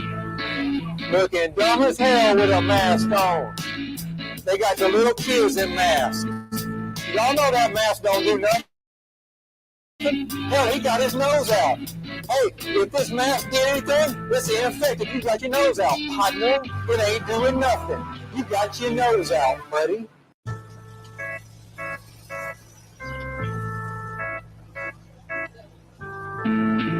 Looking dumb as hell with a mask on. Looking dumb as hell with a mask on. They got the little... Oh, and apologies, but while I'm texting with highly suspect and he may be hearing me, I was in tech support for years, and no offense intended, but I will not provide technical support even if I'm able to. I might troubleshoot something here and there, and I don't use Apple. So, by the way, I found out that you must use Safari. Yeah, and I am an asshole. Right back at you, buddy. Hey, right back at you, partner. I'm flipping a bird to the camera. So yeah, fuck you too, right? But yeah, anyway. Or hi, how you doing? Good to see you. But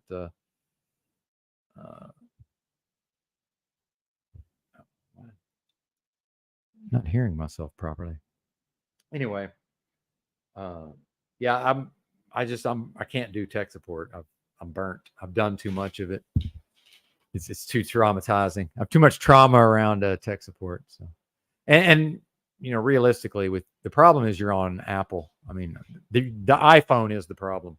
Why people choose iPhone? I mean, look, do whatever you want, people. I'm not, but I don't get it. I know there's something there. It's like having a pet animal or like a dog or whatever. Like, I understand intellectually the people are getting something out of it. I'm not wired for that, so I don't know what that is, right? Has to mean something.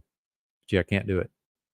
Yeah, I have PTSD from trying to talk people through technical issues over the phone for 8 hours a day, fucking 5 days a week. Well, thankfully, it's the body cam that hit the deck, and surely it still works, right? Presumably, it's a cheapie. I don't know. I paid over $200 for the whole setup with the battery charger, extra battery. It comes with all of that. The mount, I had to buy that separately. I already broke one of the clips for the mount, but yeah, it's all right. The stabilization is fucking terrible though. So there's the C6 style of video. I guess some people know how to use some kind of software maybe and make that not so bad. Let's see. Let's just peruse. My algorithm or my feed has been such trash lately. I mean, let's face it, the first video in the upper left, that's got to be the best one, right? Although we do have a Caleb Hammer down here. I watched part of that. Yeah, this is just trash across the board. What even is this? Some Sam Hyde stuff, Aphrodite.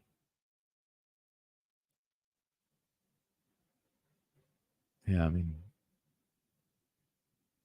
Florida cop cam. We're not watching any of that. Here's a Turkey Tom that I never watched. It's already on my watch later. I do like Turkey Tom. Anybody? I don't know if I promoted Turkey Tom around these parts. Pretty good channel. Well, very good actually. One of my favorites, I must say. And then there's also a Dark Tom, or Tom Dark rather, which is him doing more like live stream style stuff. But yeah, at Turkey Tom, he does a lot of documentary style stuff involving various YouTube and other streamers and creators. Intelligent, well thought out material. Seems like he's in his 20s, maybe 30, if I can even talk. Yeah.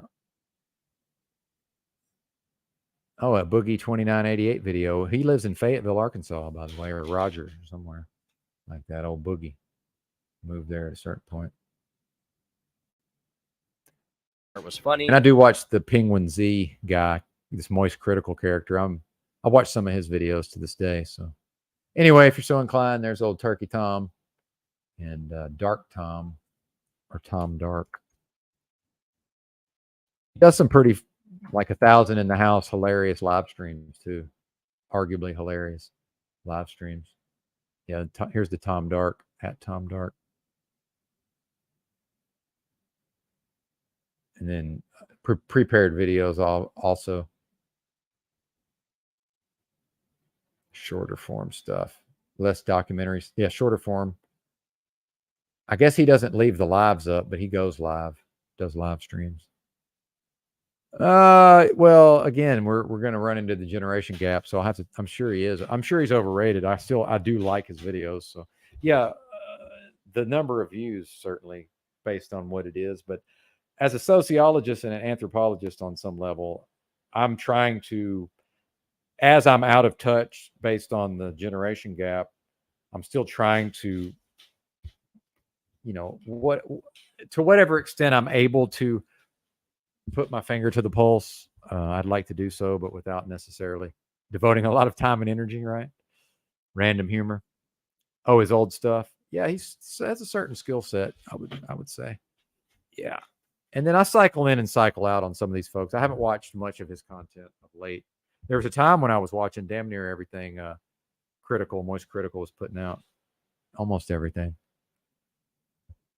That's probably true. I think that's happened. Yeah, that's happened. I could almost argue that's happened effectively across the board, of course, with some exceptions, right? Sam Hyde, would be my favorite notable exception. Indeed. We see you typed it as I was saying it.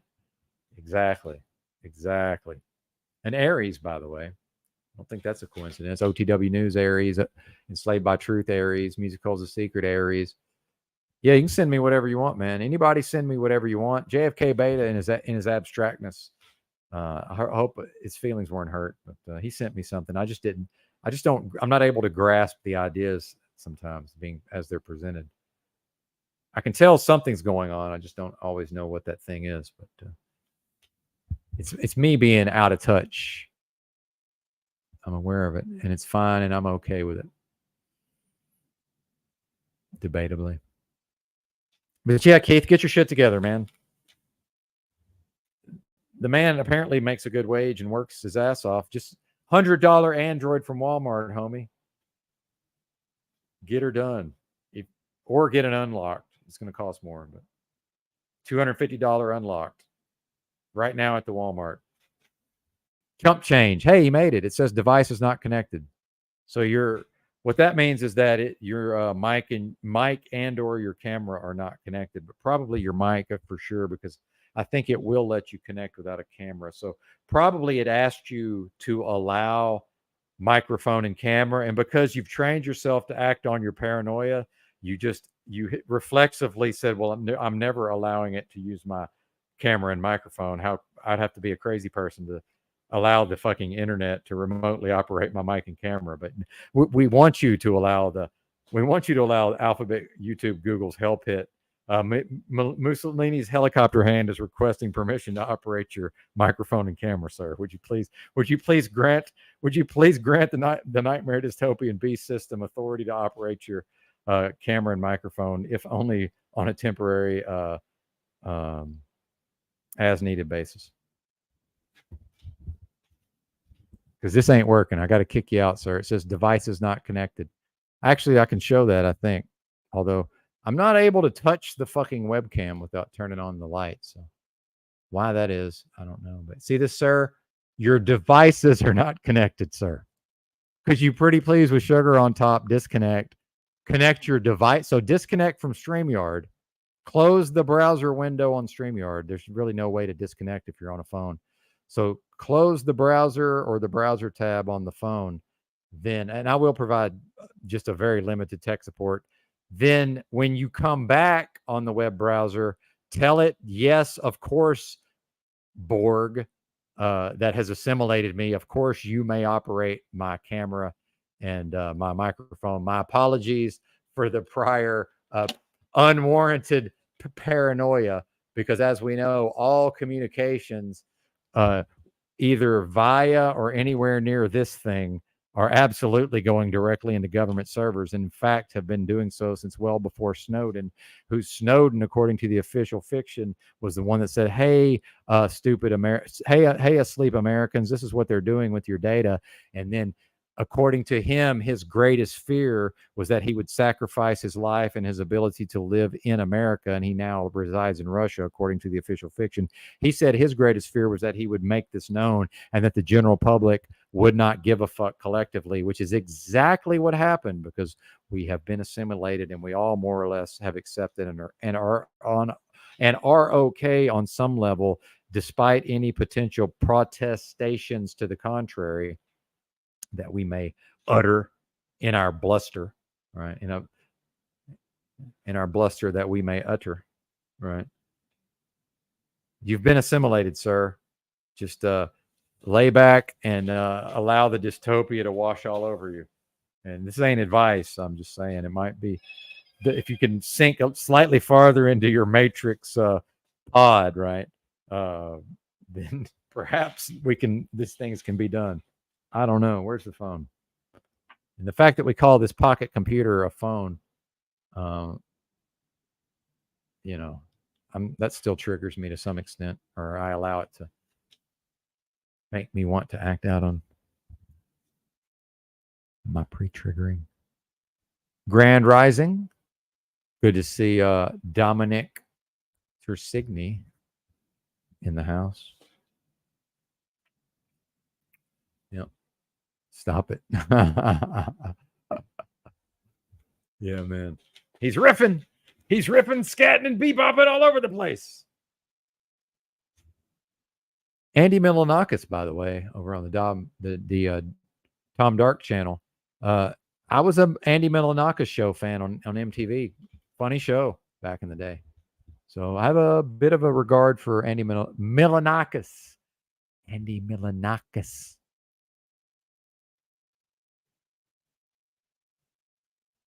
Oh, and the return of Stuttering John over in the Dabbleverse. And Stuttering John went on Cardiff Electric, a.k.a. the Potato, for the first time, which was a big damn deal. I watched most of the replay of that. I know most of the audience here is not has no idea about or is not interested in the Stut Joe content and the so-called Dabbleverse. Although unlike most of the so-called truth community, the Dabbleverse managed to, and that's the folks the community orbiting around Stuttering John Melendez, formerly of the Howard Stern Show and the Tonight Show with Jay Leno, or the Late Show, or whatever that was called. The Tonight Show? Yeah, the Tonight Show with Jay Leno. He's their lolcow, right? Although he's now becoming self-aware to some extent, but he never will fully be able to achieve that. Three Loco. What's up, O'Shea? Good to see you, brother. My dad, I think I finally got my dad to tune into a broadcast, although probably the replay, and he texted me and said, what's this O'Shea all about? Or something to that effect. It's funny. You see, how did he word it? And this is the guy that originated my padna. So this is the origin. This is Benton's origin in some ways. Well, in many ways. He said, yeah, what the hell? Oh, I went too far. O'Shea, what is his trip? That's what my dad said. O'Shea, what is his trip? Yeah, Riff Raff. Riff Raff, low-key fan of Riff Raff. And just, if not just the presentment. Then he hit the weights, right? So, yeah, maybe I don't know that I'm into the grill, but yeah. There's something there. Epic. James Franco in Harmony Korine's Spring Breakers. Franco playing more or less doing his version of Gary Oldman's the pimp. What was his name? From True Romance. Oh. I read this the other day too. There's no way I shouldn't be able to get to that. This is the cognitive decline from the health issues. I should be able to get to that because I read it I saw it visually. Oh, well, that's all right. And then Weeds. I was a big fan of Weeds, the TV show, and they had a guy called U-Turn, and I always think U-Turn instead of whatever Gary Oldman's name, the white pimp, was in True Romance. But yes, Franco's white pimp. Or white pimp adjacent. Big fan. That was good stuff. I'm just rambling. What up, RT? RT in the house. Good to see you, sir. ASMR.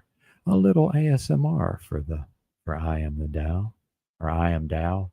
Never can remember. I never can remember which. Heavy breathing. EBT. EBT ain't a fan of the heavy breathing, y'all. Brian is an objectively handsome man. For whatever that's worth. It's funny because I don't. Part of my autism is, especially if I'm on the screen, I'm looking at me, but that may just be the Leo, and I've never met a mirror that I didn't like. So let's not blame the autism for that. But that's probably this too much Leo or too much in love with myself. But I guess I never really scrutinized the O'Shea fucking rectangle on the screen, the Brady Bunch squares. But then one day, I had been watching Mr. Unslaved enough that Jeff and Allie or whoever had been on there, or Annie or whatever the fuck it is. Device is not connected, sir. You must tell it that it is able to use your microphone and your camera. And I know there's no way you're set up to let that thing use your microphone and your camera in your browser. See, the devices have to be connected or you cannot be here. So I can drop you out or you can disconnect, which for you would be to click to kill the window, to close the window. But I'm gonna. Oh, now he's here. His devices are connected. Hey, now. Well done. Yeah. I was traumatizing. I know it was, sir. If that's what it took to get onto TikTok, you'd do it effortlessly every single time, just on a genius level. Amazing how that works. They got us right where they want us, sir. We've been assimilated. Now you're not connected again. Yeah. You're not connected again, sir. Now you are connected. So. Yeah, I was grabbing my ankles. That's all. It's all good, man. Yeah. Fuck. Okay. We good now? You're on the worldwide broadcast, although it is mostly United States. 75% United States viewership. Between 20 and 30% female, believe it or not, depending on what's going on and maybe the time of the day, right?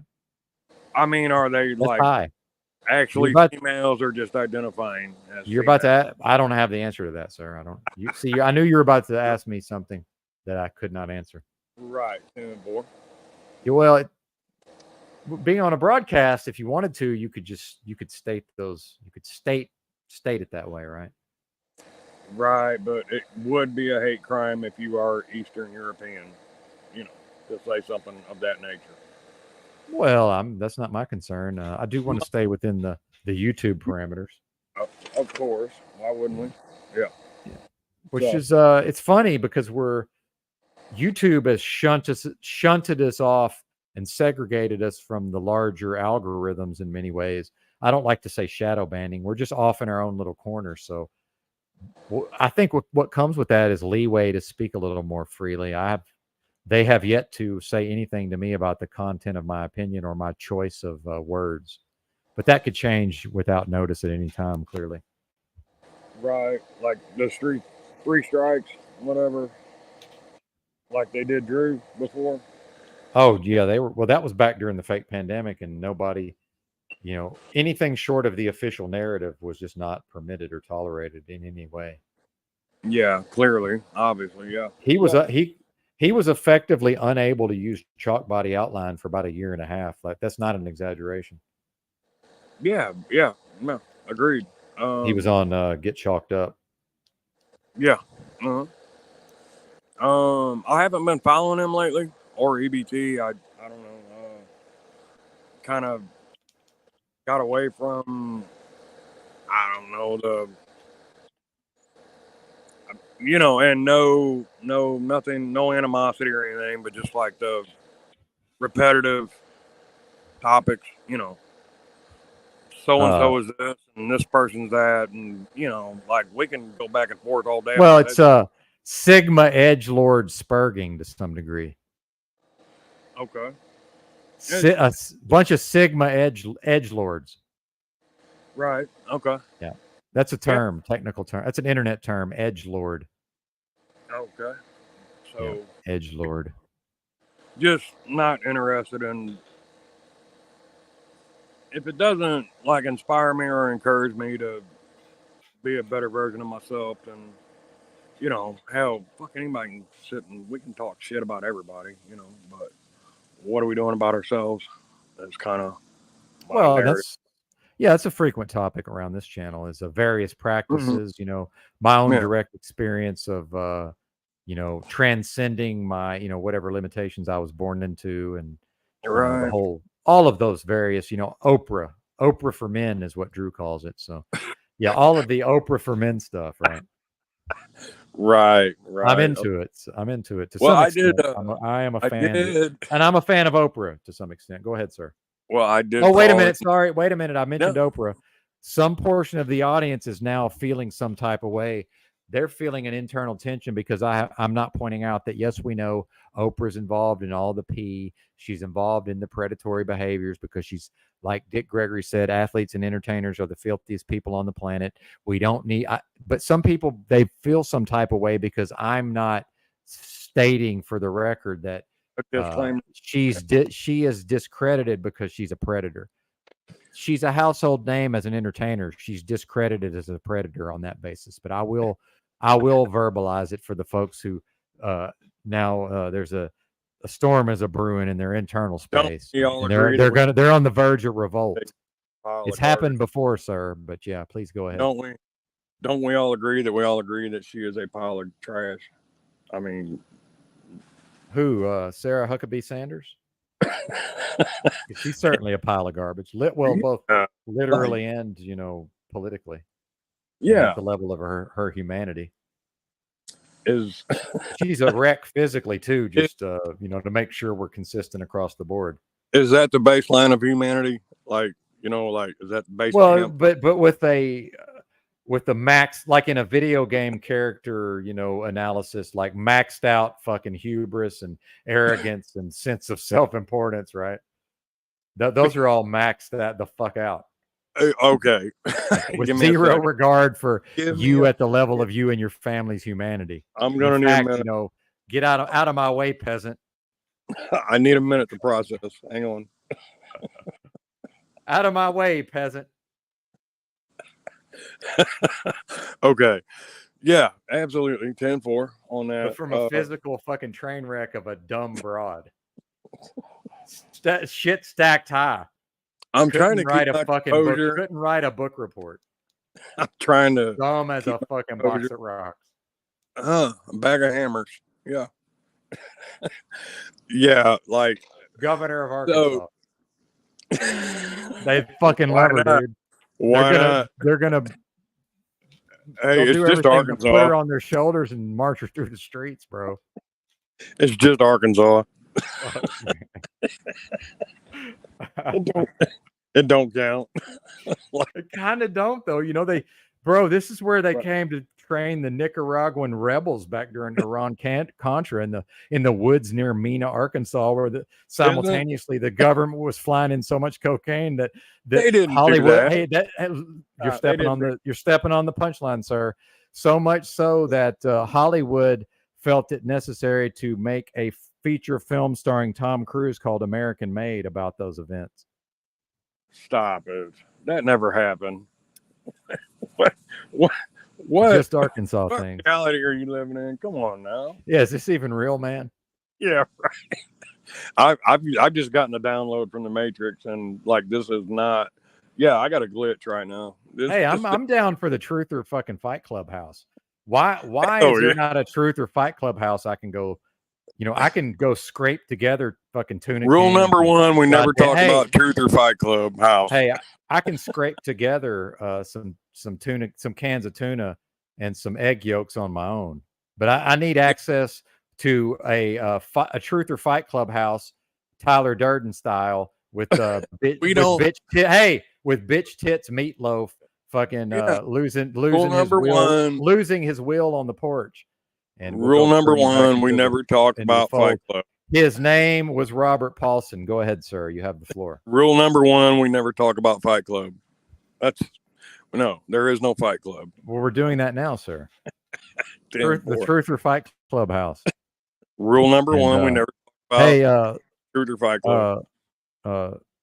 The master suite always reserved for Mr. Unslaved, but I'll take a bedroom with an internet connection, and 10-4. I can, be some level of Matrix of what Morpheus from the Matrix, fucking Kung Fu master. Some of these youngins can come try out my Kung Fu, and I'll flip them on their head a few times and teach them a lesson or two to their Neo, right? My Morpheus to their Neo.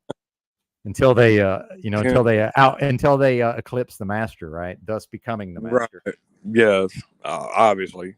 That's Clearly. my idea of a good time, Keith. Mm-hmm. So I work with a young man. He's about, I think he's 24, and he has a child on the way, whatnot, etc. Just like doing the fucking worker drone shit. Normied out. He's all normied out. Corporate male slave in the vernacular of full on fucking corporate white male corporate slave, according to Mr. Paul Enslaved. Shout out to proper instruction motivates people. Please continue. We will have some I don't want to say in-depth conversation, because it's always, I'm crazy as fuck and I'm toxic, and the government would never lie to us type shit. The whole fucking just we sent the moon landing shit. We'll talk about that. He's like, it's probably fake. I was like, Keith there's no gets locked in. Keith gets locked in on things for the audience. So it's probably fake. And probably. He Yeah, cannot cope with that word probably existing in a sentence. Like the whole. Please remove the word probably from your sentence, sir, at once. It is or it ain't. Like with me, it's if one part of it's bullshit, it's all fucking bullshit. But yeah, it's probably fake. I'm like, I see what you did there, Robert Sturek. Well played. It either is or it isn't, and why would they lie to us? Like, the old fucking hurtling through the fucking universe at 1,000,000 miles an hour, at 1,000 miles an hour, and paging Zetetic Warrior to the panel. Zetetic Warrior to the panel. Seeing the same side of the fucking moon every single day. It's probably fake. It could be, but I'm just not sure. I haven't let go of my cognitive dissonance yet enough to say, yeah, I've been lied to, and it's easier to fool a man than to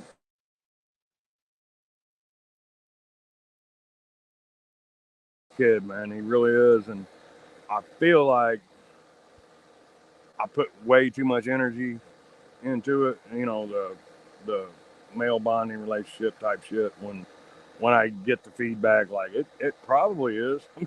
We called back to fucking Earth from 247 miles, 1,000 miles away with a fucking D-cell battery citizen band fucking radio to a landline, that type shit. And then I fucking feel real sad, and he even feels bad, like he has a child coming in to the world. He's like, this place is fucked up. I hope my kid is not going to be one of, a transformer type shit. And my response is, your child is going to be what you raise your child to be. Don't let the state and the fucking government departments raise your fucking kid and influence them. Yeah. And then the rebuttal is like, well, I got to work. My wife's got to work. It's got to go to school, that type of shit. But it doesn't have to.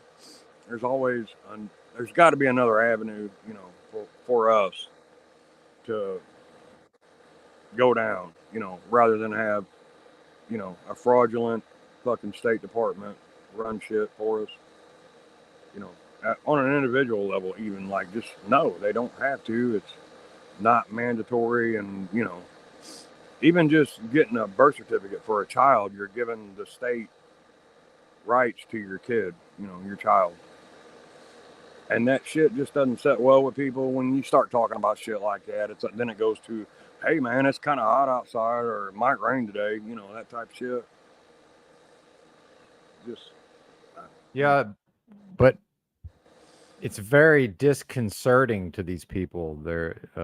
It's uncomfortable emotionally to be, from their perspective, it could be viewed as you're imposing on you. It's a transgression and an imposition. And it also is a transgression and an imposition that is causing, or at least contributing to them experiencing certain negative feelings that they're not comfortable with, and that they will seek to get away from that feeling, or to in some way placate it or give it what it needs. Right. Agreed. I mean, I spent like 8 months fucking of sleepless nights getting rid of religious beliefs, and fundamental, like the basic childhood shit I grew up with. Well, I must read a comment, sir. My apologies. Yeah. Land of the Blinded. I appreciate Land of the Blinded's comments very much. Parents are blind by design. Here, busy worker bees.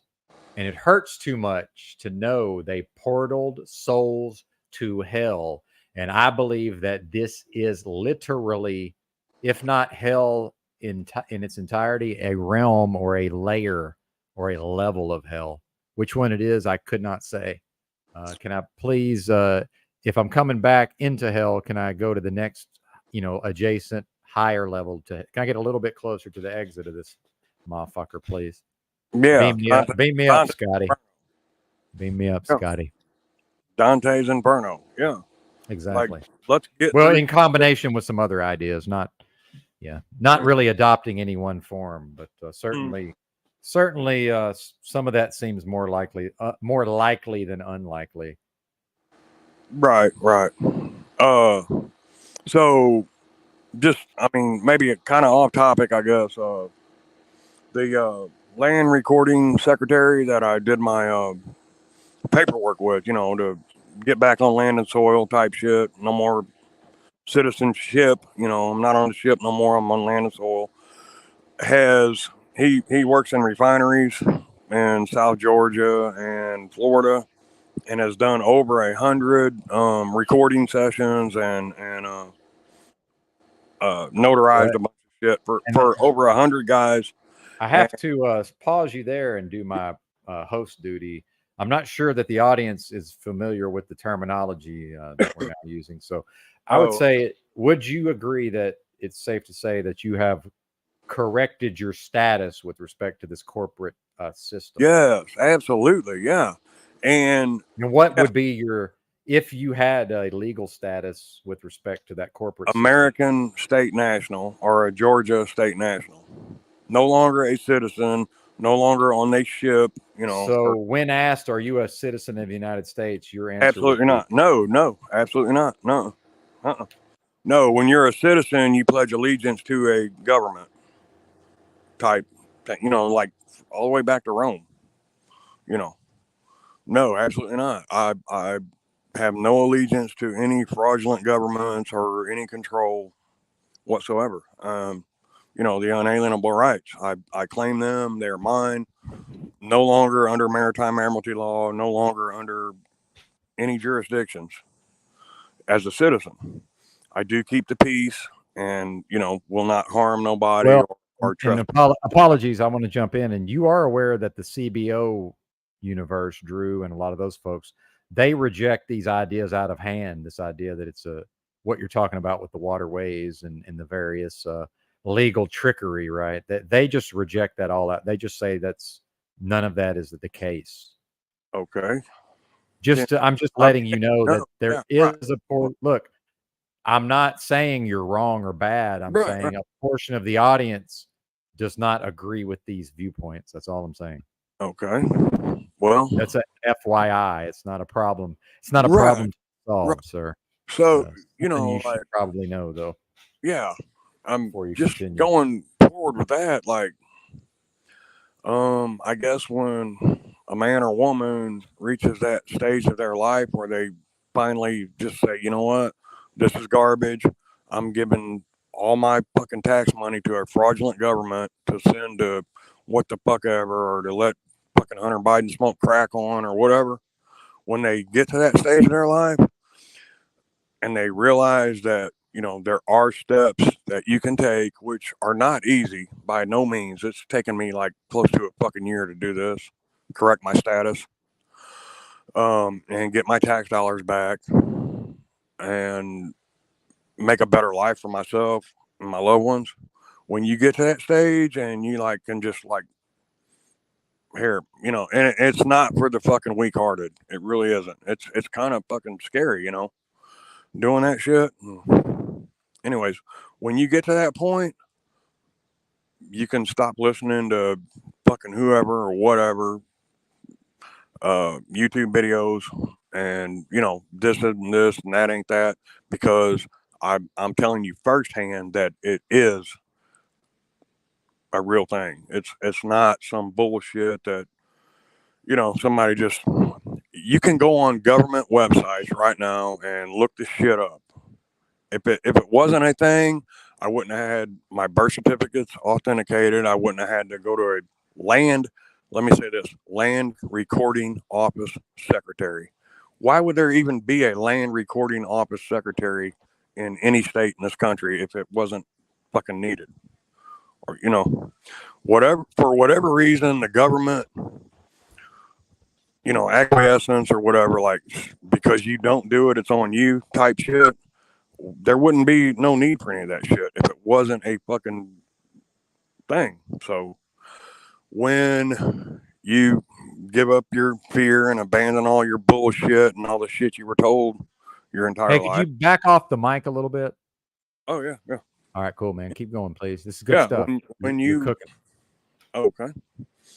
When you do that, you abandon all that shit and realize or come to the realization that there is a better way to fucking live rather than giving $2,000 a month of your earnings to a fraudulent government to do whatever the fuck they want with it.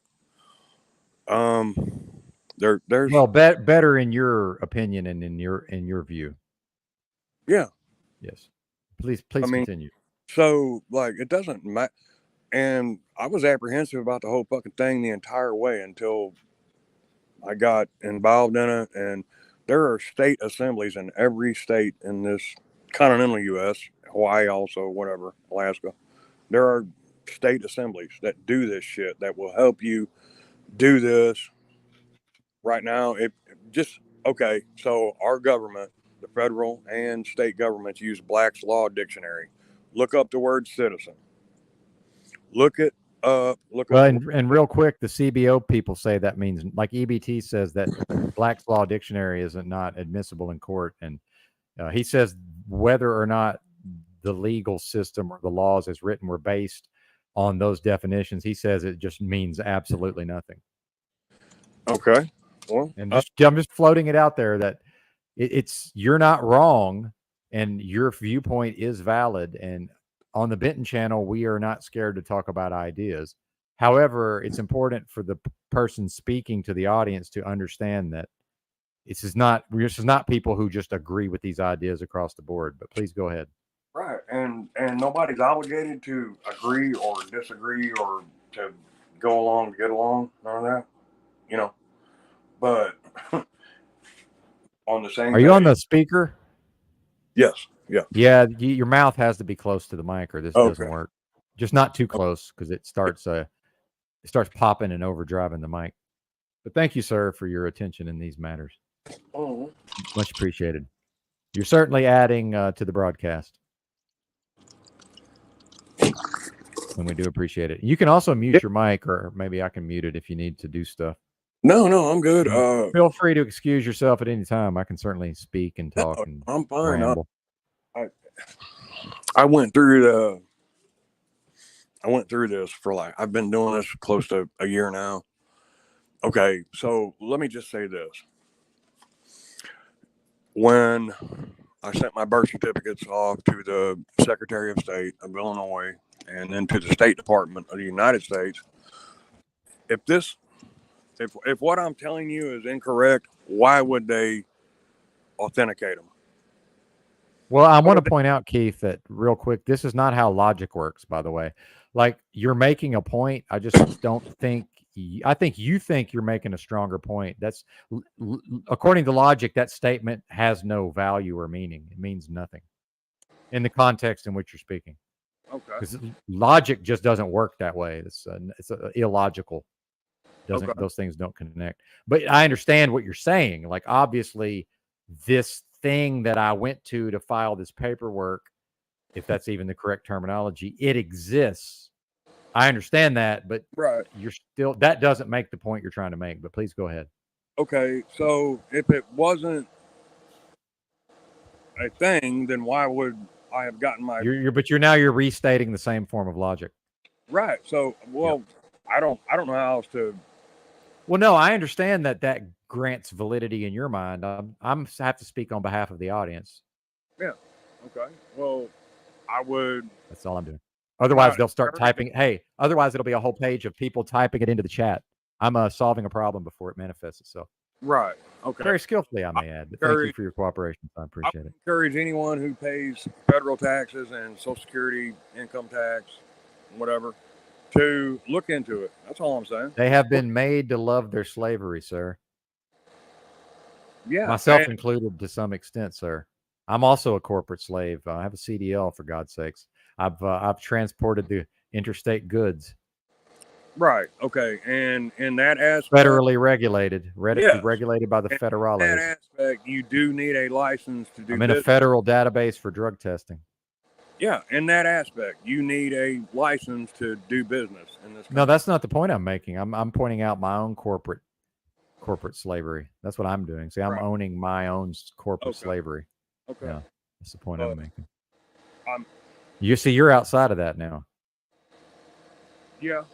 So that could be viewed as a superiority by some people. Some people would view that as a higher.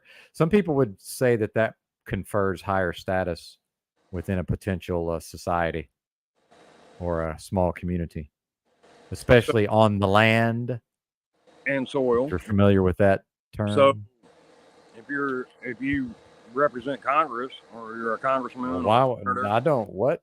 No. I certainly wouldn't do so. If one were to engage in such abhorrent behavior. Yeah, but they are not. They are not under jurisdiction. They're not. They're not under any jurisdictions that a U.S. citizen is under. Does that make any sense? Does that register? Like, they're in a District of Columbia, and we can go back to fucking Rome on that shit, but like, they're not under jurisdiction. That's why none of them go to jail. That's, for whatever reason. Well, by the way, in America, politicians, with some notable exceptions, politicians and high-level corporate executives also don't go to prison. With some notable exceptions. Right, because they are not under a citizenship jurisdiction like a citizen would be. Those laws. France, real quick, but France, over the Factor 8, the tainted blood products, France claimed to put some executives in prison in France. See, there are countries that do put executives in prison, but go ahead, sir. I believe this is one of them, as far as I can tell. Who, America? Yeah. No, we don't. No. We never do. Not America, the United States. All caps. Yeah, the United States doesn't put any of these people all in prison caps. either. Yeah. There are two offices. There's the United States. Other than Enron. Upper lowercase, and then there is all caps United States of America office. What up, Dow? Yeah. So I would encourage anyone that wants to investigate this to go ahead and look for yourself. Like, I'm not saying like focus all your energy on it or whatever. I'm just saying look into it. It is, and not to be facetious or a jerk off, it is what it is. And it's there, and for whatever reason, I don't know if it's cosmic karma or whatever. Well, I am planning to do my, some version of this process that you've now completed, and I'm procrastinating at present, sir. But it is in my plans, I must say. Yeah, you can go on the government website, us.gov, 1779 declaration, 2 witness testimony. Well, let's not necessarily advise the people to go on government websites now. Now Well, the order- paranoia and schizophrenia may be kicking in. Yeah, I have in some that, of and them, that's maybe in some why of the audience. it's taken so long to fucking do this. Let's not But feed the schizophrenia, sir. right. 10-4. I'm just saying, look into it. If you think it's bullshit for whatever reason, like I just want to make this for whatever reason, whether it be cosmic karma or whatever, the rules that they've put out there and the guidelines, they do follow them, but you have to, for acquiescence or whatever. If you don't follow them, you're responsible for. Shout out to Catch 22 in the chat. That's one of my favorite books by Joseph Heller. I've read it at least 3 times, I'm assuming. One of my favorite books of all time, certainly on the short list. He says, "Did your guest declare fiduciary with the SEC?" And I know what fiduciary means, and I know what the SEC is, but I don't know what that statement represents in this context. Feel free to decline to respond to the live commenter, but you're certainly welcome to. And the comment is on the screen should you need to visually refer to it. Okay, hang on 1 second. Although if that's going to mess up your what you're doing, let's not interrupt the flow necessarily. I did a notice of intent. Hey, you got a little too far away from the phone. Okay. We cannot hear you. Yeah. All right. Yeah, there goes the helicopters. I hear it. Yeah, they've. Well, hey, Right. Swarm. Yeah. You do. It's a tarp. I've done a common carry declaration. Where you don't need a FOID card, whatever. You don't need any documentations to carry a firearm. You don't need that. You voluntarily do that, because they told you. Which I never have, by the way. Yeah, Right. I never have. It's an unalienable right. You don't need it, but you've been conditioned and made to believe that you have to have that, or you're breaking a law, whatever. I have a right to defend my life that no man has the right to deprive me of. That's just the case of life and estate in my name. I've copyrighted my name, all names, all caps, uppercase, lowercase, initials, whatever. I've done that. It's been filed with the land recording secretary and office. Again, why is there a land recording office and secretary? All right, just please don't ever say that again on the broadcast, but thank you. Please continue. Okay. 10-4. All right. The 1779 Declaration, 2 witness testimony, Naturalization Act. I mean, all these things that, for whatever reason, when you do these things, they abide by. I mean, these are their guidelines that they put out there, and if you don't do them, then it's not on them, it's on you. You didn't do it. Well, and then the CBO crew will say, they don't believe, they're like, you can't tell me that there's this process, but then if you didn't make the right shape of box or container with the right color ink, then now your status is in fact not corrected.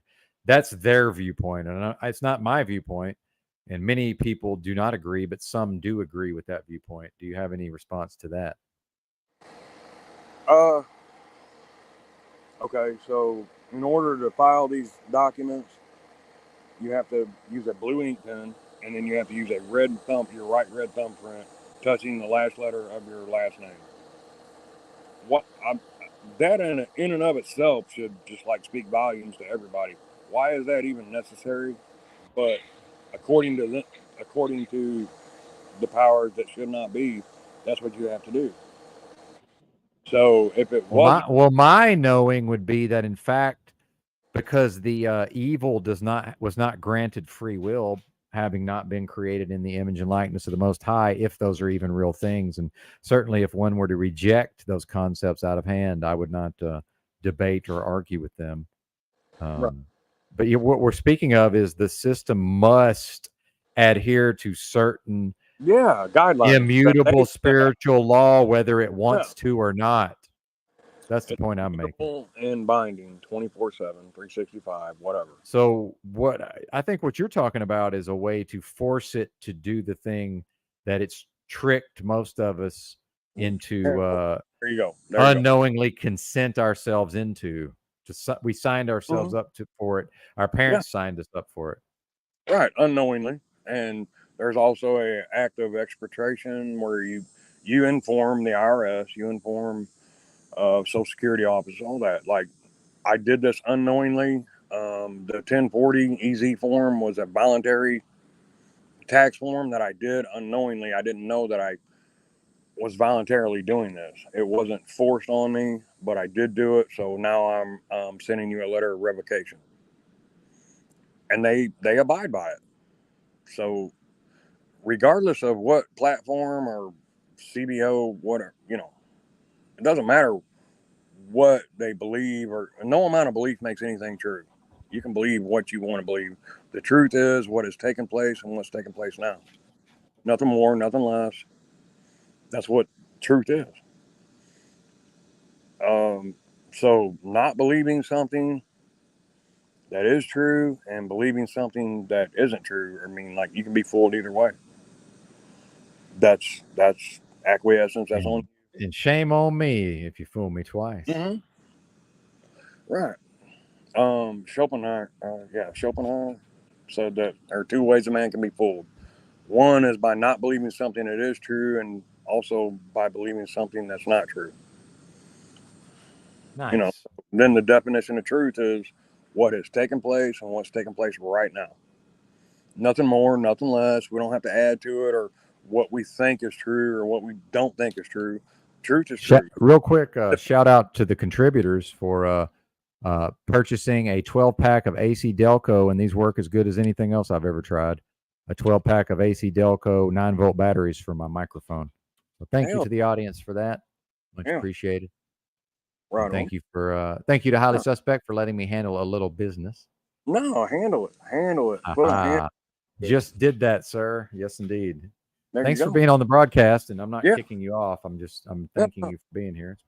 I enjoy it. It's fun. Yeah, absolutely. Much of the audience responds favorably. Agreed. All I'm saying is, like, if it's your intentions to have a better life in this system, this is maybe like a little side door thing to do, and have a better life and keep your money, keep your earnings, whatever. That's all. Yeah. I could probably actually live on a 40-hour job, $15 an hour, but I need the entire $15. I can't do it if I have to take a haircut. I could stay here $800 a month and actually pay all of for 40 hours a week, 15 hours. So, $15 an hour, 40 hours a week. I could absolutely, which I could do in like 3 days, depending on the job, right? As of right now, my job 3 on, 4 off, 40 hours. Go ahead. Yeah. As of right now, I'm paying a little over $2,000 a month in taxes. They're keeping that. Yes, I know. Yeah. So your labor, and see, I do go a little commie. I go a little Marxist with it.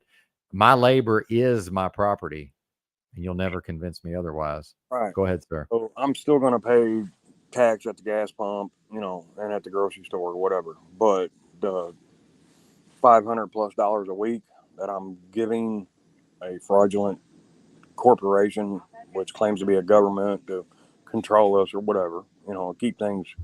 They have failed miserably.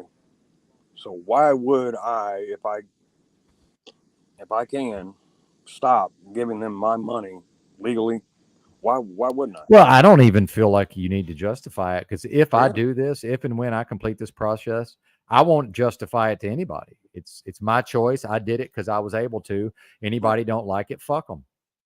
Right. And that's my view of it.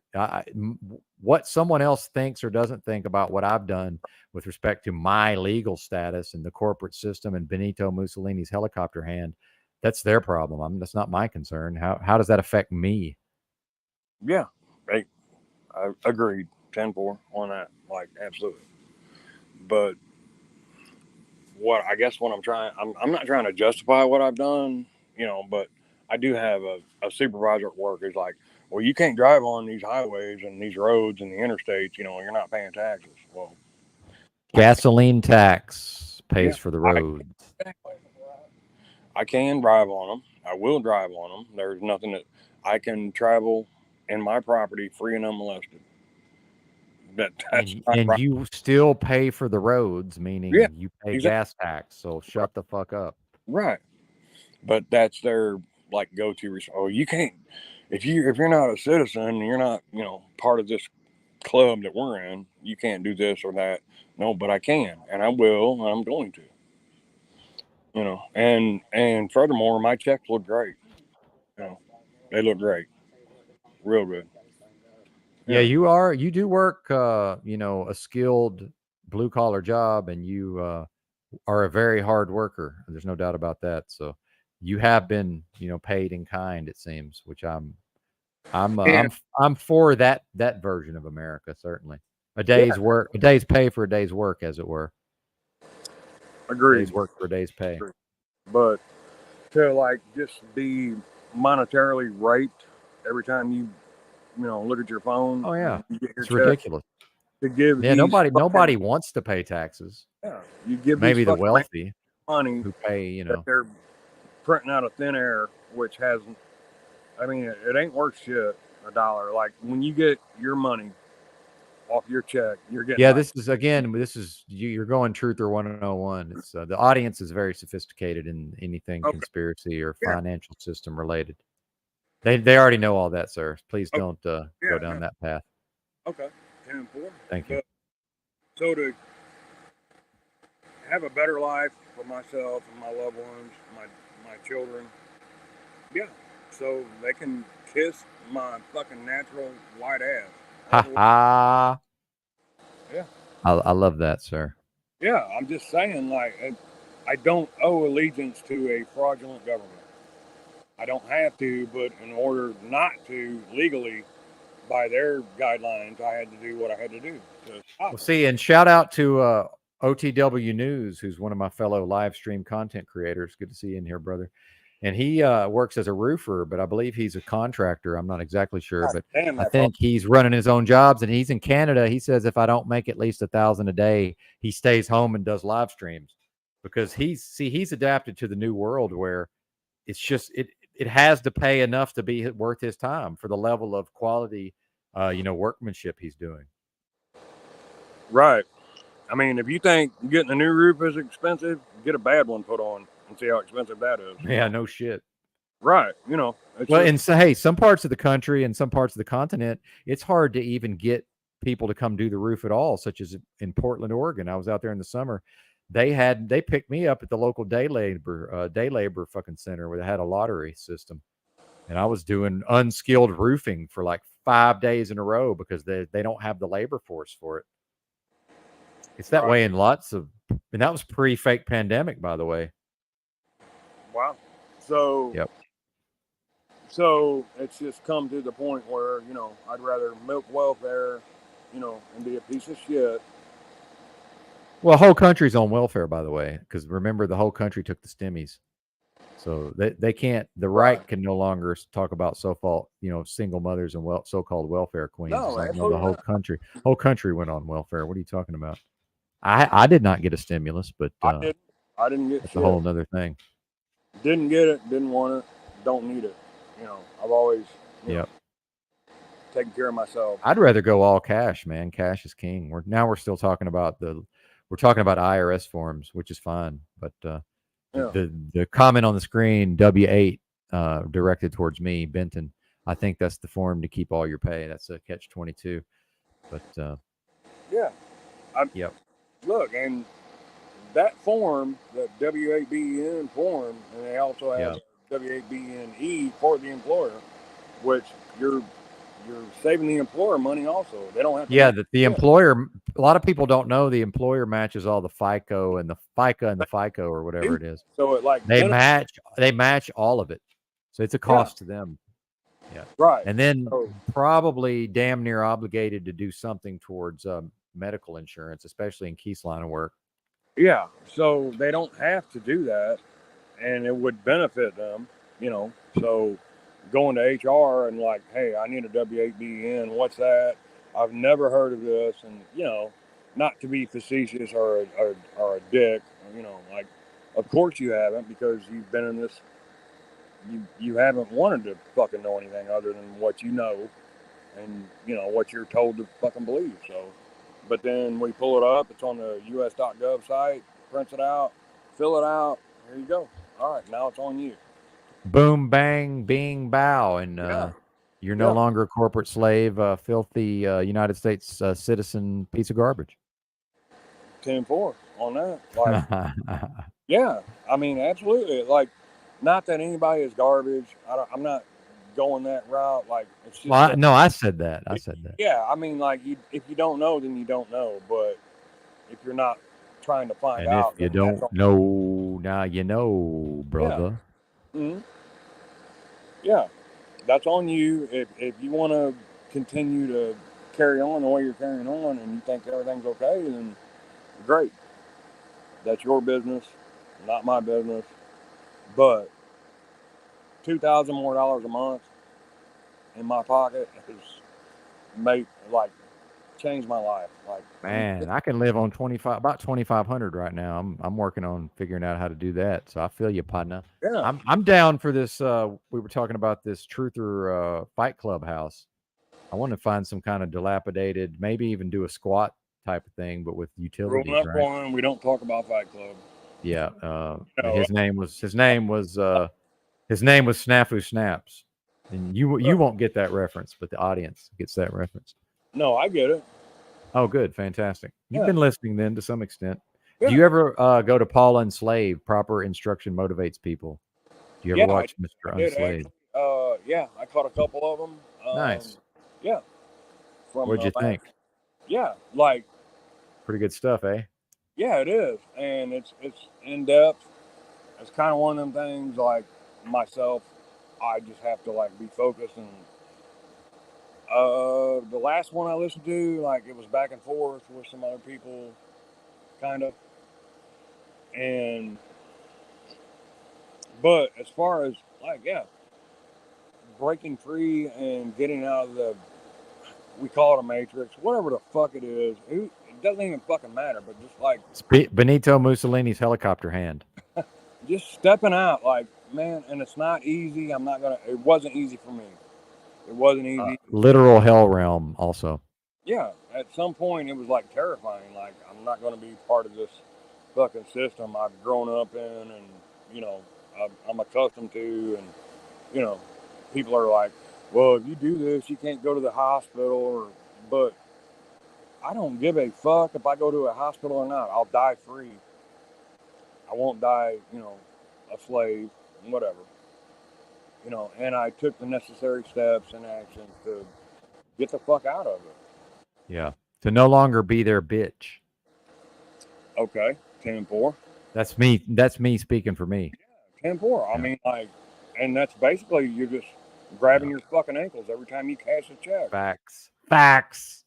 I mean, like, Facts. are you not? Like, what? Of What? course, that's what one is doing. Of course. What is that money going? How could it be any other way? Right. Yeah. You know, but you're conditioned your entire life to think that. Well, I would say the masses are conditioned. Mhm. Not everyone receives the full dose of that programming, but generally that is a part of the MK Ultra, trauma bonding, fucking satanic ritual abuse society we've crafted for ourselves here. Seemingly. Yeah. Agreed. And like, I'm not gonna fucking bullshit you. Like, it was like there was a few moments where I was like, do I really want to do this? Is this the best? Yeah, and fucking like everything you want's on the other side of fear, you know. Bam. Everything you want is on the other side of fear. Just fucking step through it, do it, and fucking, you know. Get her done. Yeah. Enjoy it. Enjoy. Oh. Yeah. Just enjoy. Life is but a dream. What a journey. I love it, man. It's a lot of fun. Very interesting times to be sure. Yeah, absolutely. With the information. And, Hey, OTW's trying to move me in. Who is He's it? got a place for me. He's I found the French Canadians to be very hospitable, accommodating folks. I have met some. I've met some French Canadians. In fact, 1 year in Portland, Oregon, at Burnside Skate Park on my birthday, and that's a world famous skate park in Portland, Oregon. I had a skateboard. I was down there the night of my birthday, drinking a few beers. Met a couple of young lads from Montreal who had ridden trains and or hitchhiked down, and they were skateboarders, and had a few beers on my birthday with some fellas in their early to mid 20s there at nighttime at the Burnside. I think I started to pass out like in the skate park, and I was informed I was not allowed to pass out there because it's more or less a historical monument.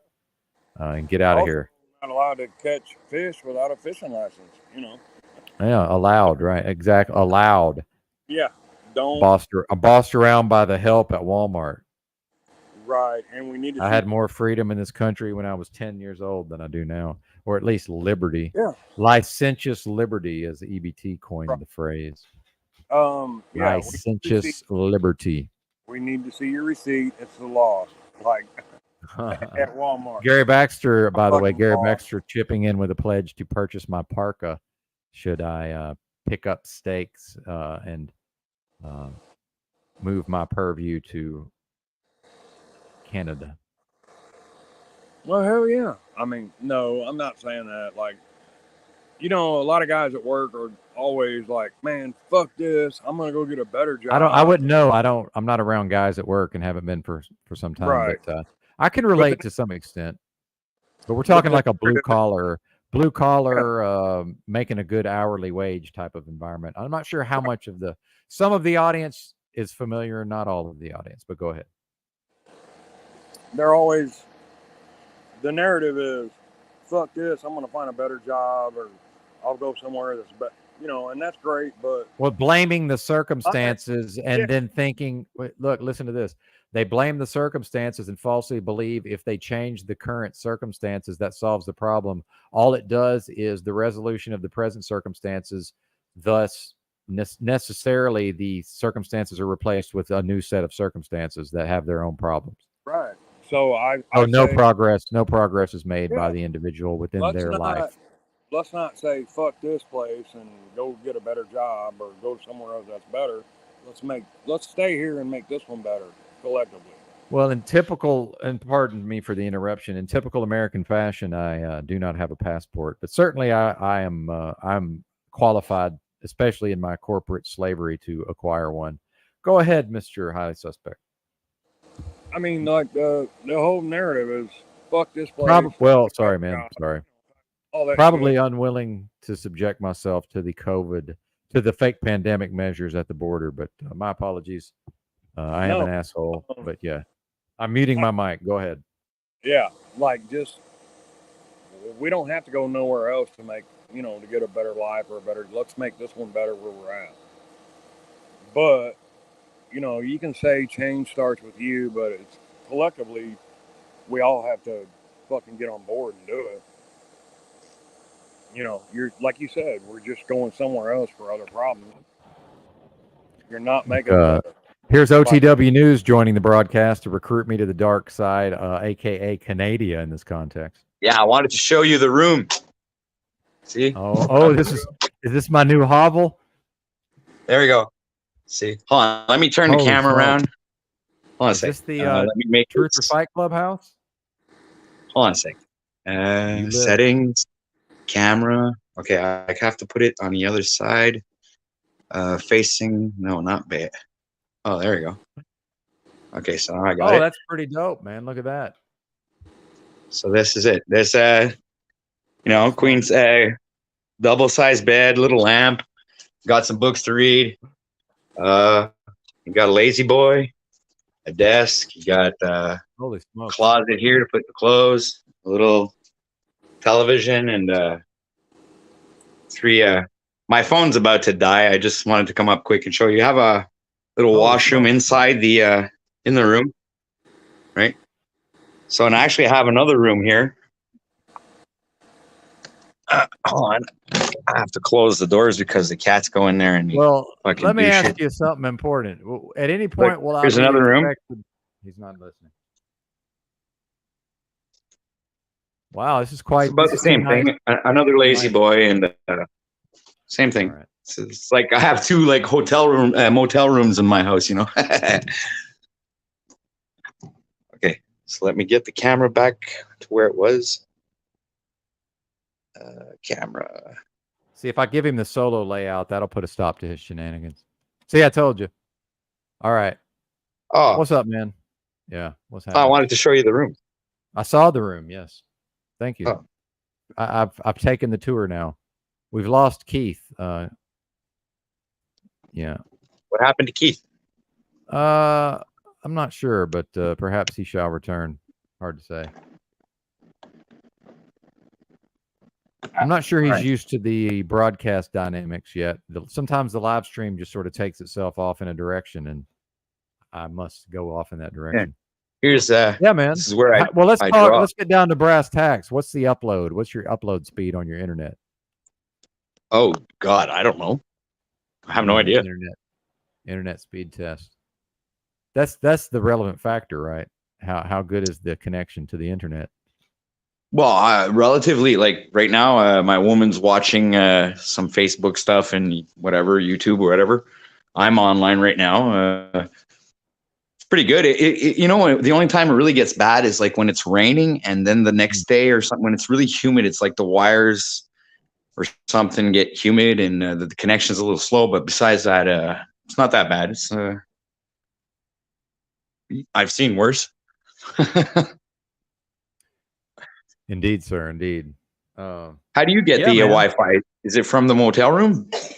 I'm hot spotted off of my phone right now. Verizon prepaid. Oh, 25 gig hotspot, and they're pretty liberal with the 25 gig, I must say. Yeah.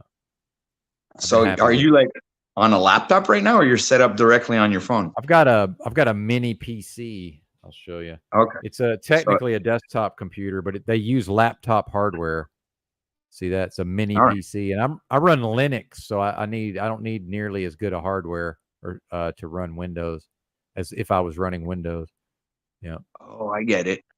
I got dual monitors, dual LCDs. They're about $100 a piece. The broadcast bought me one of them. One of them was paid for with a donation, $100 donation. Cool. And those I can just throw in a backpack. It's kind of a pain in the ass to break it all down and take it to the library, but and I used to be a computer nerd, so you know, whatever. $25 webcam and a little bit of audio gear, man. There's not much to it, right? It's kind of amazing how cheap this stuff can be. Yeah. You can set yourself up easily for like under. Let's say you want to.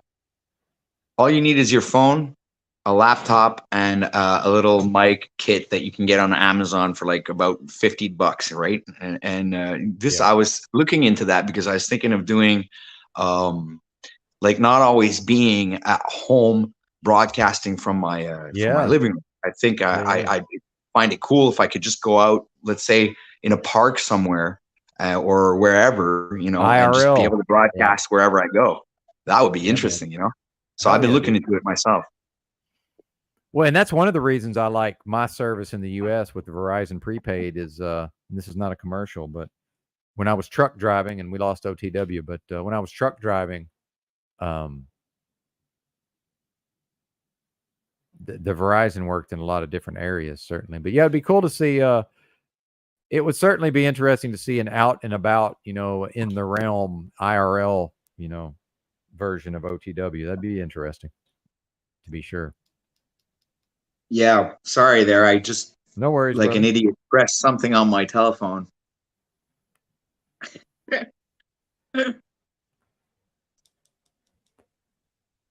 So I didn't get what the last thing you were saying just before I kicked myself out. Yeah, my short-term memory shot, and then the THCO just finishes it off. So I have no idea. I can't call it, man. Yeah, I'm rolling one right now. Well, it messes up my tolerance, so it really wrecks the tolerance. So I'll have to take a tolerance break in a couple of days. But it's still working for now. Cool. I think this is all weekend. It's going to be an all weekend thing. I'm pretty sure. I'll just keep hitting the vapes all weekend. Yeah. Well, it's cool to see you live this morning. Thanks, man. Yeah. Thanks for cruising by. I'm just at this point just hanging out. I'm probably going to try to see if Keith is coming back. Yeah, it was a great conversation you guys were having. I think so. He might have just not wanted to hang out while me and you had to talk a little bit of business or shop, right? Talk shop. Good broadcast. Great broadcasts of late, by the way. I've been keeping my eye on what you're cooking up. So yeah, and I've been keeping them shorter now as well. Nice. It's like 3 or 4 hours, I think, is enough. Yeah, definitely. And plus that, with all the in the wintertime, it's a lot easier because I'll work a lot less, So, and I usually find myself a job in a restaurant or something there to do a winter work. This because okay, yeah, off season stuff. Yeah, seasonal. Yeah, or off season. Yeah. Yeah. It's the season where you don't make any money. You end up going to work for the same salary that you'd pay somebody to work for you, right? Yeah, there you go. Winter, yes. Winter is coming, sir. Yeah, I know. That's funny. Well, we don't have winter like you do. We don't, compared to your winter, we don't have a winter at all. So, yeah, that's one of the reasons why literally. I'd love to go back. I'd like to move or go to the United States during the wintertime. That would be epic. Yeah, man. Maybe there could be the establishment of a truth or cross-cultural exchange within North America, right? Hey, yeah, that would be awesome. Why not? Yeah. My concern would be, what do they want to put up my nose? What kind of probing into my nasal passages are they going to demand? That's the same concern that I'm not willing to subject myself to. Yeah. No, exactly. Neither am I. I'm not doing it. Yeah, it's all depending on what happens at the border. You know what I mean? Yes. So I'm probably not coming on that basis, but you never know. I walked into Mexico the one time I went to Mexico. I caught it right before they changed it, and I walked into Mexico without no check of any kind. It was glorious. Took me 3 hours to come back into the U.S. on foot because I'd parked my car on the state side, U.S. side. Down in San Diego, Tijuana, south of San Diego, Tijuana, Mexico. Yeah, come on back, highly suspect. We're just hanging, man. We're just chilling. OTW is rolling a doob. Yeah. The device is not connected, sir, but maybe it's going to connect. It seems like it says not connected, and then he does something in it, and then it connects. Maybe it just likes me to show that it's not connected. Oh, you're connected. See, now he's connected. Bringing you on, sir. Welcome to the stream, highly suspect, aka Keith 10-4. Good buddy, how you doing? All right, then. Yeah. And I'm killing my cam for bandwidth. You can leave yours on or kill yours as you see fit. There, OTW. All right, no, I'll kill it anyway. I have to save on battery power. My battery's dead. I have to plug my phone in. Aha. All right. What's up, Keith, man? What's happening? Oh, not much. I just dropped off the call. I don't know. Yeah. Sure. Well, this is OTW News. He does live streams. He's in Canada. Meet awesome. Keith, my buddy that I know from Georgia. Lives in Georgia in the U.S. What's up, Keith? Hey, man. Nice to meet you. Nice to meet you too. Yeah, 10-4. Yeah, OTW's. He said that he was enjoying your conversation, the conversation you and I were having about the correction of the status and all of those matters. Right. I've put a lot of energy into trying to help others do it, but it's it's a personal thing. Like, when you're ready to do it. I've given a few guys at work some info on it, and they're always like, "Oh, you're not going to be a citizen anymore," that type thing. Like, yeah, and no, I'm not going to be a citizen. I'm not a citizen. And that's a good thing, But the conditioning and the repetitive bullshit they put in our heads our entire lives is, you need to be this to do this or that or the other thing, but you don't. You don't have to,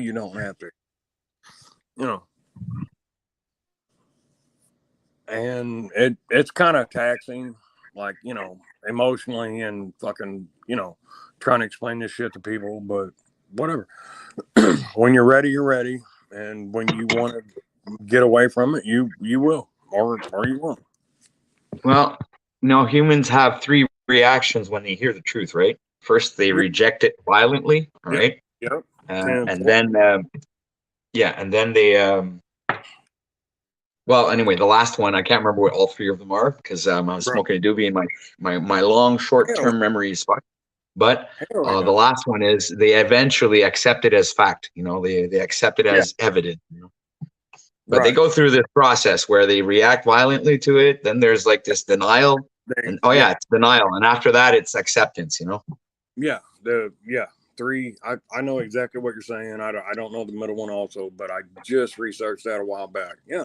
And those are facts, and I'm guilty of it too. Like, you know, just it's insane what we have to do to what we have to go through to see something that's actually true. Like it's like 5 stages of grief. I can't believe I was lied to my entire life. Shit. Okay, I was lied to, and now okay. So since they lied to me, what am I going to do about it? Type shit, you know. Well, and from my perspective, I've been like, okay, well, I don't believe anything that fucking comes out of the television or the radio or anything for that matter, you know. It's just Absolutely. None of it. Just, you know, and today, I guess we're letting the TV and the video games and shit raise our children, you know, while we're off, you know, being corporate slaves, you know. And they tell our kids, you're this, you're that, or you can be this or that. You know, nothing fucking matters. You know, if you think you're a fucking orangutan, you know, whatever. You can do that. Yeah, no, it's true because, you know, even in grade school, I remember you'd watch these little kids shows like Sesame Street and stuff, and then they'd have like I remember this song and then they go like, well, you can be anything you want, and it's like they'll show you like there's all kinds of uniforms that you can wear. There's the football uniform, and then there's the baseball uniform, and then they get you with sports, and then they go, you know, and they fill your brain in with like, oh, there's the policeman uniform, and then there's the you know, the fireman uniform, and it's like a song that they make with that. So they get kids to, you know, they program the kids in their minds that they eventually in life are going to be wearing these uniforms. It's like preconditioning them through cartoons. Yeah, agreed. I just, and it's like I said prior to this, don't let the television, the state, or the government raise your kids. You know, don't let them do that. You don't have to. And as soon as you fill out a birth certificate, the state's involved. You know, you're a ward of the state. Don't let them have that authority over your family, whatever, anything. It's your life. You know, as long as you're not hurting anyone else, or trespassing on anybody, or being a fucking intentional asshole, you're good to go. You don't have to. You know, and I see so many people. South Georgia right now, like 110 degrees heat index. And I see fucking people at the gas station with masks on. Like, whatever it is. Just like, what in the... That's crazy. Still, like today, oh yeah, okay, I might fall upon maybe one person once in a while that has one on. But I figured it's because maybe they're sick and they don't want to make others... They're self-conscious about how, you know... I don't know. I mean, it's like I don't like to really judge anybody for, like, let's say right now wearing a mask, because you never know why, like the reason why. It doesn't necessarily mean that it's because of like the past few years. It might actually have a certain condition that the person would like to respect other people. If you see 6 out of 10 people doing, you know, they've been conditioned, believe, whatever. And it's we're in fucking summertime down here. There are no viruses. You know, it's too hot for that shit. You know, and it's too hot for you to be stupid right now. You know, and it's too hot for you to look at me like I'm an asshole because I ain't wearing one. is what I'm getting at. Like, just, like you get glares and side eyes and they're fucking throwing shade at you. Like, you're an asshole because it's 110 degrees. I got a fucking mask on. Look at me. I'm virtuous, and I'm so concerned about bullshit I seen on a fucking TV. Well, That's garbage. But it's still taking place.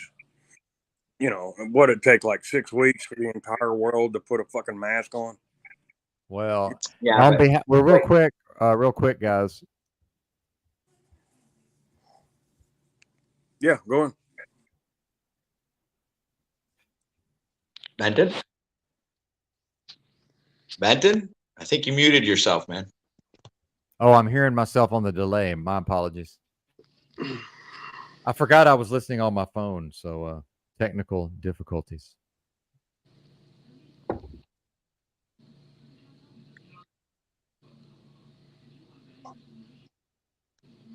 Well, I was just going to say that I don't know. I tend to not want to be too harsh with these individuals because they know not what they do, and they don't have either the awareness and the cognitive abilities to be, like really. I don't know. It's like some people, like they've been drilled in a certain fashion all their lives, where it's kind of hard for them to come out of that box. You know what I'm saying? People Agreed. don't really think outside the box because they think that the box is already made and they don't need to do anything. It's already made and done for them already. So they're like just riding the ride. If you think about it, Yeah. they're not really. Yeah, exactly. There's no real I creative aspect to these individuals because they're just programmed in the fashion where they're it's normal. It's yeah. That's this. I think this is how they define normal. You know what I mean? Because Agreed. things don't change. Kind Definitely. of like it's always Yeah. the same. There's no evolution. There's no real except for the narratives that they push. But besides that, there's I'd even say that people are getting stupider and stupider instead of actually getting smarter. Agreed. And I would say that it's probably a lot easier to be, like that. It's easy. It's not easy to step out from the herd, and be an individual. It's not, for me, it wasn't. Like, Well, actually, it was hard for me to be normal. That was I just couldn't.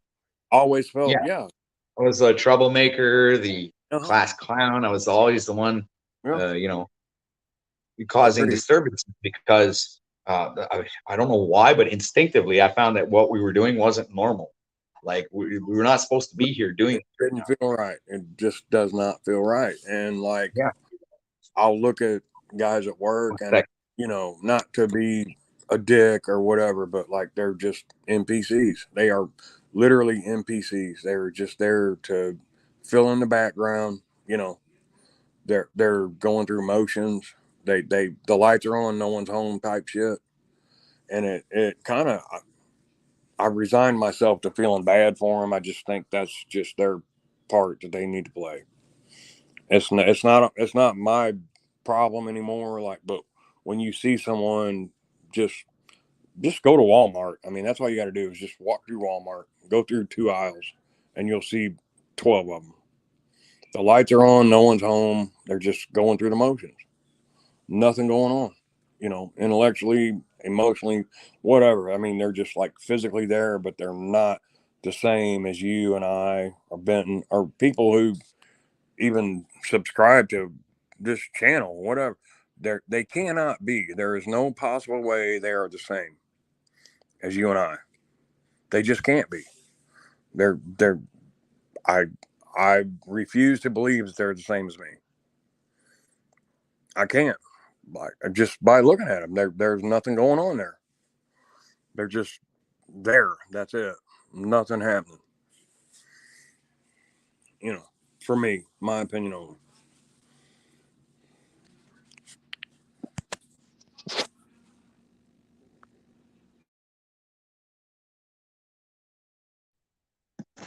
Yeah. Sorry, guys. I got a phone call.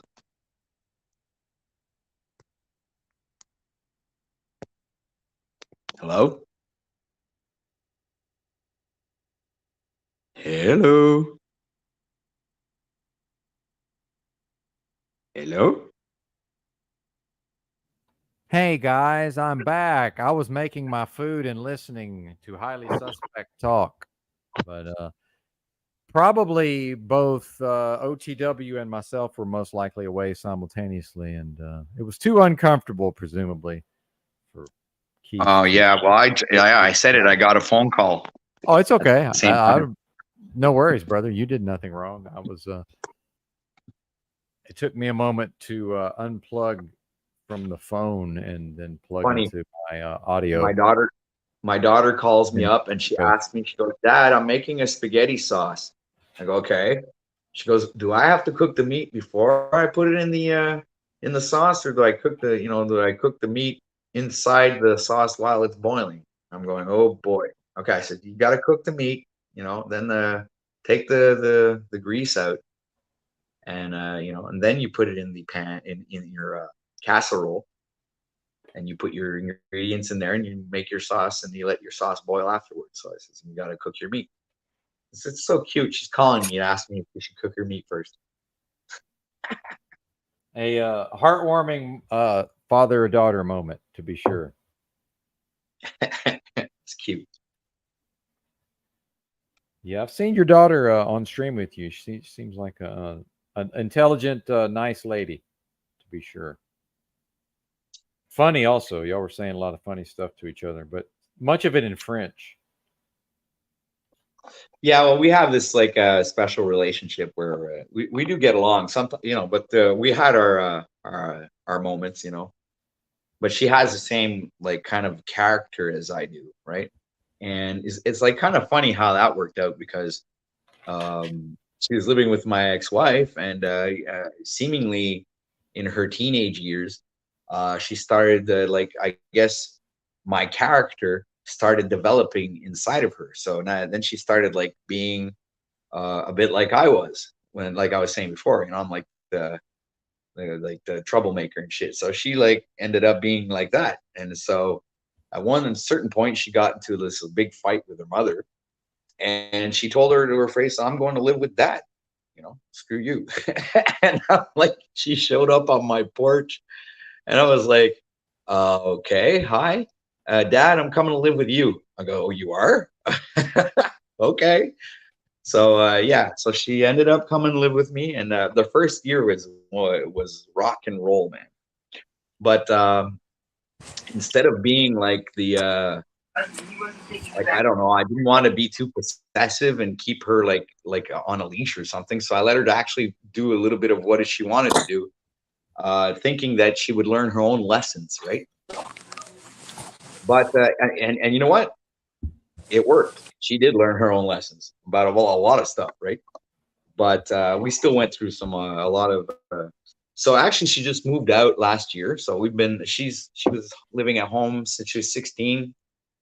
At 18, she went and lived with one of her boyfriends, but that list didn't last too long. She came back like 4 or 5 months later, and yeah, and then last year she met up with this guy, and now she's pregnant and everything, and they moved out last year in around October. It's going to be about a year now, and yeah, so now she seems happy. Everything's great. I'm happy for her.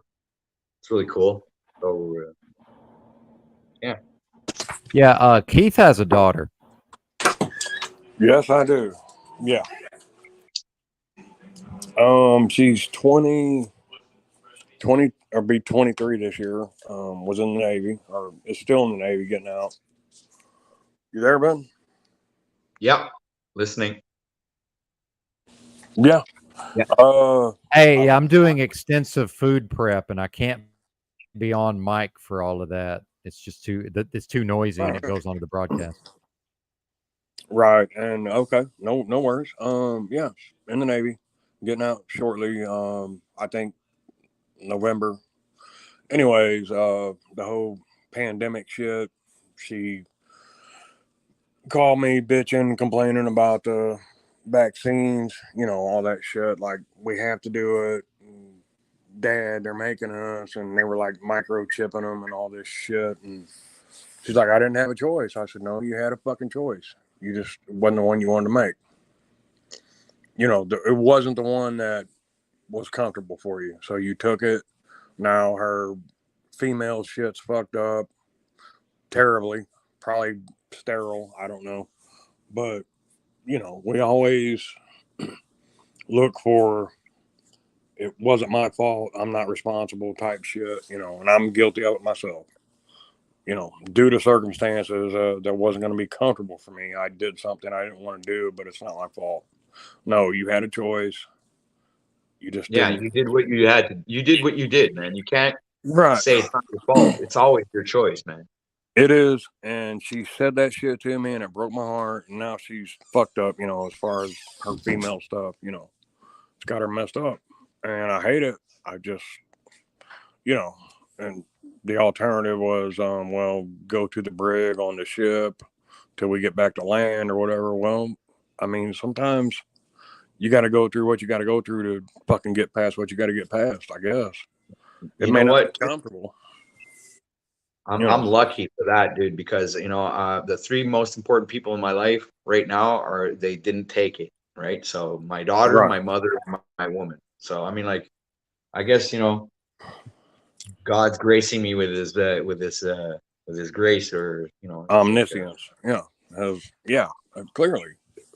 It just, when we become compliant, where we're just, it's just gonna make me uncomfortable, you know, or am I gonna have to fucking do something I don't want to do?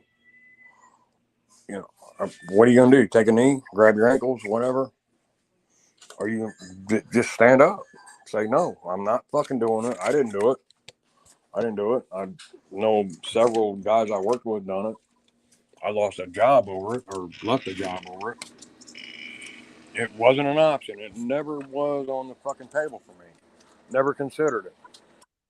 No, I'm just not going to be controlled or fucking told what by anyone. Period. Just not you know doing what's it. funny?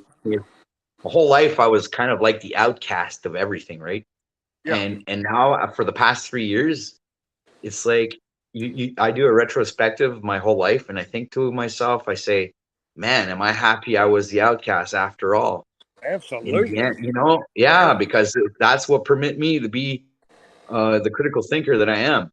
You know what I'm saying? It's like it's like my whole life led up to these moments. I believe, you know, where that choice was gonna be, you know, right, given to everybody, and I'm you know, I'm not gonna be the one that's gonna follow suit like the rest of the classroom. You know, like and like there's a freedom in it, but it's also like you know, it kind of sucks in a way. Like, you know, you're not part of the fucking herd, you're not part of the sheeple, but who wants to be? You know, do you really want to be that like everyone else and fucking not be individual? The herd mentality, like they're doing, is just, it makes me fucking physically ill to see it. You know, and I'm good with it. I don't want to be part of the club. I never did. I just didn't know until recently. You know, not recently, but a few years back. Like I was like, no, this ain't for me. This is not what I'm here for. Whatever. You know. But yeah, always. And it's strange, like the collective or the group that we're in, like we're always like, we all feel the same way. Like we've always been outcast, black sheep type folks, whatever. But it's for a reason. Like we're have a soul. You have a soul.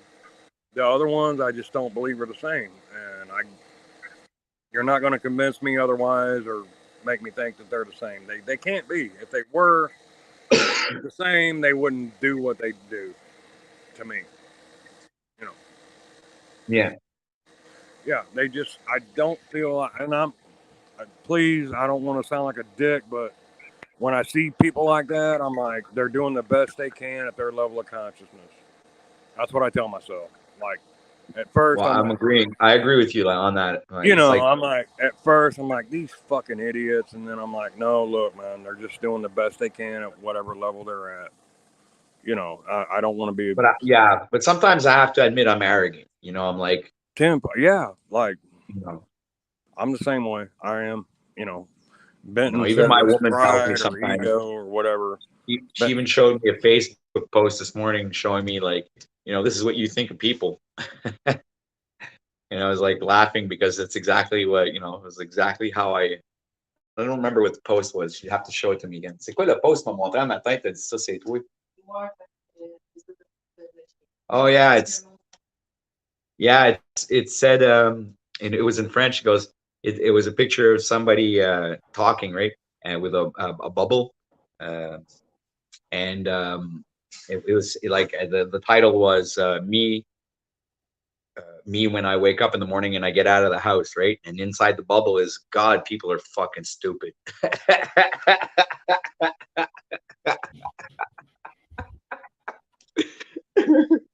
What's happening? Highly I was just suspect telling, dropped off. I'm not sure if he's. well, I was What's telling up? him about like how I am with like, let's say I try to give people the benefit of the doubt, and I try to be like, you know, they're where they're at, you know, like that their consciousness level. But I was just telling saying that to him, and then I was thinking, well, yeah, it's not always like that because sometimes I'm a little bit arrogant, you know. And my woman this morning showed me a Facebook post saying that you know, a picture of somebody getting out of the house, and it had a little thought bubble, and the title was written "Me when I walk out of the house," right? And in the bubble it says, "Fuck you, people are all stupid." It's just like, yeah, I guess I am like that sometimes. You know, who knows me better than And the woman that I'm with, right? highly suspect has returned to the panel. I'm almost done with good breath. Thank you for your patience. Yeah, 10-4.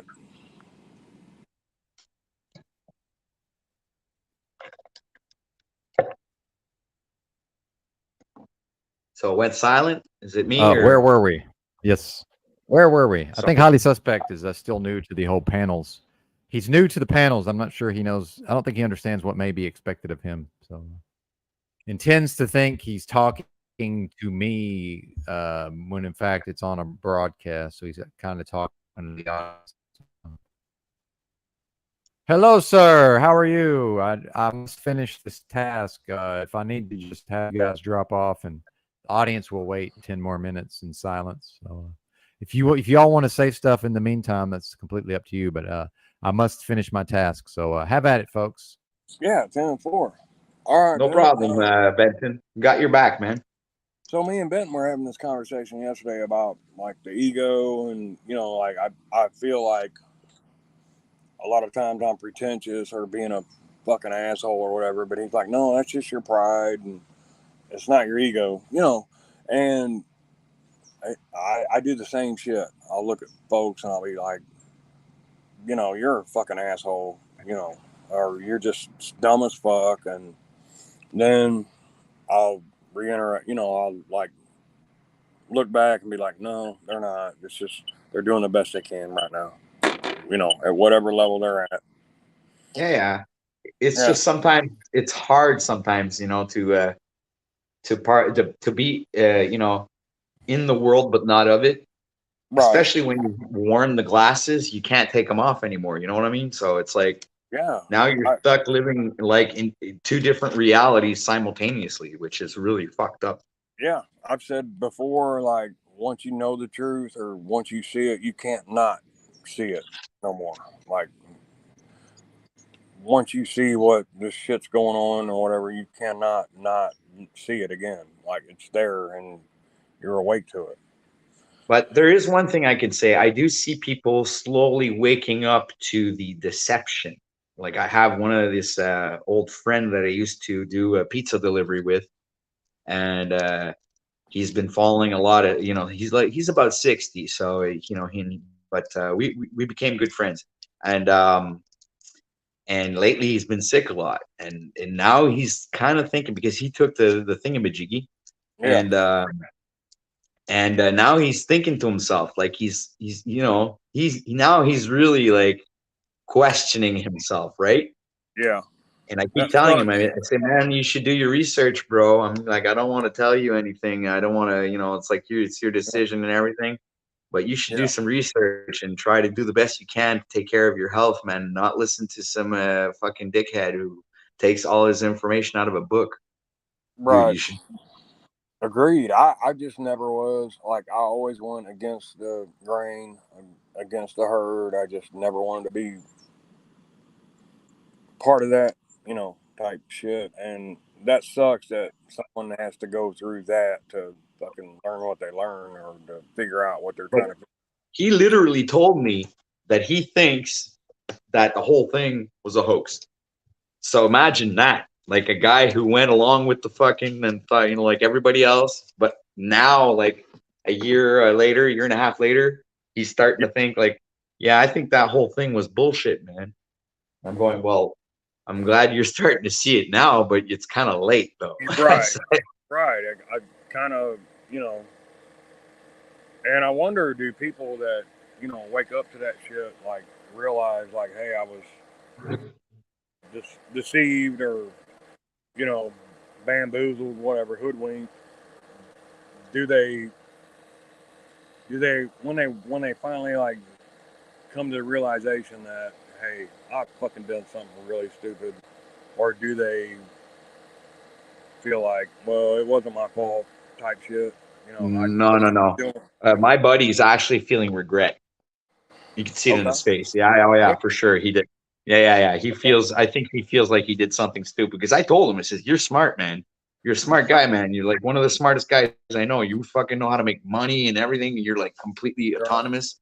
I don't understand how come you follow the fucking narrative." He goes. He looks at me and he goes, "You know what? I don't know either." So I'm like, okay, well, there we go. At least we're starting somewhere, right? Like the guy, he's just like, because he was like a brain dead zombie, kind of following the whatever else, like, yeah, dude, it's like the it's an effect. Okay, if somebody in the crowd will start yelling, okay, witch, all right, at a certain individual, all right, and then start throwing a rock, well, what do you think everybody else is going to do? They're just going to follow in suit, right? Agreed. I just watched a video the other day. It was a individual, and he had like 4 actors in a room with him, and they were showing him shapes.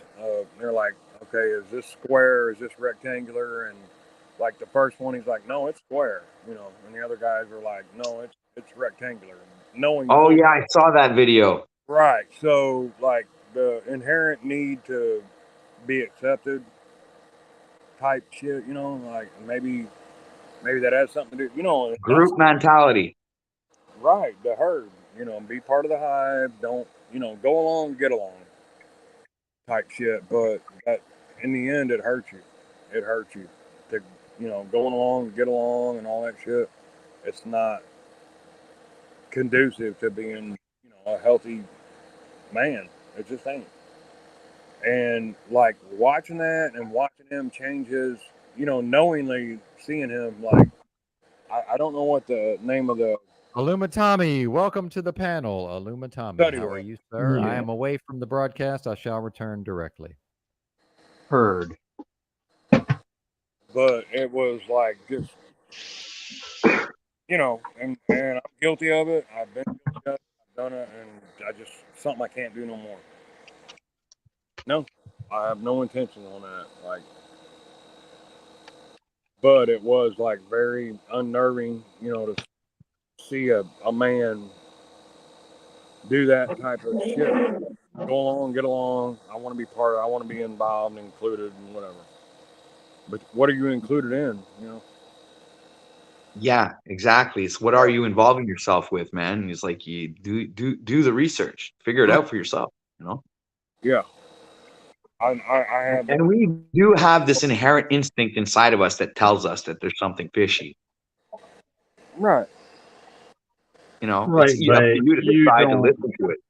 You don't believe that the whole coup thing was just a lie, do you? What do you mean?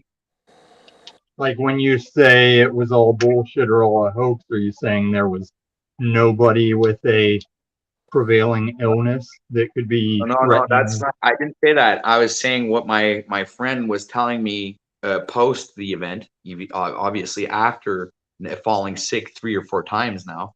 Now he's starting to say that to me. I was just repeating what he would say. So what do you think? I mean, my opinion on that is like maybe something was released out there and it did affect some people. I think it was intentional if it did happen, but on the same page, where people get sick, people have, it's just not recorded and put on the television, and you know, like more people died the year prior to the event or whatever you want to call it, or the bullshit, from tuberculosis, but it wasn't broadcasted. Yeah, exactly. I mean, people die And there's a of lot that of stuff on the other regular, things but that kind of like disappeared off the map. That like you know, all kinds of other things that usually, you know, like let's say heart attacks and stuff like that, guys. You know, like car accidents and shit. yeah, watch where I'm going with it. I mean, car accidents still happen, heart attacks still happen, but it was very much proven that that was a virus that was stepped up. What's the procedure called that I'm blanking on? You know, the term they kept using for the research that was done to create it, which was done in a Chinese lab. Maybe so. I mean, okay, so my point is if we don't have any evidence of it, then it's got to be dismissed. I'm not saying that something wasn't created and put out. No, we do have evidence of it because we proved that Fauci was donating money to that research and Right, I agreed. overseeing. Right, and a lot of other atrocities he committed. I'm not saying that. I'm just saying that the year prior to that, more people died from tuberculosis than. Well, people did die from this stepped up virus, like overweight people, people with pre-existing conditions. And I mean, I'm mostly jabbing at OTW. I don't know you, sir. I'm just saying No. that a lot of times in these streets, people will let their immediate ignorance let other things like go free. Like if OTW was president, he wouldn't be lynching Fauci right now. I would be lynching Fauci. What are you talking about? I wasn't lynching anyone. I'm just saying I didn't take anything. I wouldn't. I think I'm in perfect health. So why would I go ahead and do something that would change that, right? I'm not Ixnay promoting on the the jab. lynchnay. Yeah. Ixnay on the lynchnay. Is that a YouTube thing? How do we remove a person publicly? Elite Day, ouchie bay. I am the audience say. You are crazy. I think I'll take my itch pay orcs bay and my orches tay to ouchie fay. Dropping drastically.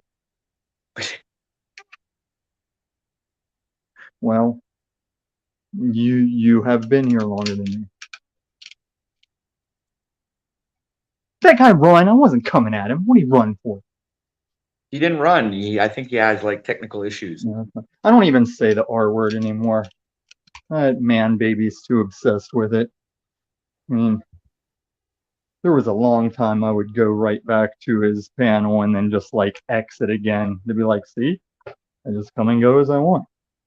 No running. There's running in baseball. Not running from panels. So what do you got for us today, Tommy? So I was kind of popping in to see what was going on. See what's up with Benton. Hey, good stuff on those recent videos, by the way. Well done, sir. Which one? The 2 recent ones. I have not watched the entire one about Drew yet, but the other one was Shia back to back. Low Shia. Precisely. No Shia. Precisely. Yeah, I saw him throwing a tantrum like seconds into it. He's just mad because I said, dude, you had it going with the Flat Earther Parade. You won me on it. Nothing ever since. Are we And that talking was about sweet. Brian What's that? O'Shea? Yeah, man, he nailed it. Like, I always said he wasn't funny. I always said he sucked. And when he was first branching off to his own channel, he did this title one day. It was like, Zemetic Warrior, OTW, come at me, bros, all these names. And Yeah, he's I sitting there remember like, yeah, he's like, man, I saw this fucking Flat Earther Parade. He's all bitching. I'm like, what is going on here? And when he brought up the Special People Parade, I was like, oh my God, Oshia, I am rolling right now. Because I worked that shit for like 8 years of my life. I worked with those people. And whenever he made that parade be the Flat Earthers, I was like, oh my God, Oshia, you did a funny. And nothing since. Even cucking back to his daddy.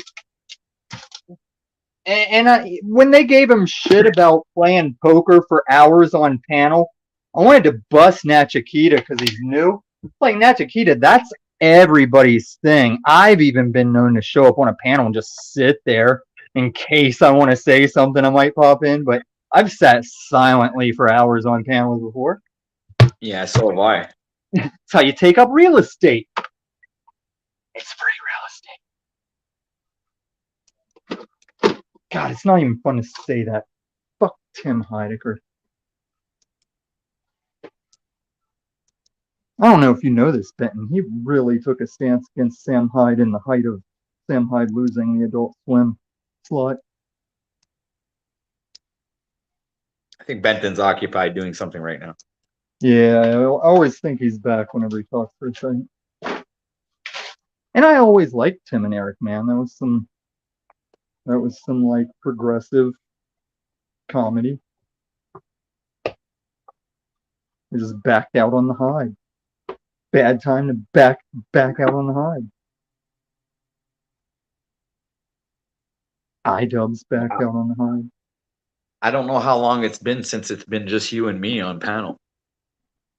I know. Usually, like, you're kicking me and cucking your daddy. Yeah, we're usually hating on each other. What's going on? Today's a weird day. Something's fishy. I don't hate on you as much as push back on your stuff. Like, when I hate on people, there's usually legit able word reasons to do it. You and Ian just always had this thing where you just randomly kind of get butthurt. You just decide you're going to be mad about stuff that day. Well, the last time it was the F word, right? I didn't really appreciate that. So you would have stayed longer if you didn't, like, purposely, on purpose, provoke me with it afterwards on top of it. Well, I provoke a lot of people with it because it's not a... Well, if you don't want to get word kicked that's- off panel, dude, I mean, sometimes you need a little bit of restraint, I guess, Are you, like, who are you protecting by abstaining from F word? Am I not questioned? Maybe Am I not my channel, questioned my to be an F channel word? would be something worth protecting, maybe. It's not a YouTube violation. Maybe the over 18 rules, but it's not a YouTube violation. But it becomes one if somebody decides to fucking report you because of the kind of shit, and people don't like what the like there's always new people rolling in. You never know who's really watching, Tommy. So eventually, it's like, if you want to really be conscious and aware of, like, the fact that you want your channel to stay around for a while, you want to avoid people fucking striking you or reporting you for What you don't even do. It's like, because I'm the one who's responsible for my channel, and I have you up, and you're starting to say things. What report button would they click for any word? I don't know, dude. I actually, Because honestly, I'm isn't one. not really familiar with how the YouTube striking shit works there. I don't know much about it, so I can't really say much about it because I don't know. It's not over words, unless those words are like CDC stuff. But as isn't far that as, like, considered hate speech? no, but also, like, am I not speculated to be a bundle of sticks? I mean, I know the algorithm can tell whether I'm an N-word or not when I say N-word. Can the algorithm tell if I'm an F-word when I say F-word? I don't know. I don't Because know. it's not actually a thing. It's just polyboy bullshit. Because he'll also say, Maybe hey, it's some don't kind of say, preconditioning, but people have been shut down for all kinds of different reasons, Tommy. yeah, unspecified reasons not being N-words or F-words. But he will say, hey, you're not going to condescend gay people saying the F word, and then every other day he's calling people gay, accusing people of homosexuality in a condescending manner. Just the contradictive ways of being the truth speaker, I guess.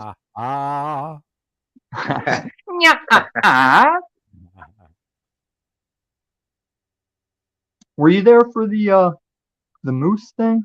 I was No. surprised how much supportive encouragement I got. Hold on, I'm sipping my coffee. Yeah, I was asking Moose, like, in a time where the powers that shouldn't be are openly telling us we'll own nothing and they're coming for our properties and houses and stuff. Why would Moose just ditch his, like, he had property with buildings on it and just ditched it? And Polly was trying to tell him, oh, well, now he can go start a business and purchase a place and do that. I was like, that's what he gave up. Like, the thing you're saying go do, that's what he just got rid of. And I started to bring in the responsibility stuff, and it was abandoned. The subject was quickly like, the current subject was dissolved with a lot of nonsense and on-running paragraphs, switching the typical strategy. But afterwards, at other panels, I was surprised at how much catch-up support. People were like, hey, you were on top of it today. Because I was flowing with the, hey, you were friends, talking about Talstock, doing Talstock, eating edibles together. No contract required for two friends to do a thing and then just split that money. And then I rolled into the Moose, why give up your property? Are you pocket watching, Tom? No, I was there. I was on panel.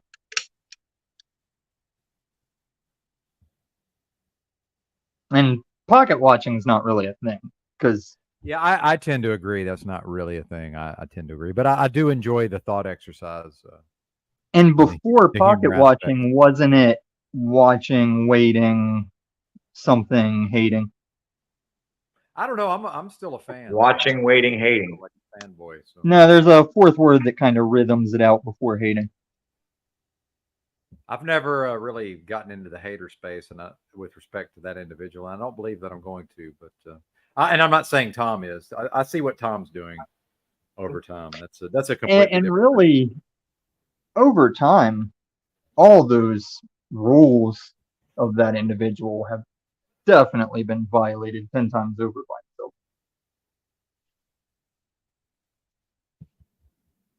I was having a discussion last night with a guy that people don't know is allied up with me. And this guy, on his own accord, outside of our circles, was like, that cult guy's got to go. And I was telling him, like, you don't and can't really do anything to him. All you can do is make the entire community aware of the process and what's happening. And that negates all power to the grift, if you will. Yes, the non-grift grift. I'm trying to get in on that myself in my own way, but see, probably not in the truther sphere. Let's be honest. Maybe some IRL, a little more middle of the road IRL stuff. What kind of IRL stuff you're trying to get down on? Just me talking to people. That's really all that's required. Probably with a cameraman as well as me doing a live stream. This is not. I'm not promising this. I'm saying I'm entertaining these ideas. Certainly, no definitive plans as of yet. I've been prepared to do some man on the street. I just haven't because, as you know, my immediate area isn't the best for it, and any walking downtown, I don't really have a subject to hit him off with. The only one I can think of that I'm not trying to be that aggro yet is, as much as that dude says he's like world renowned and stuff. Well, here's where he was doing all the mask and cop defying stuff. So it's gonna go around downtown. Just, do you know who P Unslaved is? Do you know who P Unslaved is? Do you know who P Unslaved is? Bet you I get a lot of notes. Yeah. No, we don't know who that is. It's like you're known coast to coast, and you have 100 and something live viewers. No, I'm catching it all these days, man. It's like I said, the devil's in the details. It's like, it's not just him that does it, but everything. There's just that one word that's tweaked that throws it all off. Like, yeah, I can't go in a store without getting recognized. Yeah, probably right there in Arizona, where you go to those stores and probably have spoken of your little show. Just drop randomly into a city, see if anybody stops you. And then somebody's like, "Oh, excuse me, sir," and he's like, "Oh yeah, here we go." And they're like, "Do you have the time? Do you happen to have the time, sir?" You know what? I would actually enjoy going through that experience, having to drop off somewhere and have somebody yell out, "Hey, that's OTW!" Hey, I don't know. I guess that would be pretty cool. Whenever I was planning my concierge service pre-pandemic, one of the services I was going to offer was just like, bald dude in a suit looking serious will show up at your location and hand off an envelope discreetly, and there'd be options to it. We could have like a props looking conversation or a angry looking conversation. Like, yeah, if you wanted to look important or involved with something, that was going to be a provided service. Like if you flew into Denver, very well, but okay.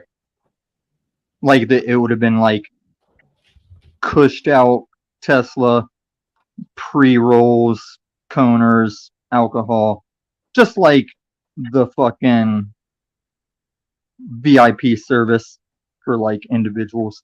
What I was gonna do, because I had already met a bunch of famous people when I worked at Denver. So I just wanted to start getting word of mouth. Like a lot of comedians come into Denver to go to the comedy clubs and shit. A lot of porn stars come through to do certain strip clubs.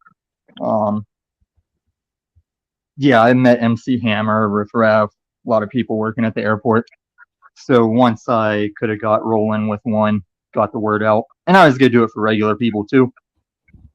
But it was like, you either catch me or you don't. Like, I'm either standing around to take a customer, or I'm scheduled, or you missed me. I wasn't going to do like employees and shit, because I can't trust anybody to provide the service I was going to provide. And I mean, the Tesla had all kinds of frills that was going to be to it. Like shag carpet for shoeless ladies. Ladies like go shoeless.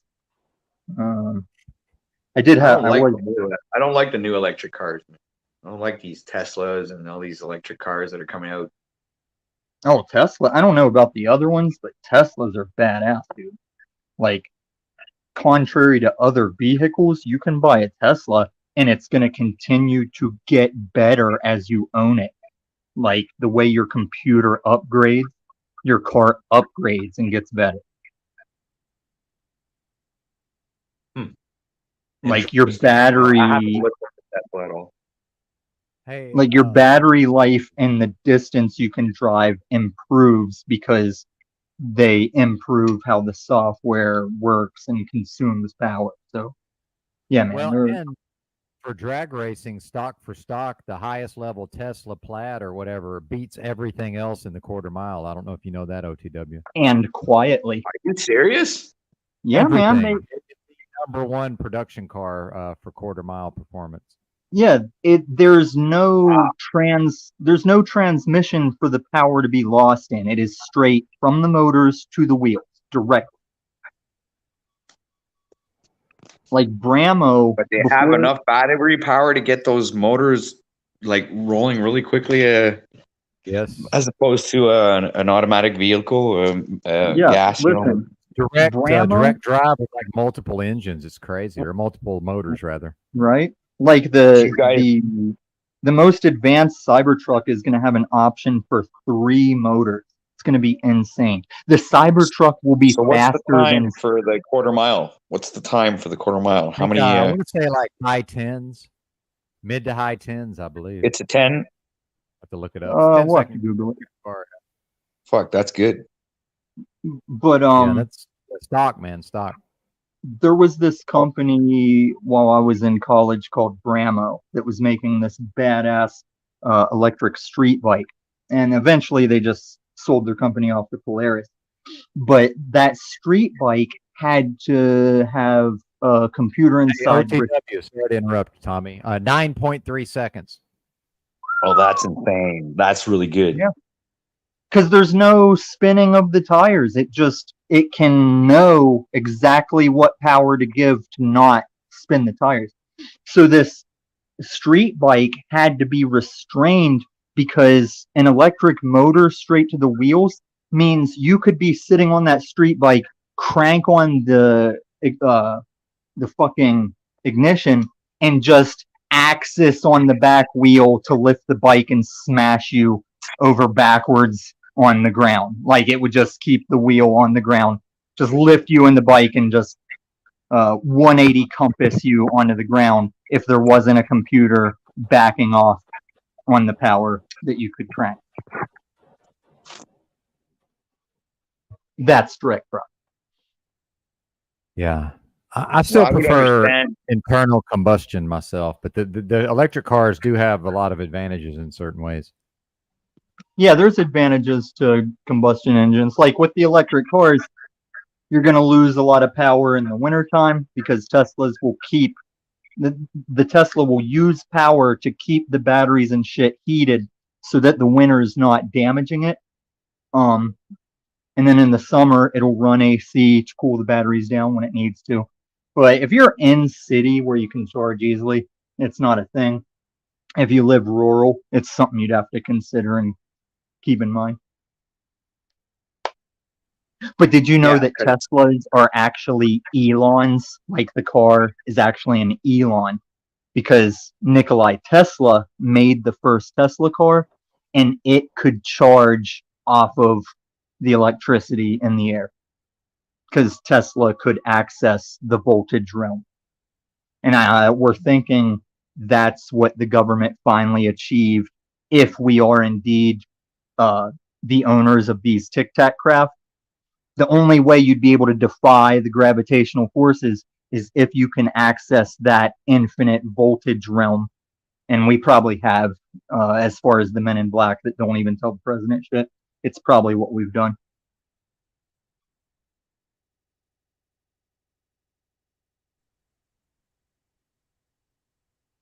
Indeed, Yeah, sir. I was gonna bring it back to the bicycles actually, because I figured Go like for it.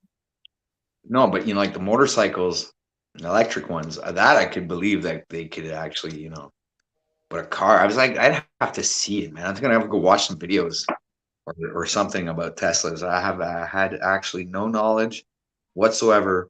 I just go like I see an electric car and I get like I get this like freaking odd feeling. You know what I'm saying? Like, yeah, that's the spirit of the media in you. No. That's Dude. your confirmation bias as a flatty. No. You don't get it.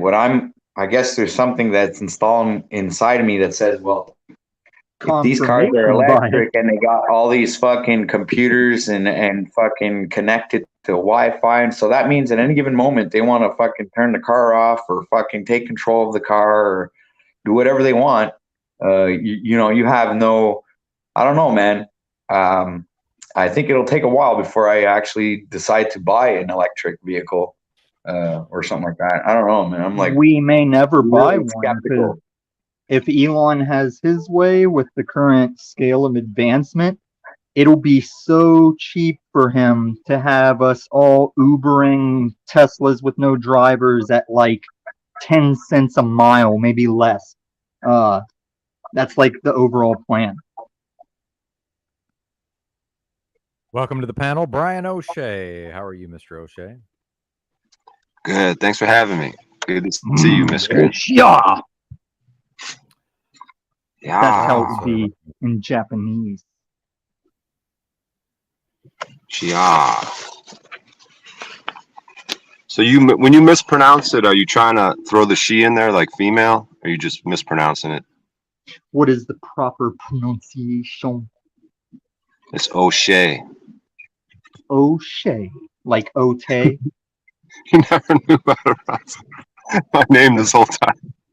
No, Peniel calls me out on a lot of words that I mispronounce. Sometimes it is like a gag, and sometimes it's just, oh, I didn't know that. Well, like back Tommy, in the West Virginia days. Brian is short. Tommy, Brian is short for Brianette.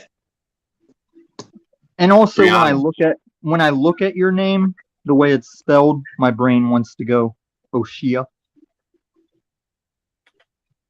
O'Shea, O'Shea, O'Shea, O'Shea. You guys know what O'Shea means? The literal meaning of O'Shea? He who grows old and lessens in value.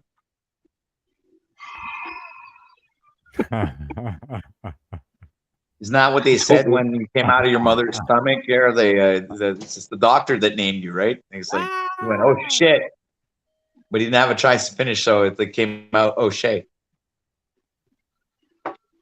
Right. There's that, and the second I was born, it was just all downhill, which I guess it's for all of us, you know. You know, come out screaming, immediately start dying. Well, start expending heartbeat count. Yeah.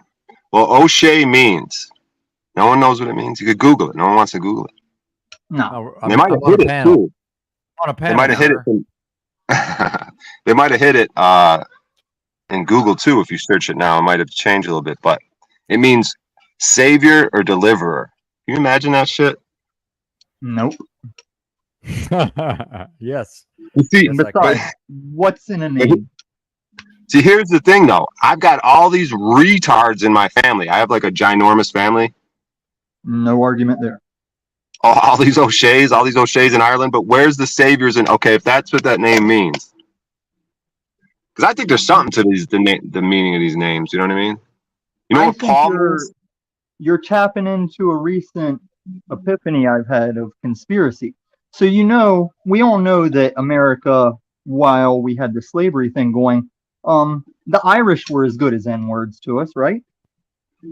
Right. And so Irish and Scottish have always had the at odds. They're definitely not an aligned peoples. They're mostly opposition, the Irish and the Scottish. So when we see Irish as N-words, well, this secret society of Freemasons, that's a Scottish thing. Hey, you know what's interesting about the word Freemasonry? Scottish Rite. Do you know what I'm realizing with these mountains and being bricks and shit? The whole fucking realm is bricks. I know it sounds funny and silly. This whole thing is bricks, dude. You've been playing too much Minecraft. You got the spirit of your Minecraft in you. Ow. But here's the thing. Here's what I don't know. I don't know if it like started out like that or they're not bricks. Like after a golden age, when things were really good, you could do a lot of cool shit. They just like bricked everything somehow. Like Freemasonry. That's where that term I'm beginning to realize comes from. It's kind of like that Minecraft type shit. Like Freemasonry comes Wowie, from wowie. back in the day. Freemasons, or being a Mason in those times of stone is the most advanced thing. You were the cream of the crop if Is the you could way of the Freemason. walk. You were the only person doing measurements and straight lines and edges, and it was a big deal. That's why Hey, they check were it able out. to start a secret society type brotherhood. Check it out. They got the term free energy, right? Tesla Tesla type shit. What's happening? Someone's in there. Sup, Salutes. Hey guys, keep going, Brian. So they got the term free energy, right? The Antiquitech, you guys are all familiar with that, on these old buildings with they'll have like a dome with like a spire and then like a ball on top of it, and that's where we suspect a lot of free energy type shit.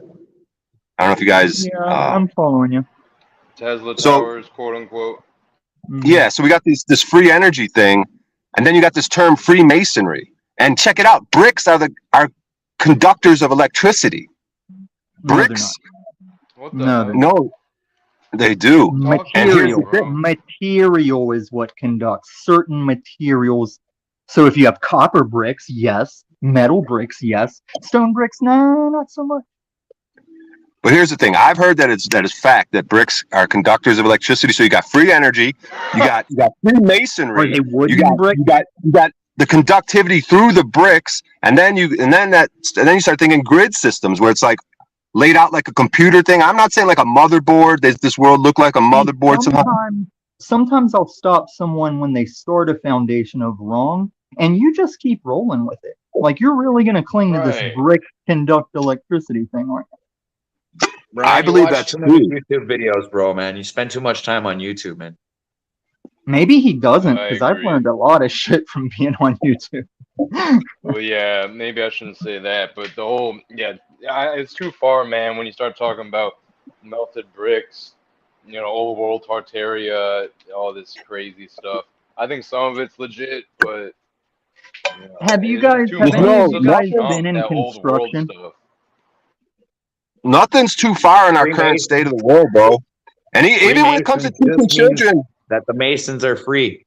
Hold on, let me Yeah, let me that's a just good point. That's a let me good say point. a thing here, guys. And I was actually disappointed in myself for missing this, because I've been in a lot of construction.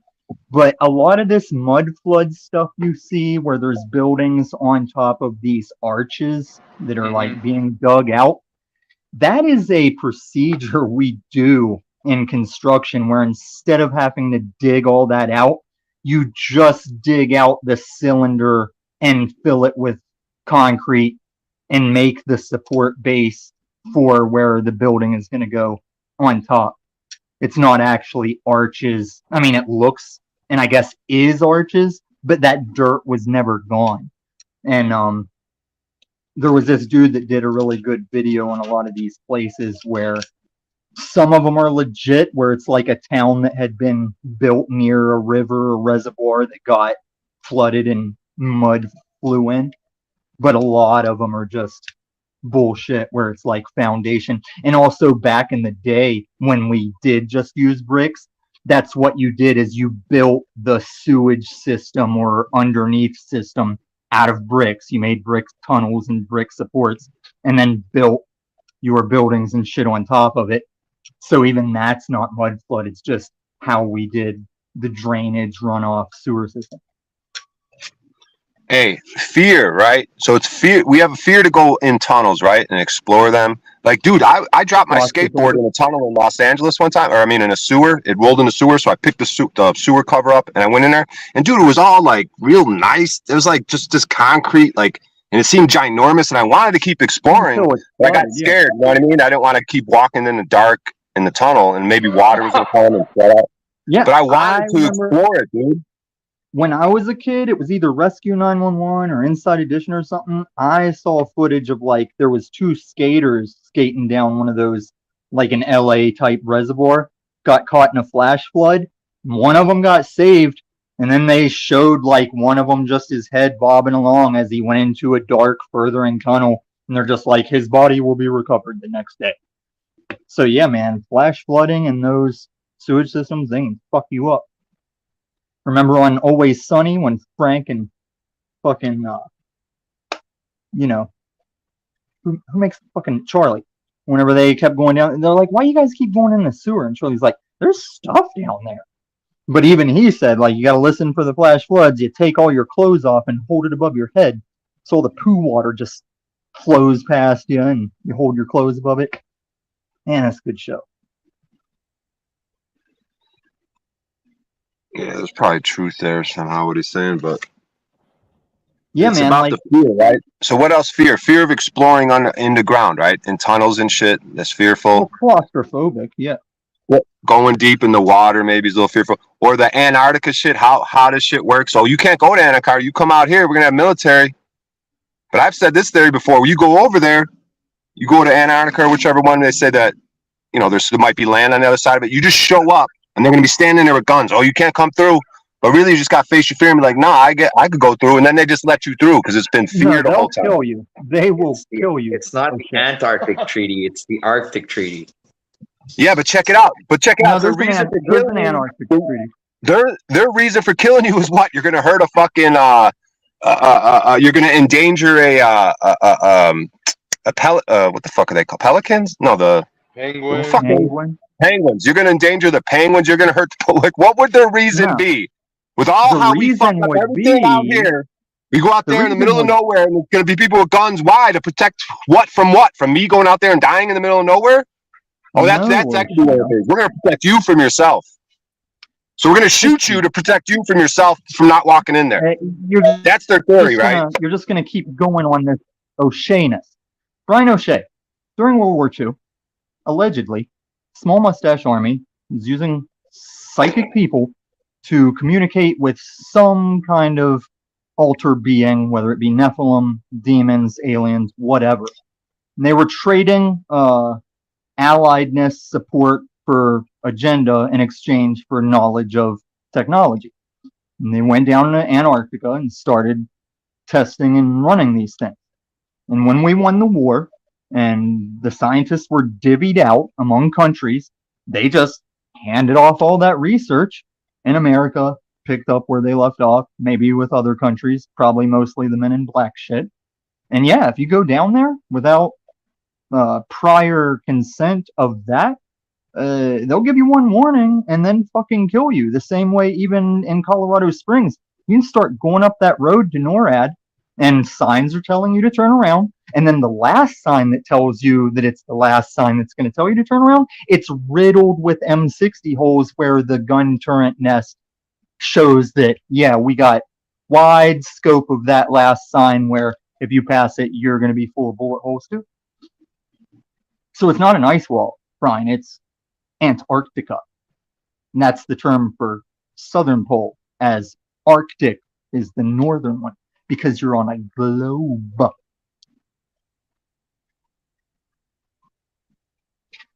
Man, I feel like Ace Ventura.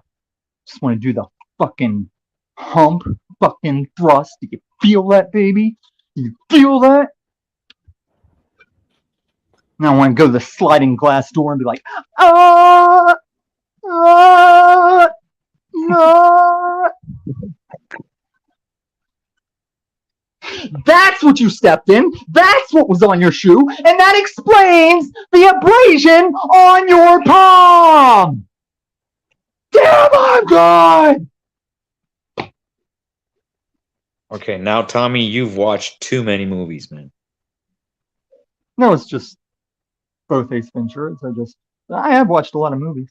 So high school drama club or whatever he called it. Yeah, only 2 years.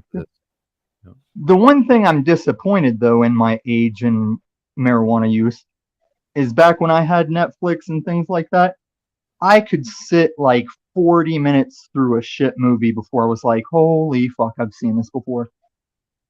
And then just turn it off. Or I get to the point that I turned it off the first time I saw it and be like, oh, I remember this part. This is when I decided I don't want to watch this movie. Salted Cedar cutting right to the chase. White Devil. White Equinciocha. Devil. I like when the guy's like, Equinciocha, Equinciocha. And he's like, Ace, he say, let me guess, White Devil, White Devil? Like, oh, Ace, you speak Swahili? Fucking Tommy Jones. Yeah, not Tommy Lee Jones. Just Tommy. No, what was his last name? Jones. Tommy Lee Jones? No, it's on the tip of my tongue. Black dude from In Living Color. Oh, damn it. I know this too. Yeah, I'm having that problem. It's right in the tip of my tongue. Tommy Davidson. Tommy Davidson. Boom! We nailed it, Benton. Yeah, man, he's a funny stand-up dude too. He was funny in Living Color. He's funny on stand-up. But yeah, he was that little rabid tribal guy. I like whenever he was like drumming Ace Ventura's head back and forth on the drums. Classic, to be sure. And also in my current barrio, I am endearingly called Diablo Blanco, which is also nice. White Devil. Yeah. White fucking devil in the building. Yeah, like the guy that travels around with his corn station. He's got like a tent and shit he sets up in a corn roaster. He makes an excellent fucking corn on a stick. But yeah, he knows when White Devil's coming through. He also knows if he ever has any trouble when I'm nearby. He knows I'm never lacking because I'm always suggesting what he should be packing. Because, yeah, man, he was setting up his corn thing in front of my Mexican store, but it's like there's a dispensary right beside it, and then a Mexican nightclub on the other side, and then another Mexican nightclub across the street. Pendejo. So I'd be like, dude, you need to stay aware of what's going on because people be robbing dispensaries. So keep note if anybody's ever staring down your establishment for longer than usual. Yeah, security concerns. Yep. See what I'm holding right here? Is that your twig and berries tonight? It's grapes, right? So it's grapes on a vine, right? Grapes on a vine. And in Spagyric's Alchemy of the Plant World, the vine is the most regal. It's the highest. You make the best medicine from the vine, right? Divine, divinity, the vine. So it was the now watch best this. short form video platform, yeah. Now watch this. If you want to cure cancer, they got this thing called the Gerson juicing method. You take I think it's like lettuce, carrots, and some other fruits and vegetable type shit, and you juice them. You have a special juicer that presses it. It doesn't have blades that cut it all up and destroy it. It presses it. So you get it fresh from the garden. That's how we juice grapes for centuries, the feet. Yeah. We've all seen I Love Lucy.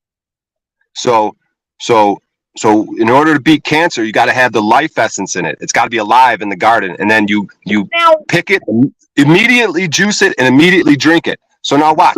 These things are alive on here. They're one of the only things you could buy at the store that's still kind of alive on their on the fucking vine, right? So and the vine's all green, you can tell. Now watch. This thing's alive, right? So you take it off. It's alive. It's got the life essence in it. Take it off. Boom, in your mouth. Boom. Burn? You got the life essence in you. That's why grapes. You are cancer, O'Shea. Does it burn when you eat the grapes? Now, let me tell you something, O'Shea.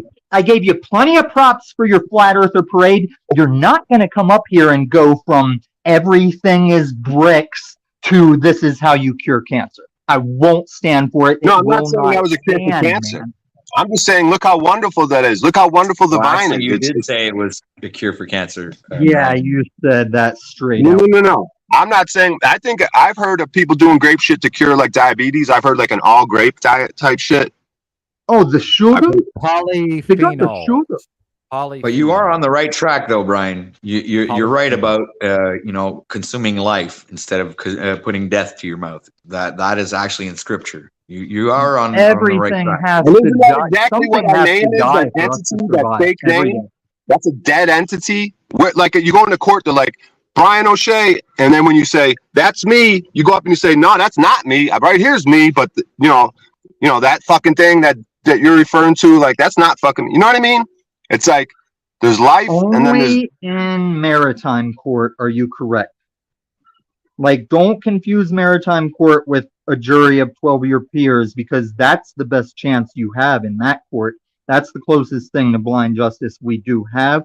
But yes, maritime court, it is a racket designed to extract your fiat from you.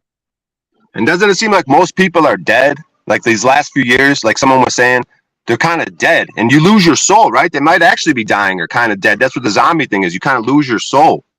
I think the longer I'm here right now, the more I desire the sweet embrace of death. Yeah. See, death is the main thing. Death is my kick lately. Death is where it's at. We should always be talking about death. Have grim reapers and weird shit around us just to remind us of death. Talk about death. You just Marcus Aurelius, wake up in the morning, acknowledge that you're gonna die, and be stoic as fuck. And I don't mean sit here like we're doing and saying, yeah, we're all gonna die. I mean, really take yourself there. Like, that's what I did with Benton yesterday. You go ahead and do it today, Tommy. Walk us through the process of Tommy. Walk us through the process. If Tommy were to die right now, just go ahead, Tommy. Talk us through it. Who would find you? What would the funeral look like? Just like a few cents. You know what I mean? Just go down that path a little bit, and it'll help. I wouldn't have my rent paid. They'd come knocking. They'd open the door. Hopefully, find my dog surviving off my flesh if need be.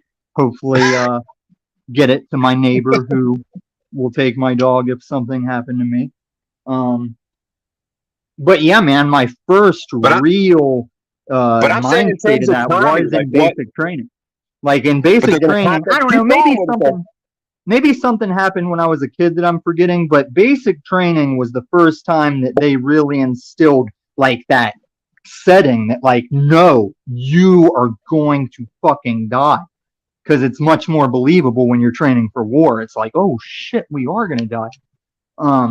Yeah, man, it's quite the stoic thing to come to terms with. That's why they say that basic training could be a lot of people. That's why Israel's onto something with that forced basic training. They say a lot of people can benefit from a basic training scenario one time in their life. You know what I mean? Oh, I agree. I think at a high school, as long as people are able-bodied, like not in a wheelchair or a fucking Down syndrome or whatever, I think if you're just a regular Joe Schmo, you should have to do the 8 weeks of basic training. Then every employer knows that your ass made it through that. That's the closest thing we have to a rite of passage, like a formal, like going from a boy to a man. A basic training would kind of simulate that. But then the only problem is now you're caught up with the government and getting all those fucking jabs. That's military service.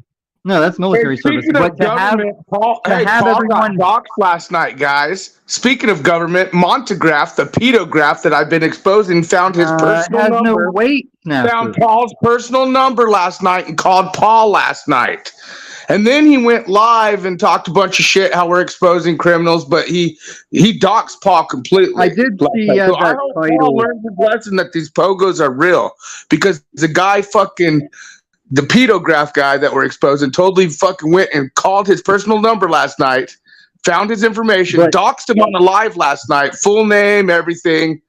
And these privately owned government operated are real. And I'm kind of interested to hear what Paul got to say when he comes on. Oh yeah, Montegraph went all out on Paul and Slave last night. So when we talk about government entities, now Paul's learned his lesson. That shit real. And I'm kind of wondering how Paul feels. Out.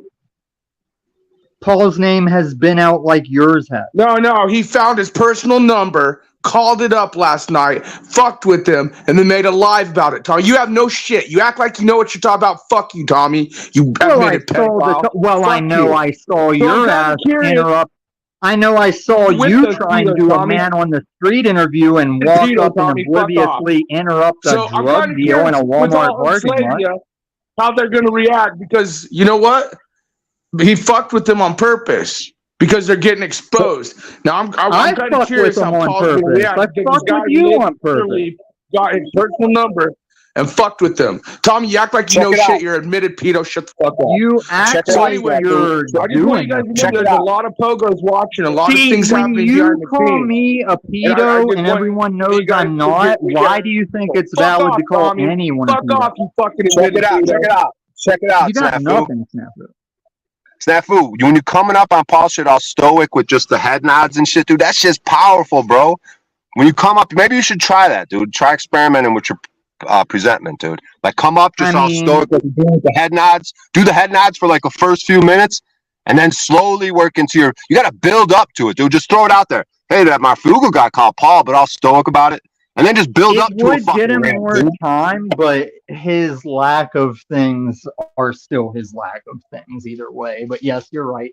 It would take people longer to figure this out if he. When he comes up, all fucking just nodding his head, looking like a bouncer, Samoan, just all there stoic looking, dude. He could. That's literally all he would need to do to fucking have a presence on here that people fuck with. But you could, and then build off that, throw in a few words. And then build into a big rant if you want. But, dude, when you come out just fucking vomiting all over people.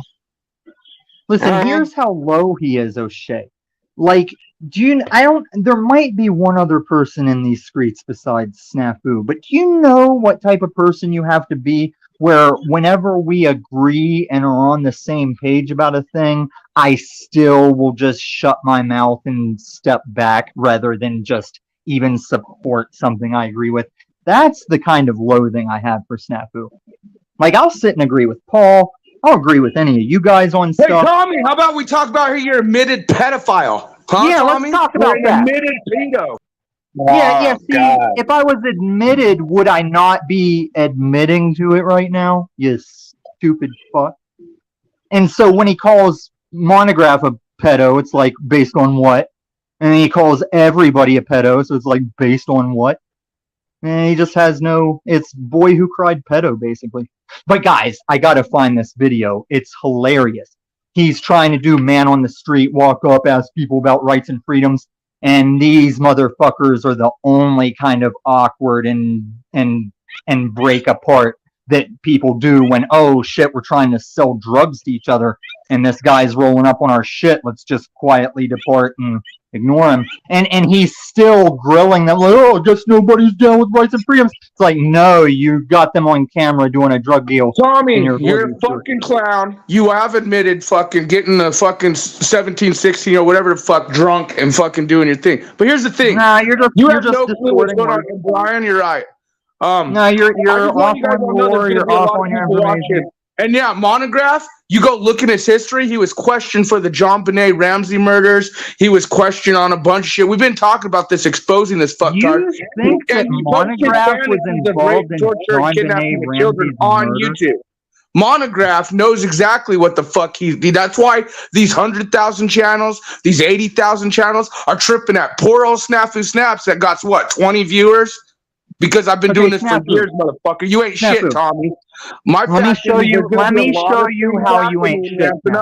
I'm kind of curious how Paul's gonna react, if he's even gonna talk about it. Let me show you why you ain't shit. This guy really got his personal information and called him up last night. Are you ready to answer questions, Snafu? I have no questions to answer. You're a fucking dumbass, dude. You're a fucking if you want to prove that you're not, you have threatened children online and women, already Tommy. No, fuck you, Tommy. We have got you too, bro. We're watching everyone, you fucktard. Okay, now you're getting to my question. Online, Tommy. What have you done with your ops that you have posted up at my door? With your shit too, Tommy. Yeah, everyone may like you because you think you're funny and all this. No, nobody likes me. Nobody likes me, Snafu, but I don't like you. Now, are you just going to run your mouth, or are you going to man up? But Tommy, you're part of this. You're going to man up, Snafu, or are you going to be a little bitch? Women acting like you know what you're doing. Change the record. And you fucking want to claim all this shit. Stop. Go fuck off. But you know what? Are you going to man up? I will tell you that this dude called him last night and got his information. I don't know what he said anything other than the live afterwards. But after this guy does his lives, he deletes it because he warns his waste of my cardiac count. But Tommy, you're a joke. You're nothing, dude. No, I've been screaming for a long time. I just want people to understand there's going to be a lot of pogos watching now. Are you just going to ramble off your pogo pedo bullshit and fucking kick You off? are fucking admitted, and so is Monograph. Monograph's been questioned on the death of John Benet Ramsey. Do you not understand that competent people hear you say You're an admitted fucking clown, Tommy. Okay, stop. We heard that, Snafu. God damn. It's like my faith in humanity diminished. Imagine 100 of that. I have an announcement to make. I believe I'm going to do the last hour and then shut down before noon Central. So. Oh, we can shut it down right now if you want. Is OTW around, Mr. OTW? Are you there, sir? Yeah, I'm here. Yeah, I think I'm going to clear the decks here and Is just he backstage? solo for a tad bit. All right. Is he backstage? Snafu's backstage. Yes. Yeah, let me just say this while we can't ramble on and on. Snafu, my address was doxed. And even before it was doxed, I gave you permission to say it on panels because you kept saying that you know it. You say that you have people posted up, like you have the payroll to pay somebody to post up and watch my door that can't be seen from the street. So you can't post somebody up without me seeing a conspicuous person in the courtyard. You can't tell me the address. I know you don't have anybody posted up watching simply by all the times you take a shot in the dark with, oh, you've already left 2 times today. And I didn't. Dude, just have some awareness, man. It's not about me because you're not a thing to me, but it's like, think about it, dude. You just go around like saying this about people. And it's like, dude, you're fucking insane. Like you blew up your hand trying to make the crackiest way to make THC oil.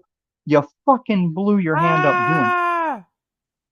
That's great. Yeah, man. I love that. Like anybody can do that at their kitchen table. You know, fill a fucking 20-ounce bottle with a bunch of fucking clippings and. You know, that's pretty sad. You call me insane. Huh. I never thought that would happen, that the meth head, predator is going to call Snafu insane. And when I was a meth head, I was getting rich. That you're a fucking meth head that's threatened children and others, and you're part of this pogo game. People privately owned government operated. That to your face and Tommy, told you got people watching your bitch ass. We got people watching your bitch ass. Randy on the record, we got people watching your bitch ass, dude, all the time. Randy Smackleford has me blocked still. And he researched your video and timestamp and came back and told you to your face that was bullshit. Because even he watched me go, hey, if your kids are lost in Denver, you want me to be the first stranger to find them. And then you'll know that it's going to be okay if I'm the stranger that finds your kids first.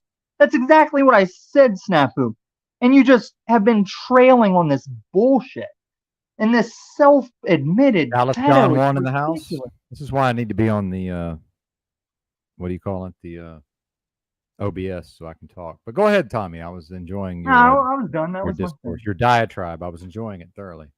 And I mean, I shouldn't have to say it. I'm saying it for him again, but everybody should know this shit. And that's why you guys lose points with me. Like whenever London Man and Z, they're all, oh, what's up, Snafu? How's it going, Snafu? Yeah, we're going to give you time to speak your thing, Snafu. Like, come on, people. Come the fuck on. And there was a lot of time I was giving London a little leeway because when I thought he showed up. But as I time travel to look for things I know happened and find them for footage, man, he's been around and I just wasn't aware of him enough to like acknowledge his screen name and notice where he was. It's so funny you mentioned Randy, someone tied to Monograph. Interesting. Yes, it's interesting you mentioned these pogo fucktards. Who Tommy, the one who threatens children. Yeah, you did threaten children, you piece of shit. You have to. It's all fucking recorded. Shout out yeah, people are watching your ass, aka Big L with super sticker $5. Appreciate that, sir. Anyway, back to the cacophony. No, super sticker for Benton. Go ahead, Benton. Who did I mention? Don't worry. Hey, you know what? You already know, Tommy. You know what's funny is you come around here, people think you're funny because you're a joke and you're fucking weird and you're fucking tweaker. Who is Randy? But what's really funny is you're involved with these fucking criminals, traitors, frauds, and the word I won't use. You're showing your illegitimacy. And you know what? Here's the deal, Tommy. You already know what you've done. You fucked up, homie. Nothing. Threatening children, women. I let the cops come in my house and they didn't do shit. Here's another thing. Keep fucking playing, Tommy. Keep mentioning the names of these pogos and the ones that we know and have eyes on. Who did I mention? Get yourself involved, you fucktard. Like, I have no reason to believe that they're a pogo, but what name are you using, Tommy? An admitted fucking predator. An admitted predator. Go fuck off. Dude, I will fucking file on you like Monograph was going to. We'll watch you delete your channel again, you punk bitch. Like, come to Denver and call me a pedophile on the street and see if you go home. All right, Tommy, what do you want to do? I'm trying not to kick you, but you seem to have a head of steam here. So Are you wrapping it up? Yeah, I'm going to pontificate for a bit. You're welcome to hang in the chat if you're so inclined. Yeah, I mean, I'll take off.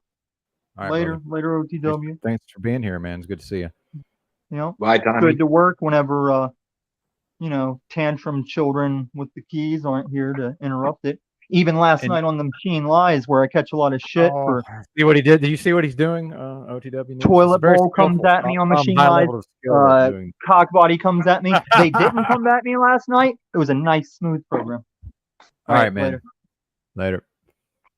All right, brother. I appreciate you being here. Yeah. Yeah, it's been a blast, man. Thanks for having me. Right on. Take care, brother. I'm gonna try to discourse, see if I can come up with something. Peace out. All right, brother, man. That was OTW News, and I don't know if he's going live or not. Check him out, the Grand Rising Show.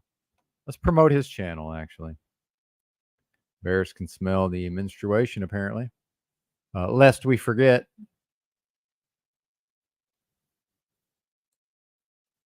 Yeah, that's what I'd like to do. Make the promotional rounds. He is restreaming. Maybe that's why he wanted to hang around. I do appreciate the restream, but the pontification of Benton's show closation. I like that. I'm screenshotting that, Tom. At the 6 hour and 56 minute mark. Going close to 8, I suppose. 8 is great, as it were. So this is OTW News, folks. Monday through Friday, typically, although I believe on occasion he goes out and does a job or two. But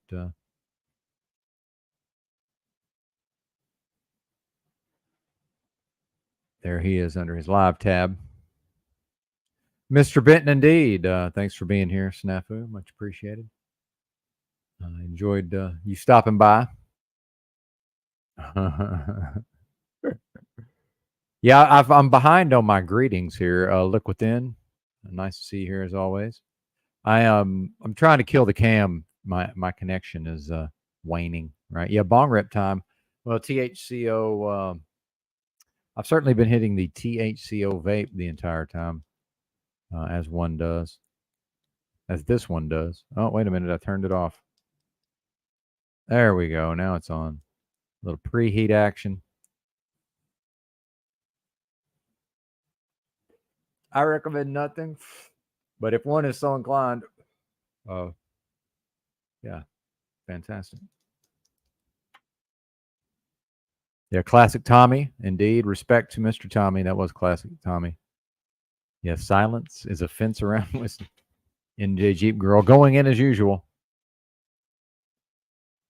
You do you, boo. Mr. Unslaved, not yet with a scheduled broadcast. In fact, we may wrap before noon Central. You know why? Out of respect. Dallas Don Juan, how about that XRP, partner?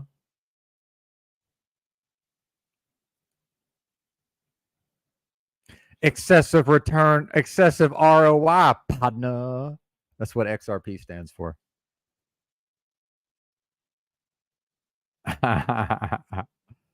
Indeed. The non-cult cult. Like the non-grift grift. At risking a rift. At risk of rift. At risk of rift. That's what every cult cuck says. I'm actually hungry today. This is wonderful. I've had 2 meals, and I typically wait 3 hours to give the old digestion a fighting chance. But I ate my second meal about 2 hours after the first, and my body's actually wants number 3, but it's going to have to wait until at least, I'd say 2 more hours, lest I become ill, lest I fall even more ill than I already am. It's a cult, non-cult, says Sterling Ray. Oh, yeah. Dare we even peruse the... Actually, I'm going to reserve the last 20 to 30 minutes of the show, I think what I would like to do is, I'm trying to think if there's any. Yep, culted up indeed. The OTW News is all culted up. And shout out to the chat, of course. Yeah, I was thinking maybe there was something on YouTube, but in actuality, I'm going to go to one of my favorite websites, Bring a Trailer. This is where I bore people with the car talk. Hey, well, you're in luck. I typoed.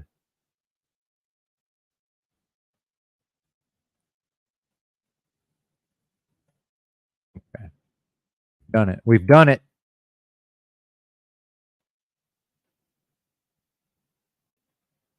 Thank you very much. Much maskless faceless. Good to see you.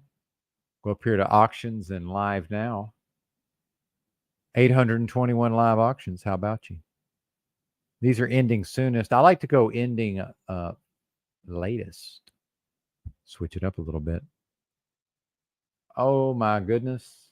Right out of the gate, we have a 9,000 kilometer 1989 Lamborghini Countach. Gorgeous. Now this is some sort of stylized, this has been photoshopped or whatever, but very nice looking car.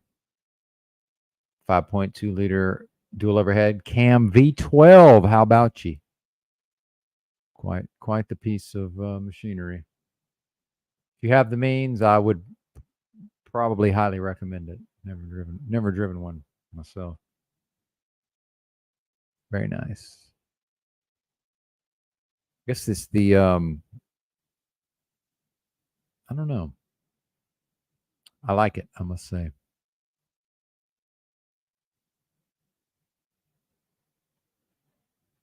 This was the poster car. A lot of youth had this car on their wall in a poster. V12 engine.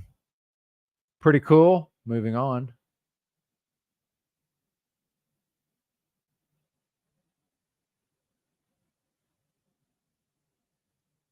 Why does it not remember the settings? 88 European version, 84 Ferrari 308 GTS Quattro valve, Valvoli. Oh, and since EBT had no response to my breakdown of my clutch and/or flywheel and/or transmission woes on the Versa, since he did not oppose my thinking through the problem, so I'm going to go ahead and take that as a sign that I am in fact on the right track.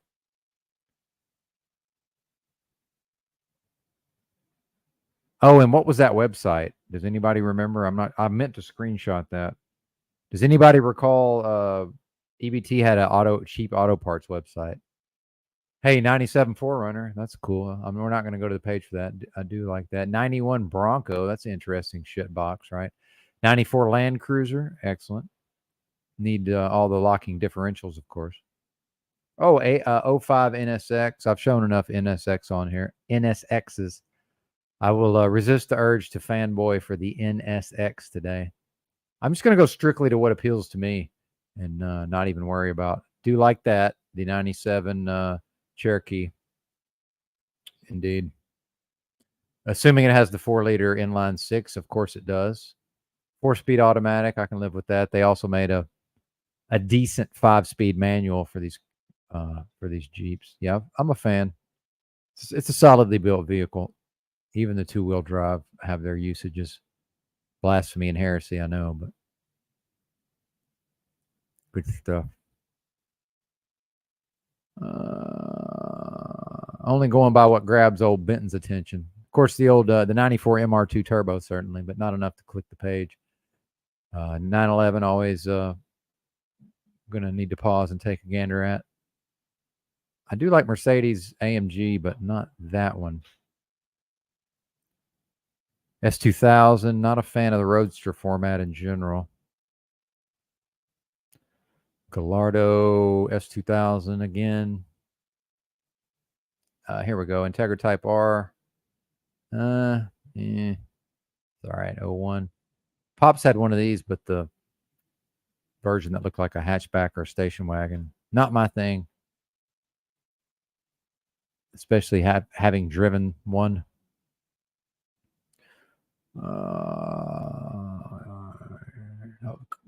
Car was in a TV show or something.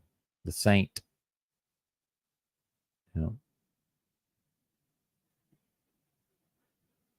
No, the Volkswagen R32 is not doing it. This is also interesting. Looks to be not quite as kitted out as that other one.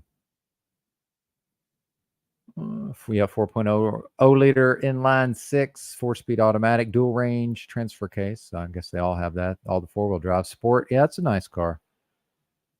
Current bid 7 Gs, probably go for 10 to 12, I'm assuming.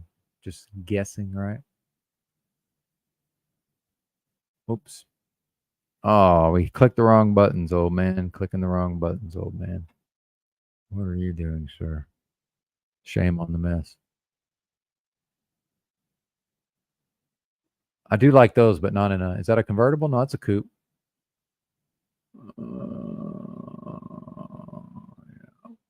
Yeah, that's a fun little car.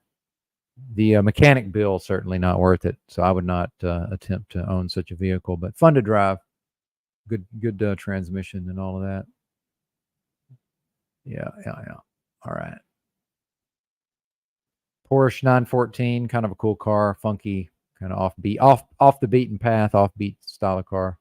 Another NSX. I do like the Ford GTs, I must say. Turbocharged Land Cruiser, interesting. Almost want to go to that just to see some kind of junkyard turbo, I'm assuming. Maybe even non-intercooled. Not into the Ford Super Duties. This I like these actually, I must confess. Yeah, the Alante. 93 Cadillac Alante. Yeah, I like that. I like that car. It's a North Star V8, I believe. Yep.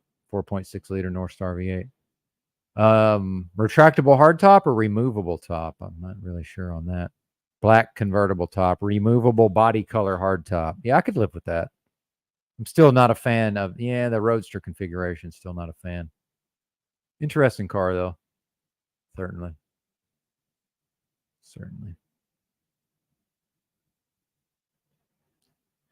No. Another 914.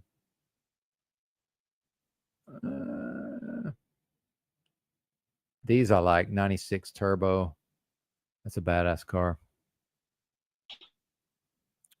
What's up, man?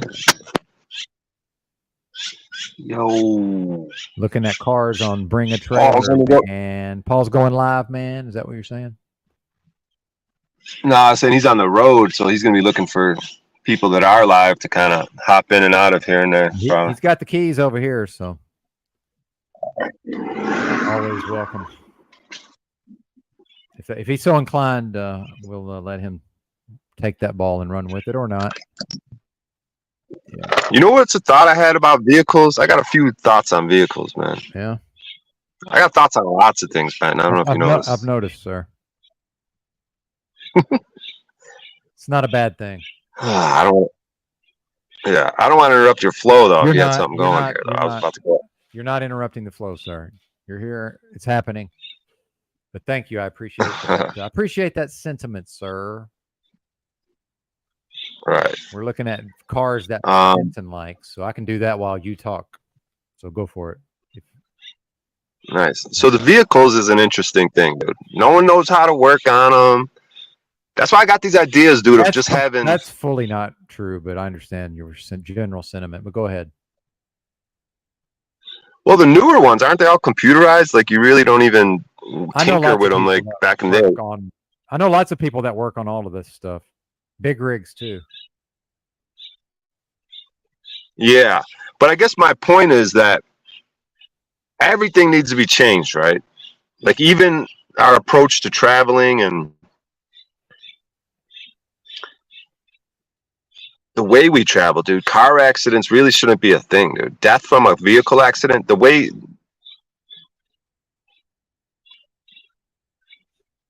Okay, here was my initial thought, because I go a million miles deep into a billion layers that I'm fucking. But my initial thought was like, you know how the headlights kind of look like eyes, right? The shape of a thing. Okay, because they want us dead, right? They got the fake name. The all caps name is a dead entity, right? That sort of gets charged and incarcerated and all that. It's almost like they're doing it to the entity. They're not doing it to the human, right? Because when you go into court. So my point is that like everything's dead. So like they don't want you. They don't want this. They want you inside of I look at a car as like a ectoskeleton, like robot, like Iron Man type thing, only like the Iron Man suit. So you're like a robot inside of that. The car is like a robot, right? And so they want you to be not you. They want you to be the name on the piece of the paper. And then when you're in that vehicle, you're not you. You're really actually that kind of like that vehicle. Because people pick up different personas in a vehicle. They get all aggressive. They yell. They put up the middle finger. There's like an autonomy or something, especially with these tinted windows. There's some sort of Benton. Hey, that's what my dad said. My dad saw you on the broadcast, and he texted me and said, "O'Shea, what's his trip?" Yeah, for these exact moments, right, where I just kind of start flibber-flabbering, dibber-dabbering. But there's something to this shit, dude, because they don't want us. They don't want the temple of the body. They want you to identify as the all caps name. They want you to identify with these vehicles. I can't let this stand. Brian, it's not that people are encased behind glass that makes them assholes. It's the fact that you have a high-speed, heavy metal monstrosity that you're in control of, and you're focusing to do that, and then things happen that disrupt that, and it pisses you off easier. Yeah, like, but vehicles are kind of childish to me. Like vehicles are like go-karts. Look, you walk down a busy city street, you're chill, right? Now try walking down that city street holding an egg on a spoon to win $1,000 and see if you aren't cussing every person that's like barely weaving in front of you or bumping you. That's why you get road rage. Yeah, but it's a bigger issue than that.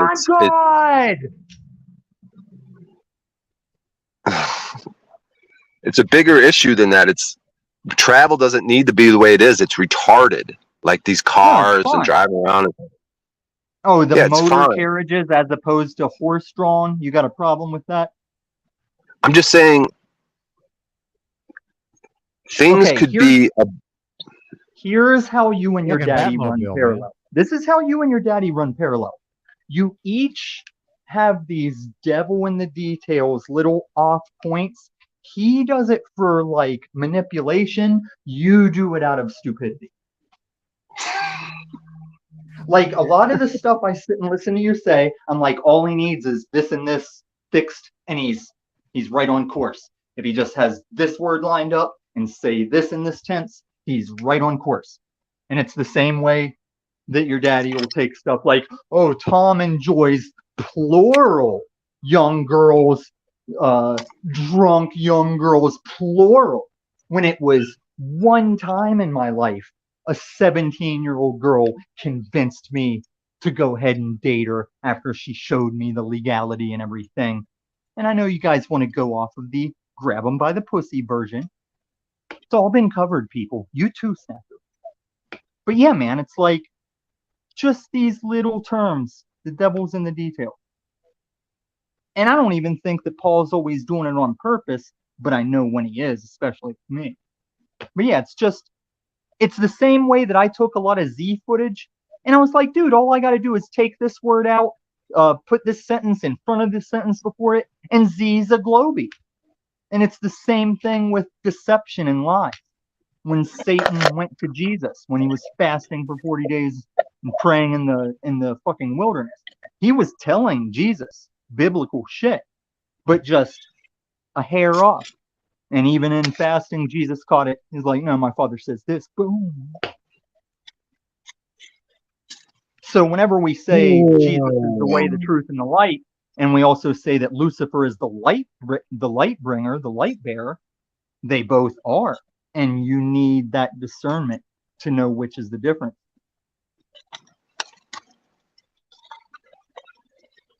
Like the Antichrist isn't going to be Marilyn Manson coming out the heavy metal ballads. You're going to think he's Jesus.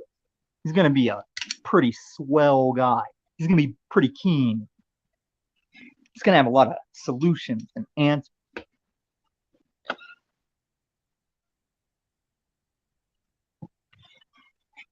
Hot dang, man, there's fucking Geostorm, man, asking for $30,000. I'll give you $1,500, boy. Cash American. Dude, my first car was a Geostorm. It was fucking awesome. Those were actually really good cars for what they were. Yeah, man. Because I got it after it had been some guy that delivered pizzas in it. And then we bought it off a dealer for my first car. And it was like a little mini Knight Rider fucking car, man. And I guess maybe I was telling OTW not to get a Fiero because they're shit. And he was saying he just likes the body style. And I guess the Geostorm was my Fiero because it was a little 2-door hatchback. And I did dig the body style. And it was in my rave days. So I was always bumping like Goa Trance in it. I had my DJ stickers on it and shit. It was a badass car. And I only lost it because I got stuck in traffic with no radiator fluid, overheated it. And I sold it to this dude that used to buy weed off of me in Winchester. His name was Timmy. He was a little crackhead. He was a little Joe Dirt crackhead. And I told him, I was like, dude, I blew seals overheating in traffic. I'm like, nah, man, that's a Cadillac converter, man. I know what the problem with that is. That's a Cadillac converter, man. I'll fix that right up. I was like, okay, I'll sell it to you for this much. All right, man. And he went like grinding it on out of the parking lot or the driveway. Like, it was definitely some blown gaskets, seals and shit, because it was summertime. I was stuck in traffic and it was overheating, fucking radiator shit smoking out my fucking hood and stuff. Yeah, this is the car so far, by the way. This is the one of what I've seen thus far. The Porsche? 79 Porsche 930 turbo. Yeah. 3.3 liter inline 6, flat 6 turbocharged. Yeah. Now, mind you, boxer style? That might be a boxer style engine. I'm not exactly sure. Now, you yeah, but these vehicles, dude, the Benton, dude, this is all bullshit. Why do you buy into this, dude? This isn't how we have to travel, dude. And why do cars have degraded all the years, Benton? And why don't you get your father the fuck up here? Not that I'm mad at him. I just like to talk to him. How do cars degrade? It's like, why do you guys gotta be such fucking bitches, dude, and think inside the box so fucking much? I will support you that cars are designed O'Shea's lashing out to fail. No, you guys are just pussy idiots. You don't fucking I bring up shit and you're just like, duh, fucking listen, Brian, I'm being neutral here. Brian, quit Snafu. I'm gonna tell you how you're right. I'm gonna tell you how you're right, and then I'm gonna explain. Can't think outside the box to fucking save your life, you fucking schmucks. You mad? Can't fucking see anything right in front of your face, you dumb fucks. Fucking someone comes up with a novel idea in this fucking crazy time hours. Oh no, let's just go along with every fucking thing we've ever learned and everything. You have a novel idea, Brian? Let's hear it. Brian, most of your ideas are stupid. Yeah. So Brian, cars, like your phone, are designed. Just fucking die already, you fucking idiot. With fail parts. Doing that now, sir. Thank you. And also, though, Brian, there is nothing but an exchange in the physical realm. Like, you must give fucking doofuses. I'll leave you two fucking morons out here to fucking look at fucking cars and be fucking on each other. You add oil, but I mean, yeah, man. He does like the tires are. Hey, ladies and gentlemen, the tires are meeting the road every rotation. They are leaving minute fragments of rubber. This is a work of art. The art touched something within him that he's not willing to deal with. I think he's very uncomfortable in his inner space, perhaps. Although I have no way of knowing that. No, think about it, man. He's like 56. Like less than a year ago, he was living out of his car, and I don't know that that's changed. He doesn't have good ideas. I'm not going to get into the character assassination, Tom. No, I'm saying I understand why he mad. Oh, okay. But it's not because we're shooting down good ideas. Okay, fantastic. Condescension. Like Here's a what motorcycle. rather than shooting down, he just says things, and I'm like, well, this is how you're wrong. Like those mountains aren't bricks that are melted. I do Cars like aren't stupid.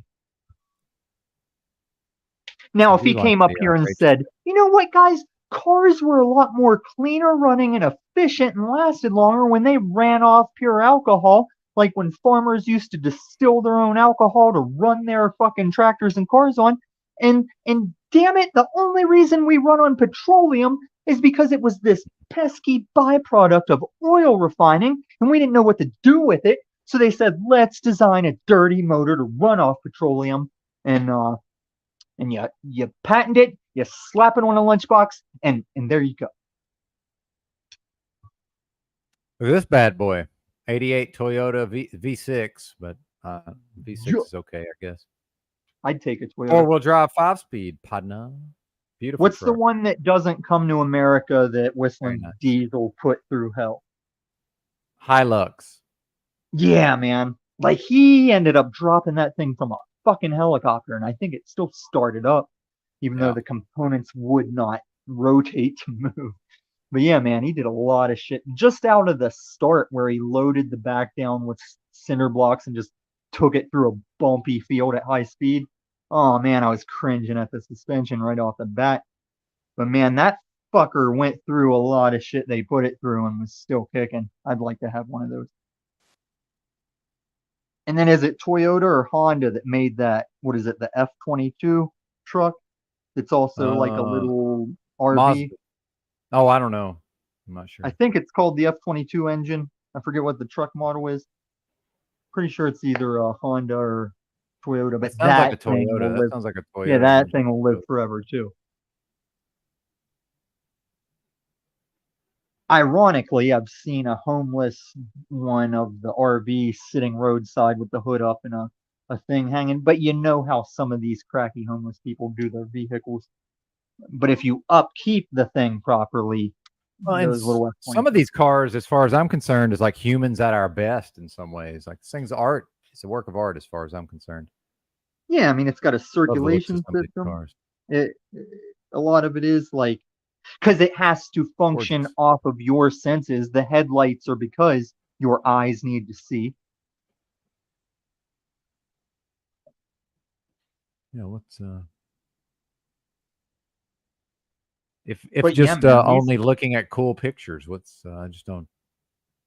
I don't get it why people would be triggered by that. If you like the Porsche, a car I narrowly avoided making this mistake when I was at Domino's GM.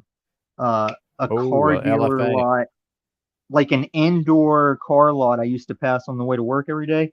It had the 1980s, damn it, what's that little futuristic looking car that had the engines in the back in the hatch? Like it's a glass hatchback, but the engine's back there. Lotus, fucking 1980s Lotus. And I was gonna get it because it was so money looking, as far as it looked like a little Lamborghini. And then I looked into it. It's like the guy who designed the Lotus engine still needs the handbook to do any work to it, because he like overcomplicated it in such like a German way. And they are like really cool little sports cars. But yeah, details like that, I wised up and maybe lost that job. I can't remember. Maybe I got it into motorcycles or whatever. I don't know. But for a long time, I was like, man, boy, I'm going to get that Lotus, boy. Even stopped by and looked at it and talked to him a couple times.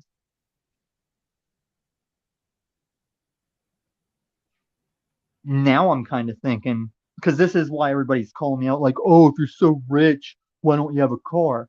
Well, because number one, Cybertruck could drop in the next year or two.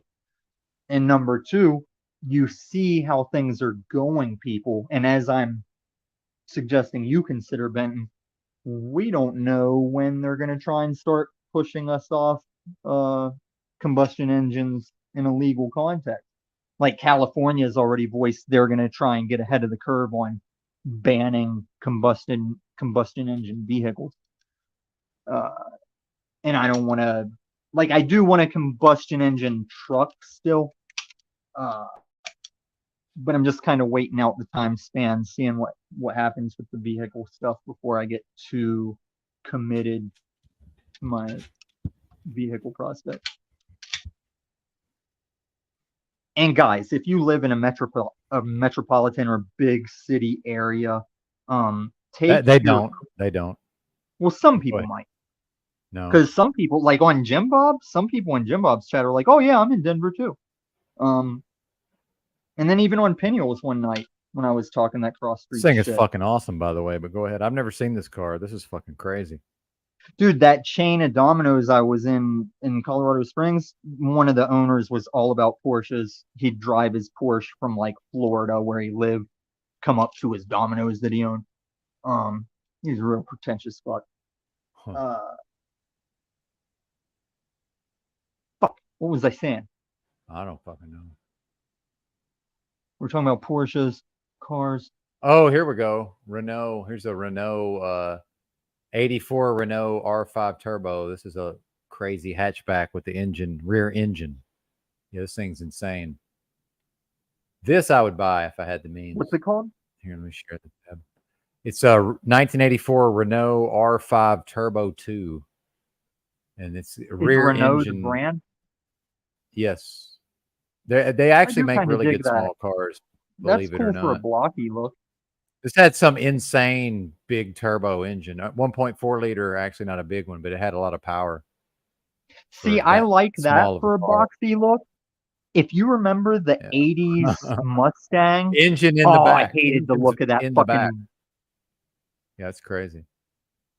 What did you hate? What did you hate? That 80s model Mustang that was like a 2-door 6-cylinder or 4-cylinder. Oh, I like those. a blocky Mustang. I hated that fucking car. I like those actually.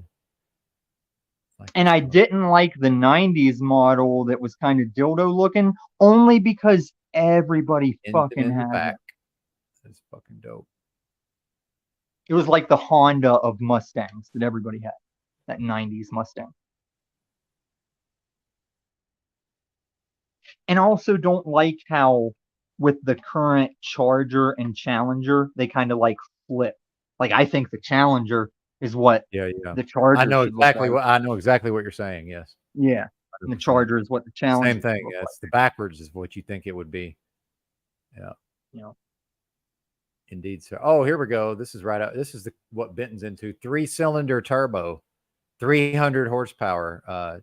Hang on. 2023 GR Corolla. Yeah. 3-liter turbo, 300 horsepower, 1.6 liter. All-wheel drive. Yeah. And to go with what I agree with on low TW, even though current Teslas are fine with the exception of like a motivated hacker, there is the future with them where the car could just pull off if the cops are chasing you. It could just pull over and stop, or it could just drive you to the cops or to the courthouse. But in the good side, it's why it can notice that you fell asleep or that you're having a seizure and pull over and call an ambulance for you, like the semi can do. But I would be happy with just a quality Tesla level functioning electric vehicle without all the computer, where it still operates like you press the gas for power, you press the brake. There isn't the self-driving. It just operates like combustion classic drivable vehicles, but it's the electric system. That's what I'd like to have.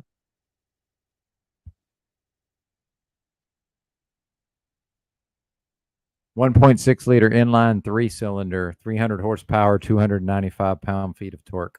Pretty impressive, I must say. You should get something diesel and then make fuel off of cooking oil. I do like diesel. I am a fan of diesel in general, I must say.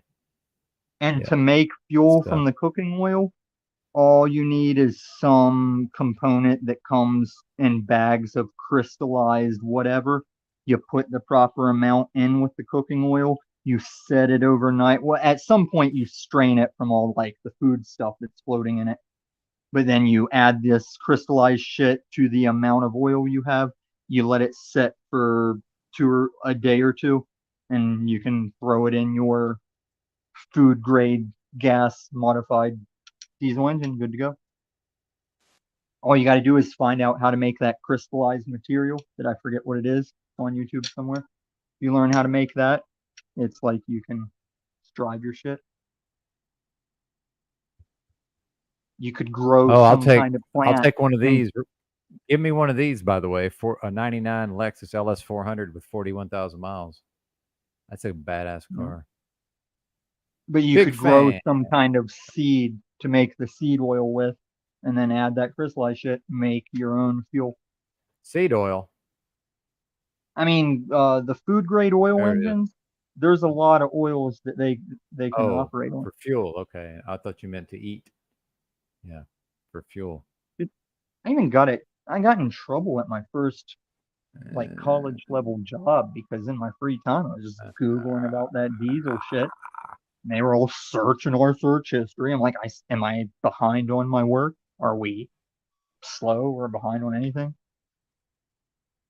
Like that's why we all got turned into project managers, because they were time estimating these jobs, and me and these other military veterans, we were showing up and showing out, knocking them the fuck out.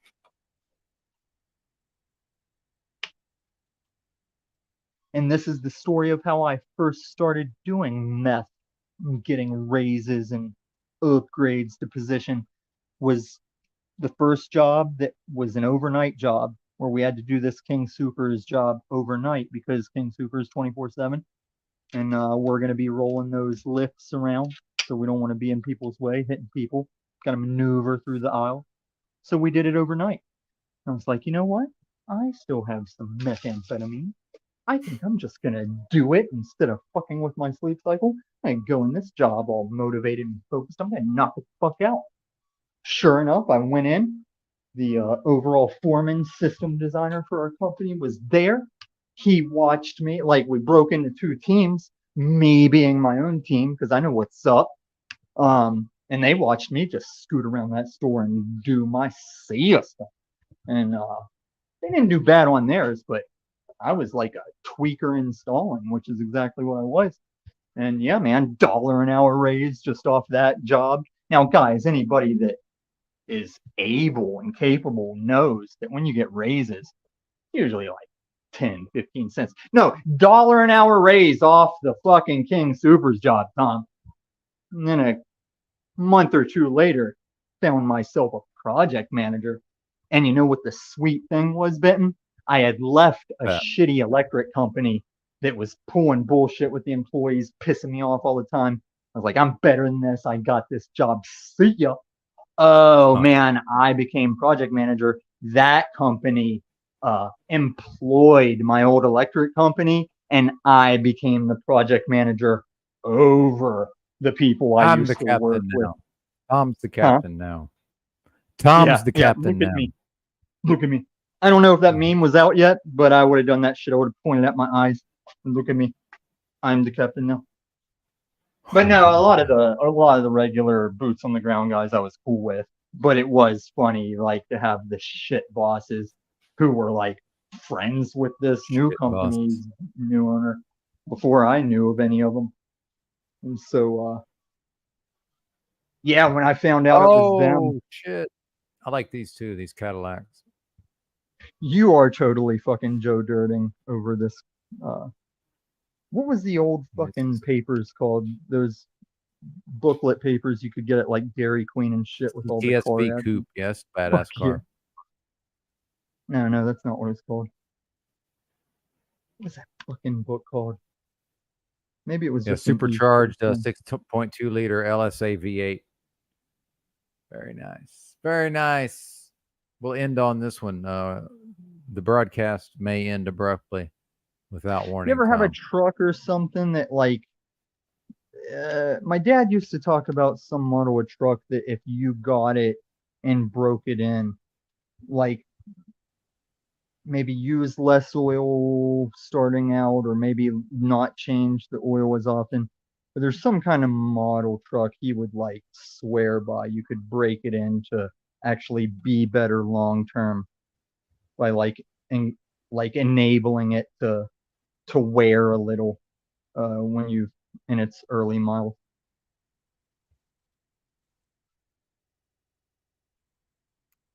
I think we're done here, Tom.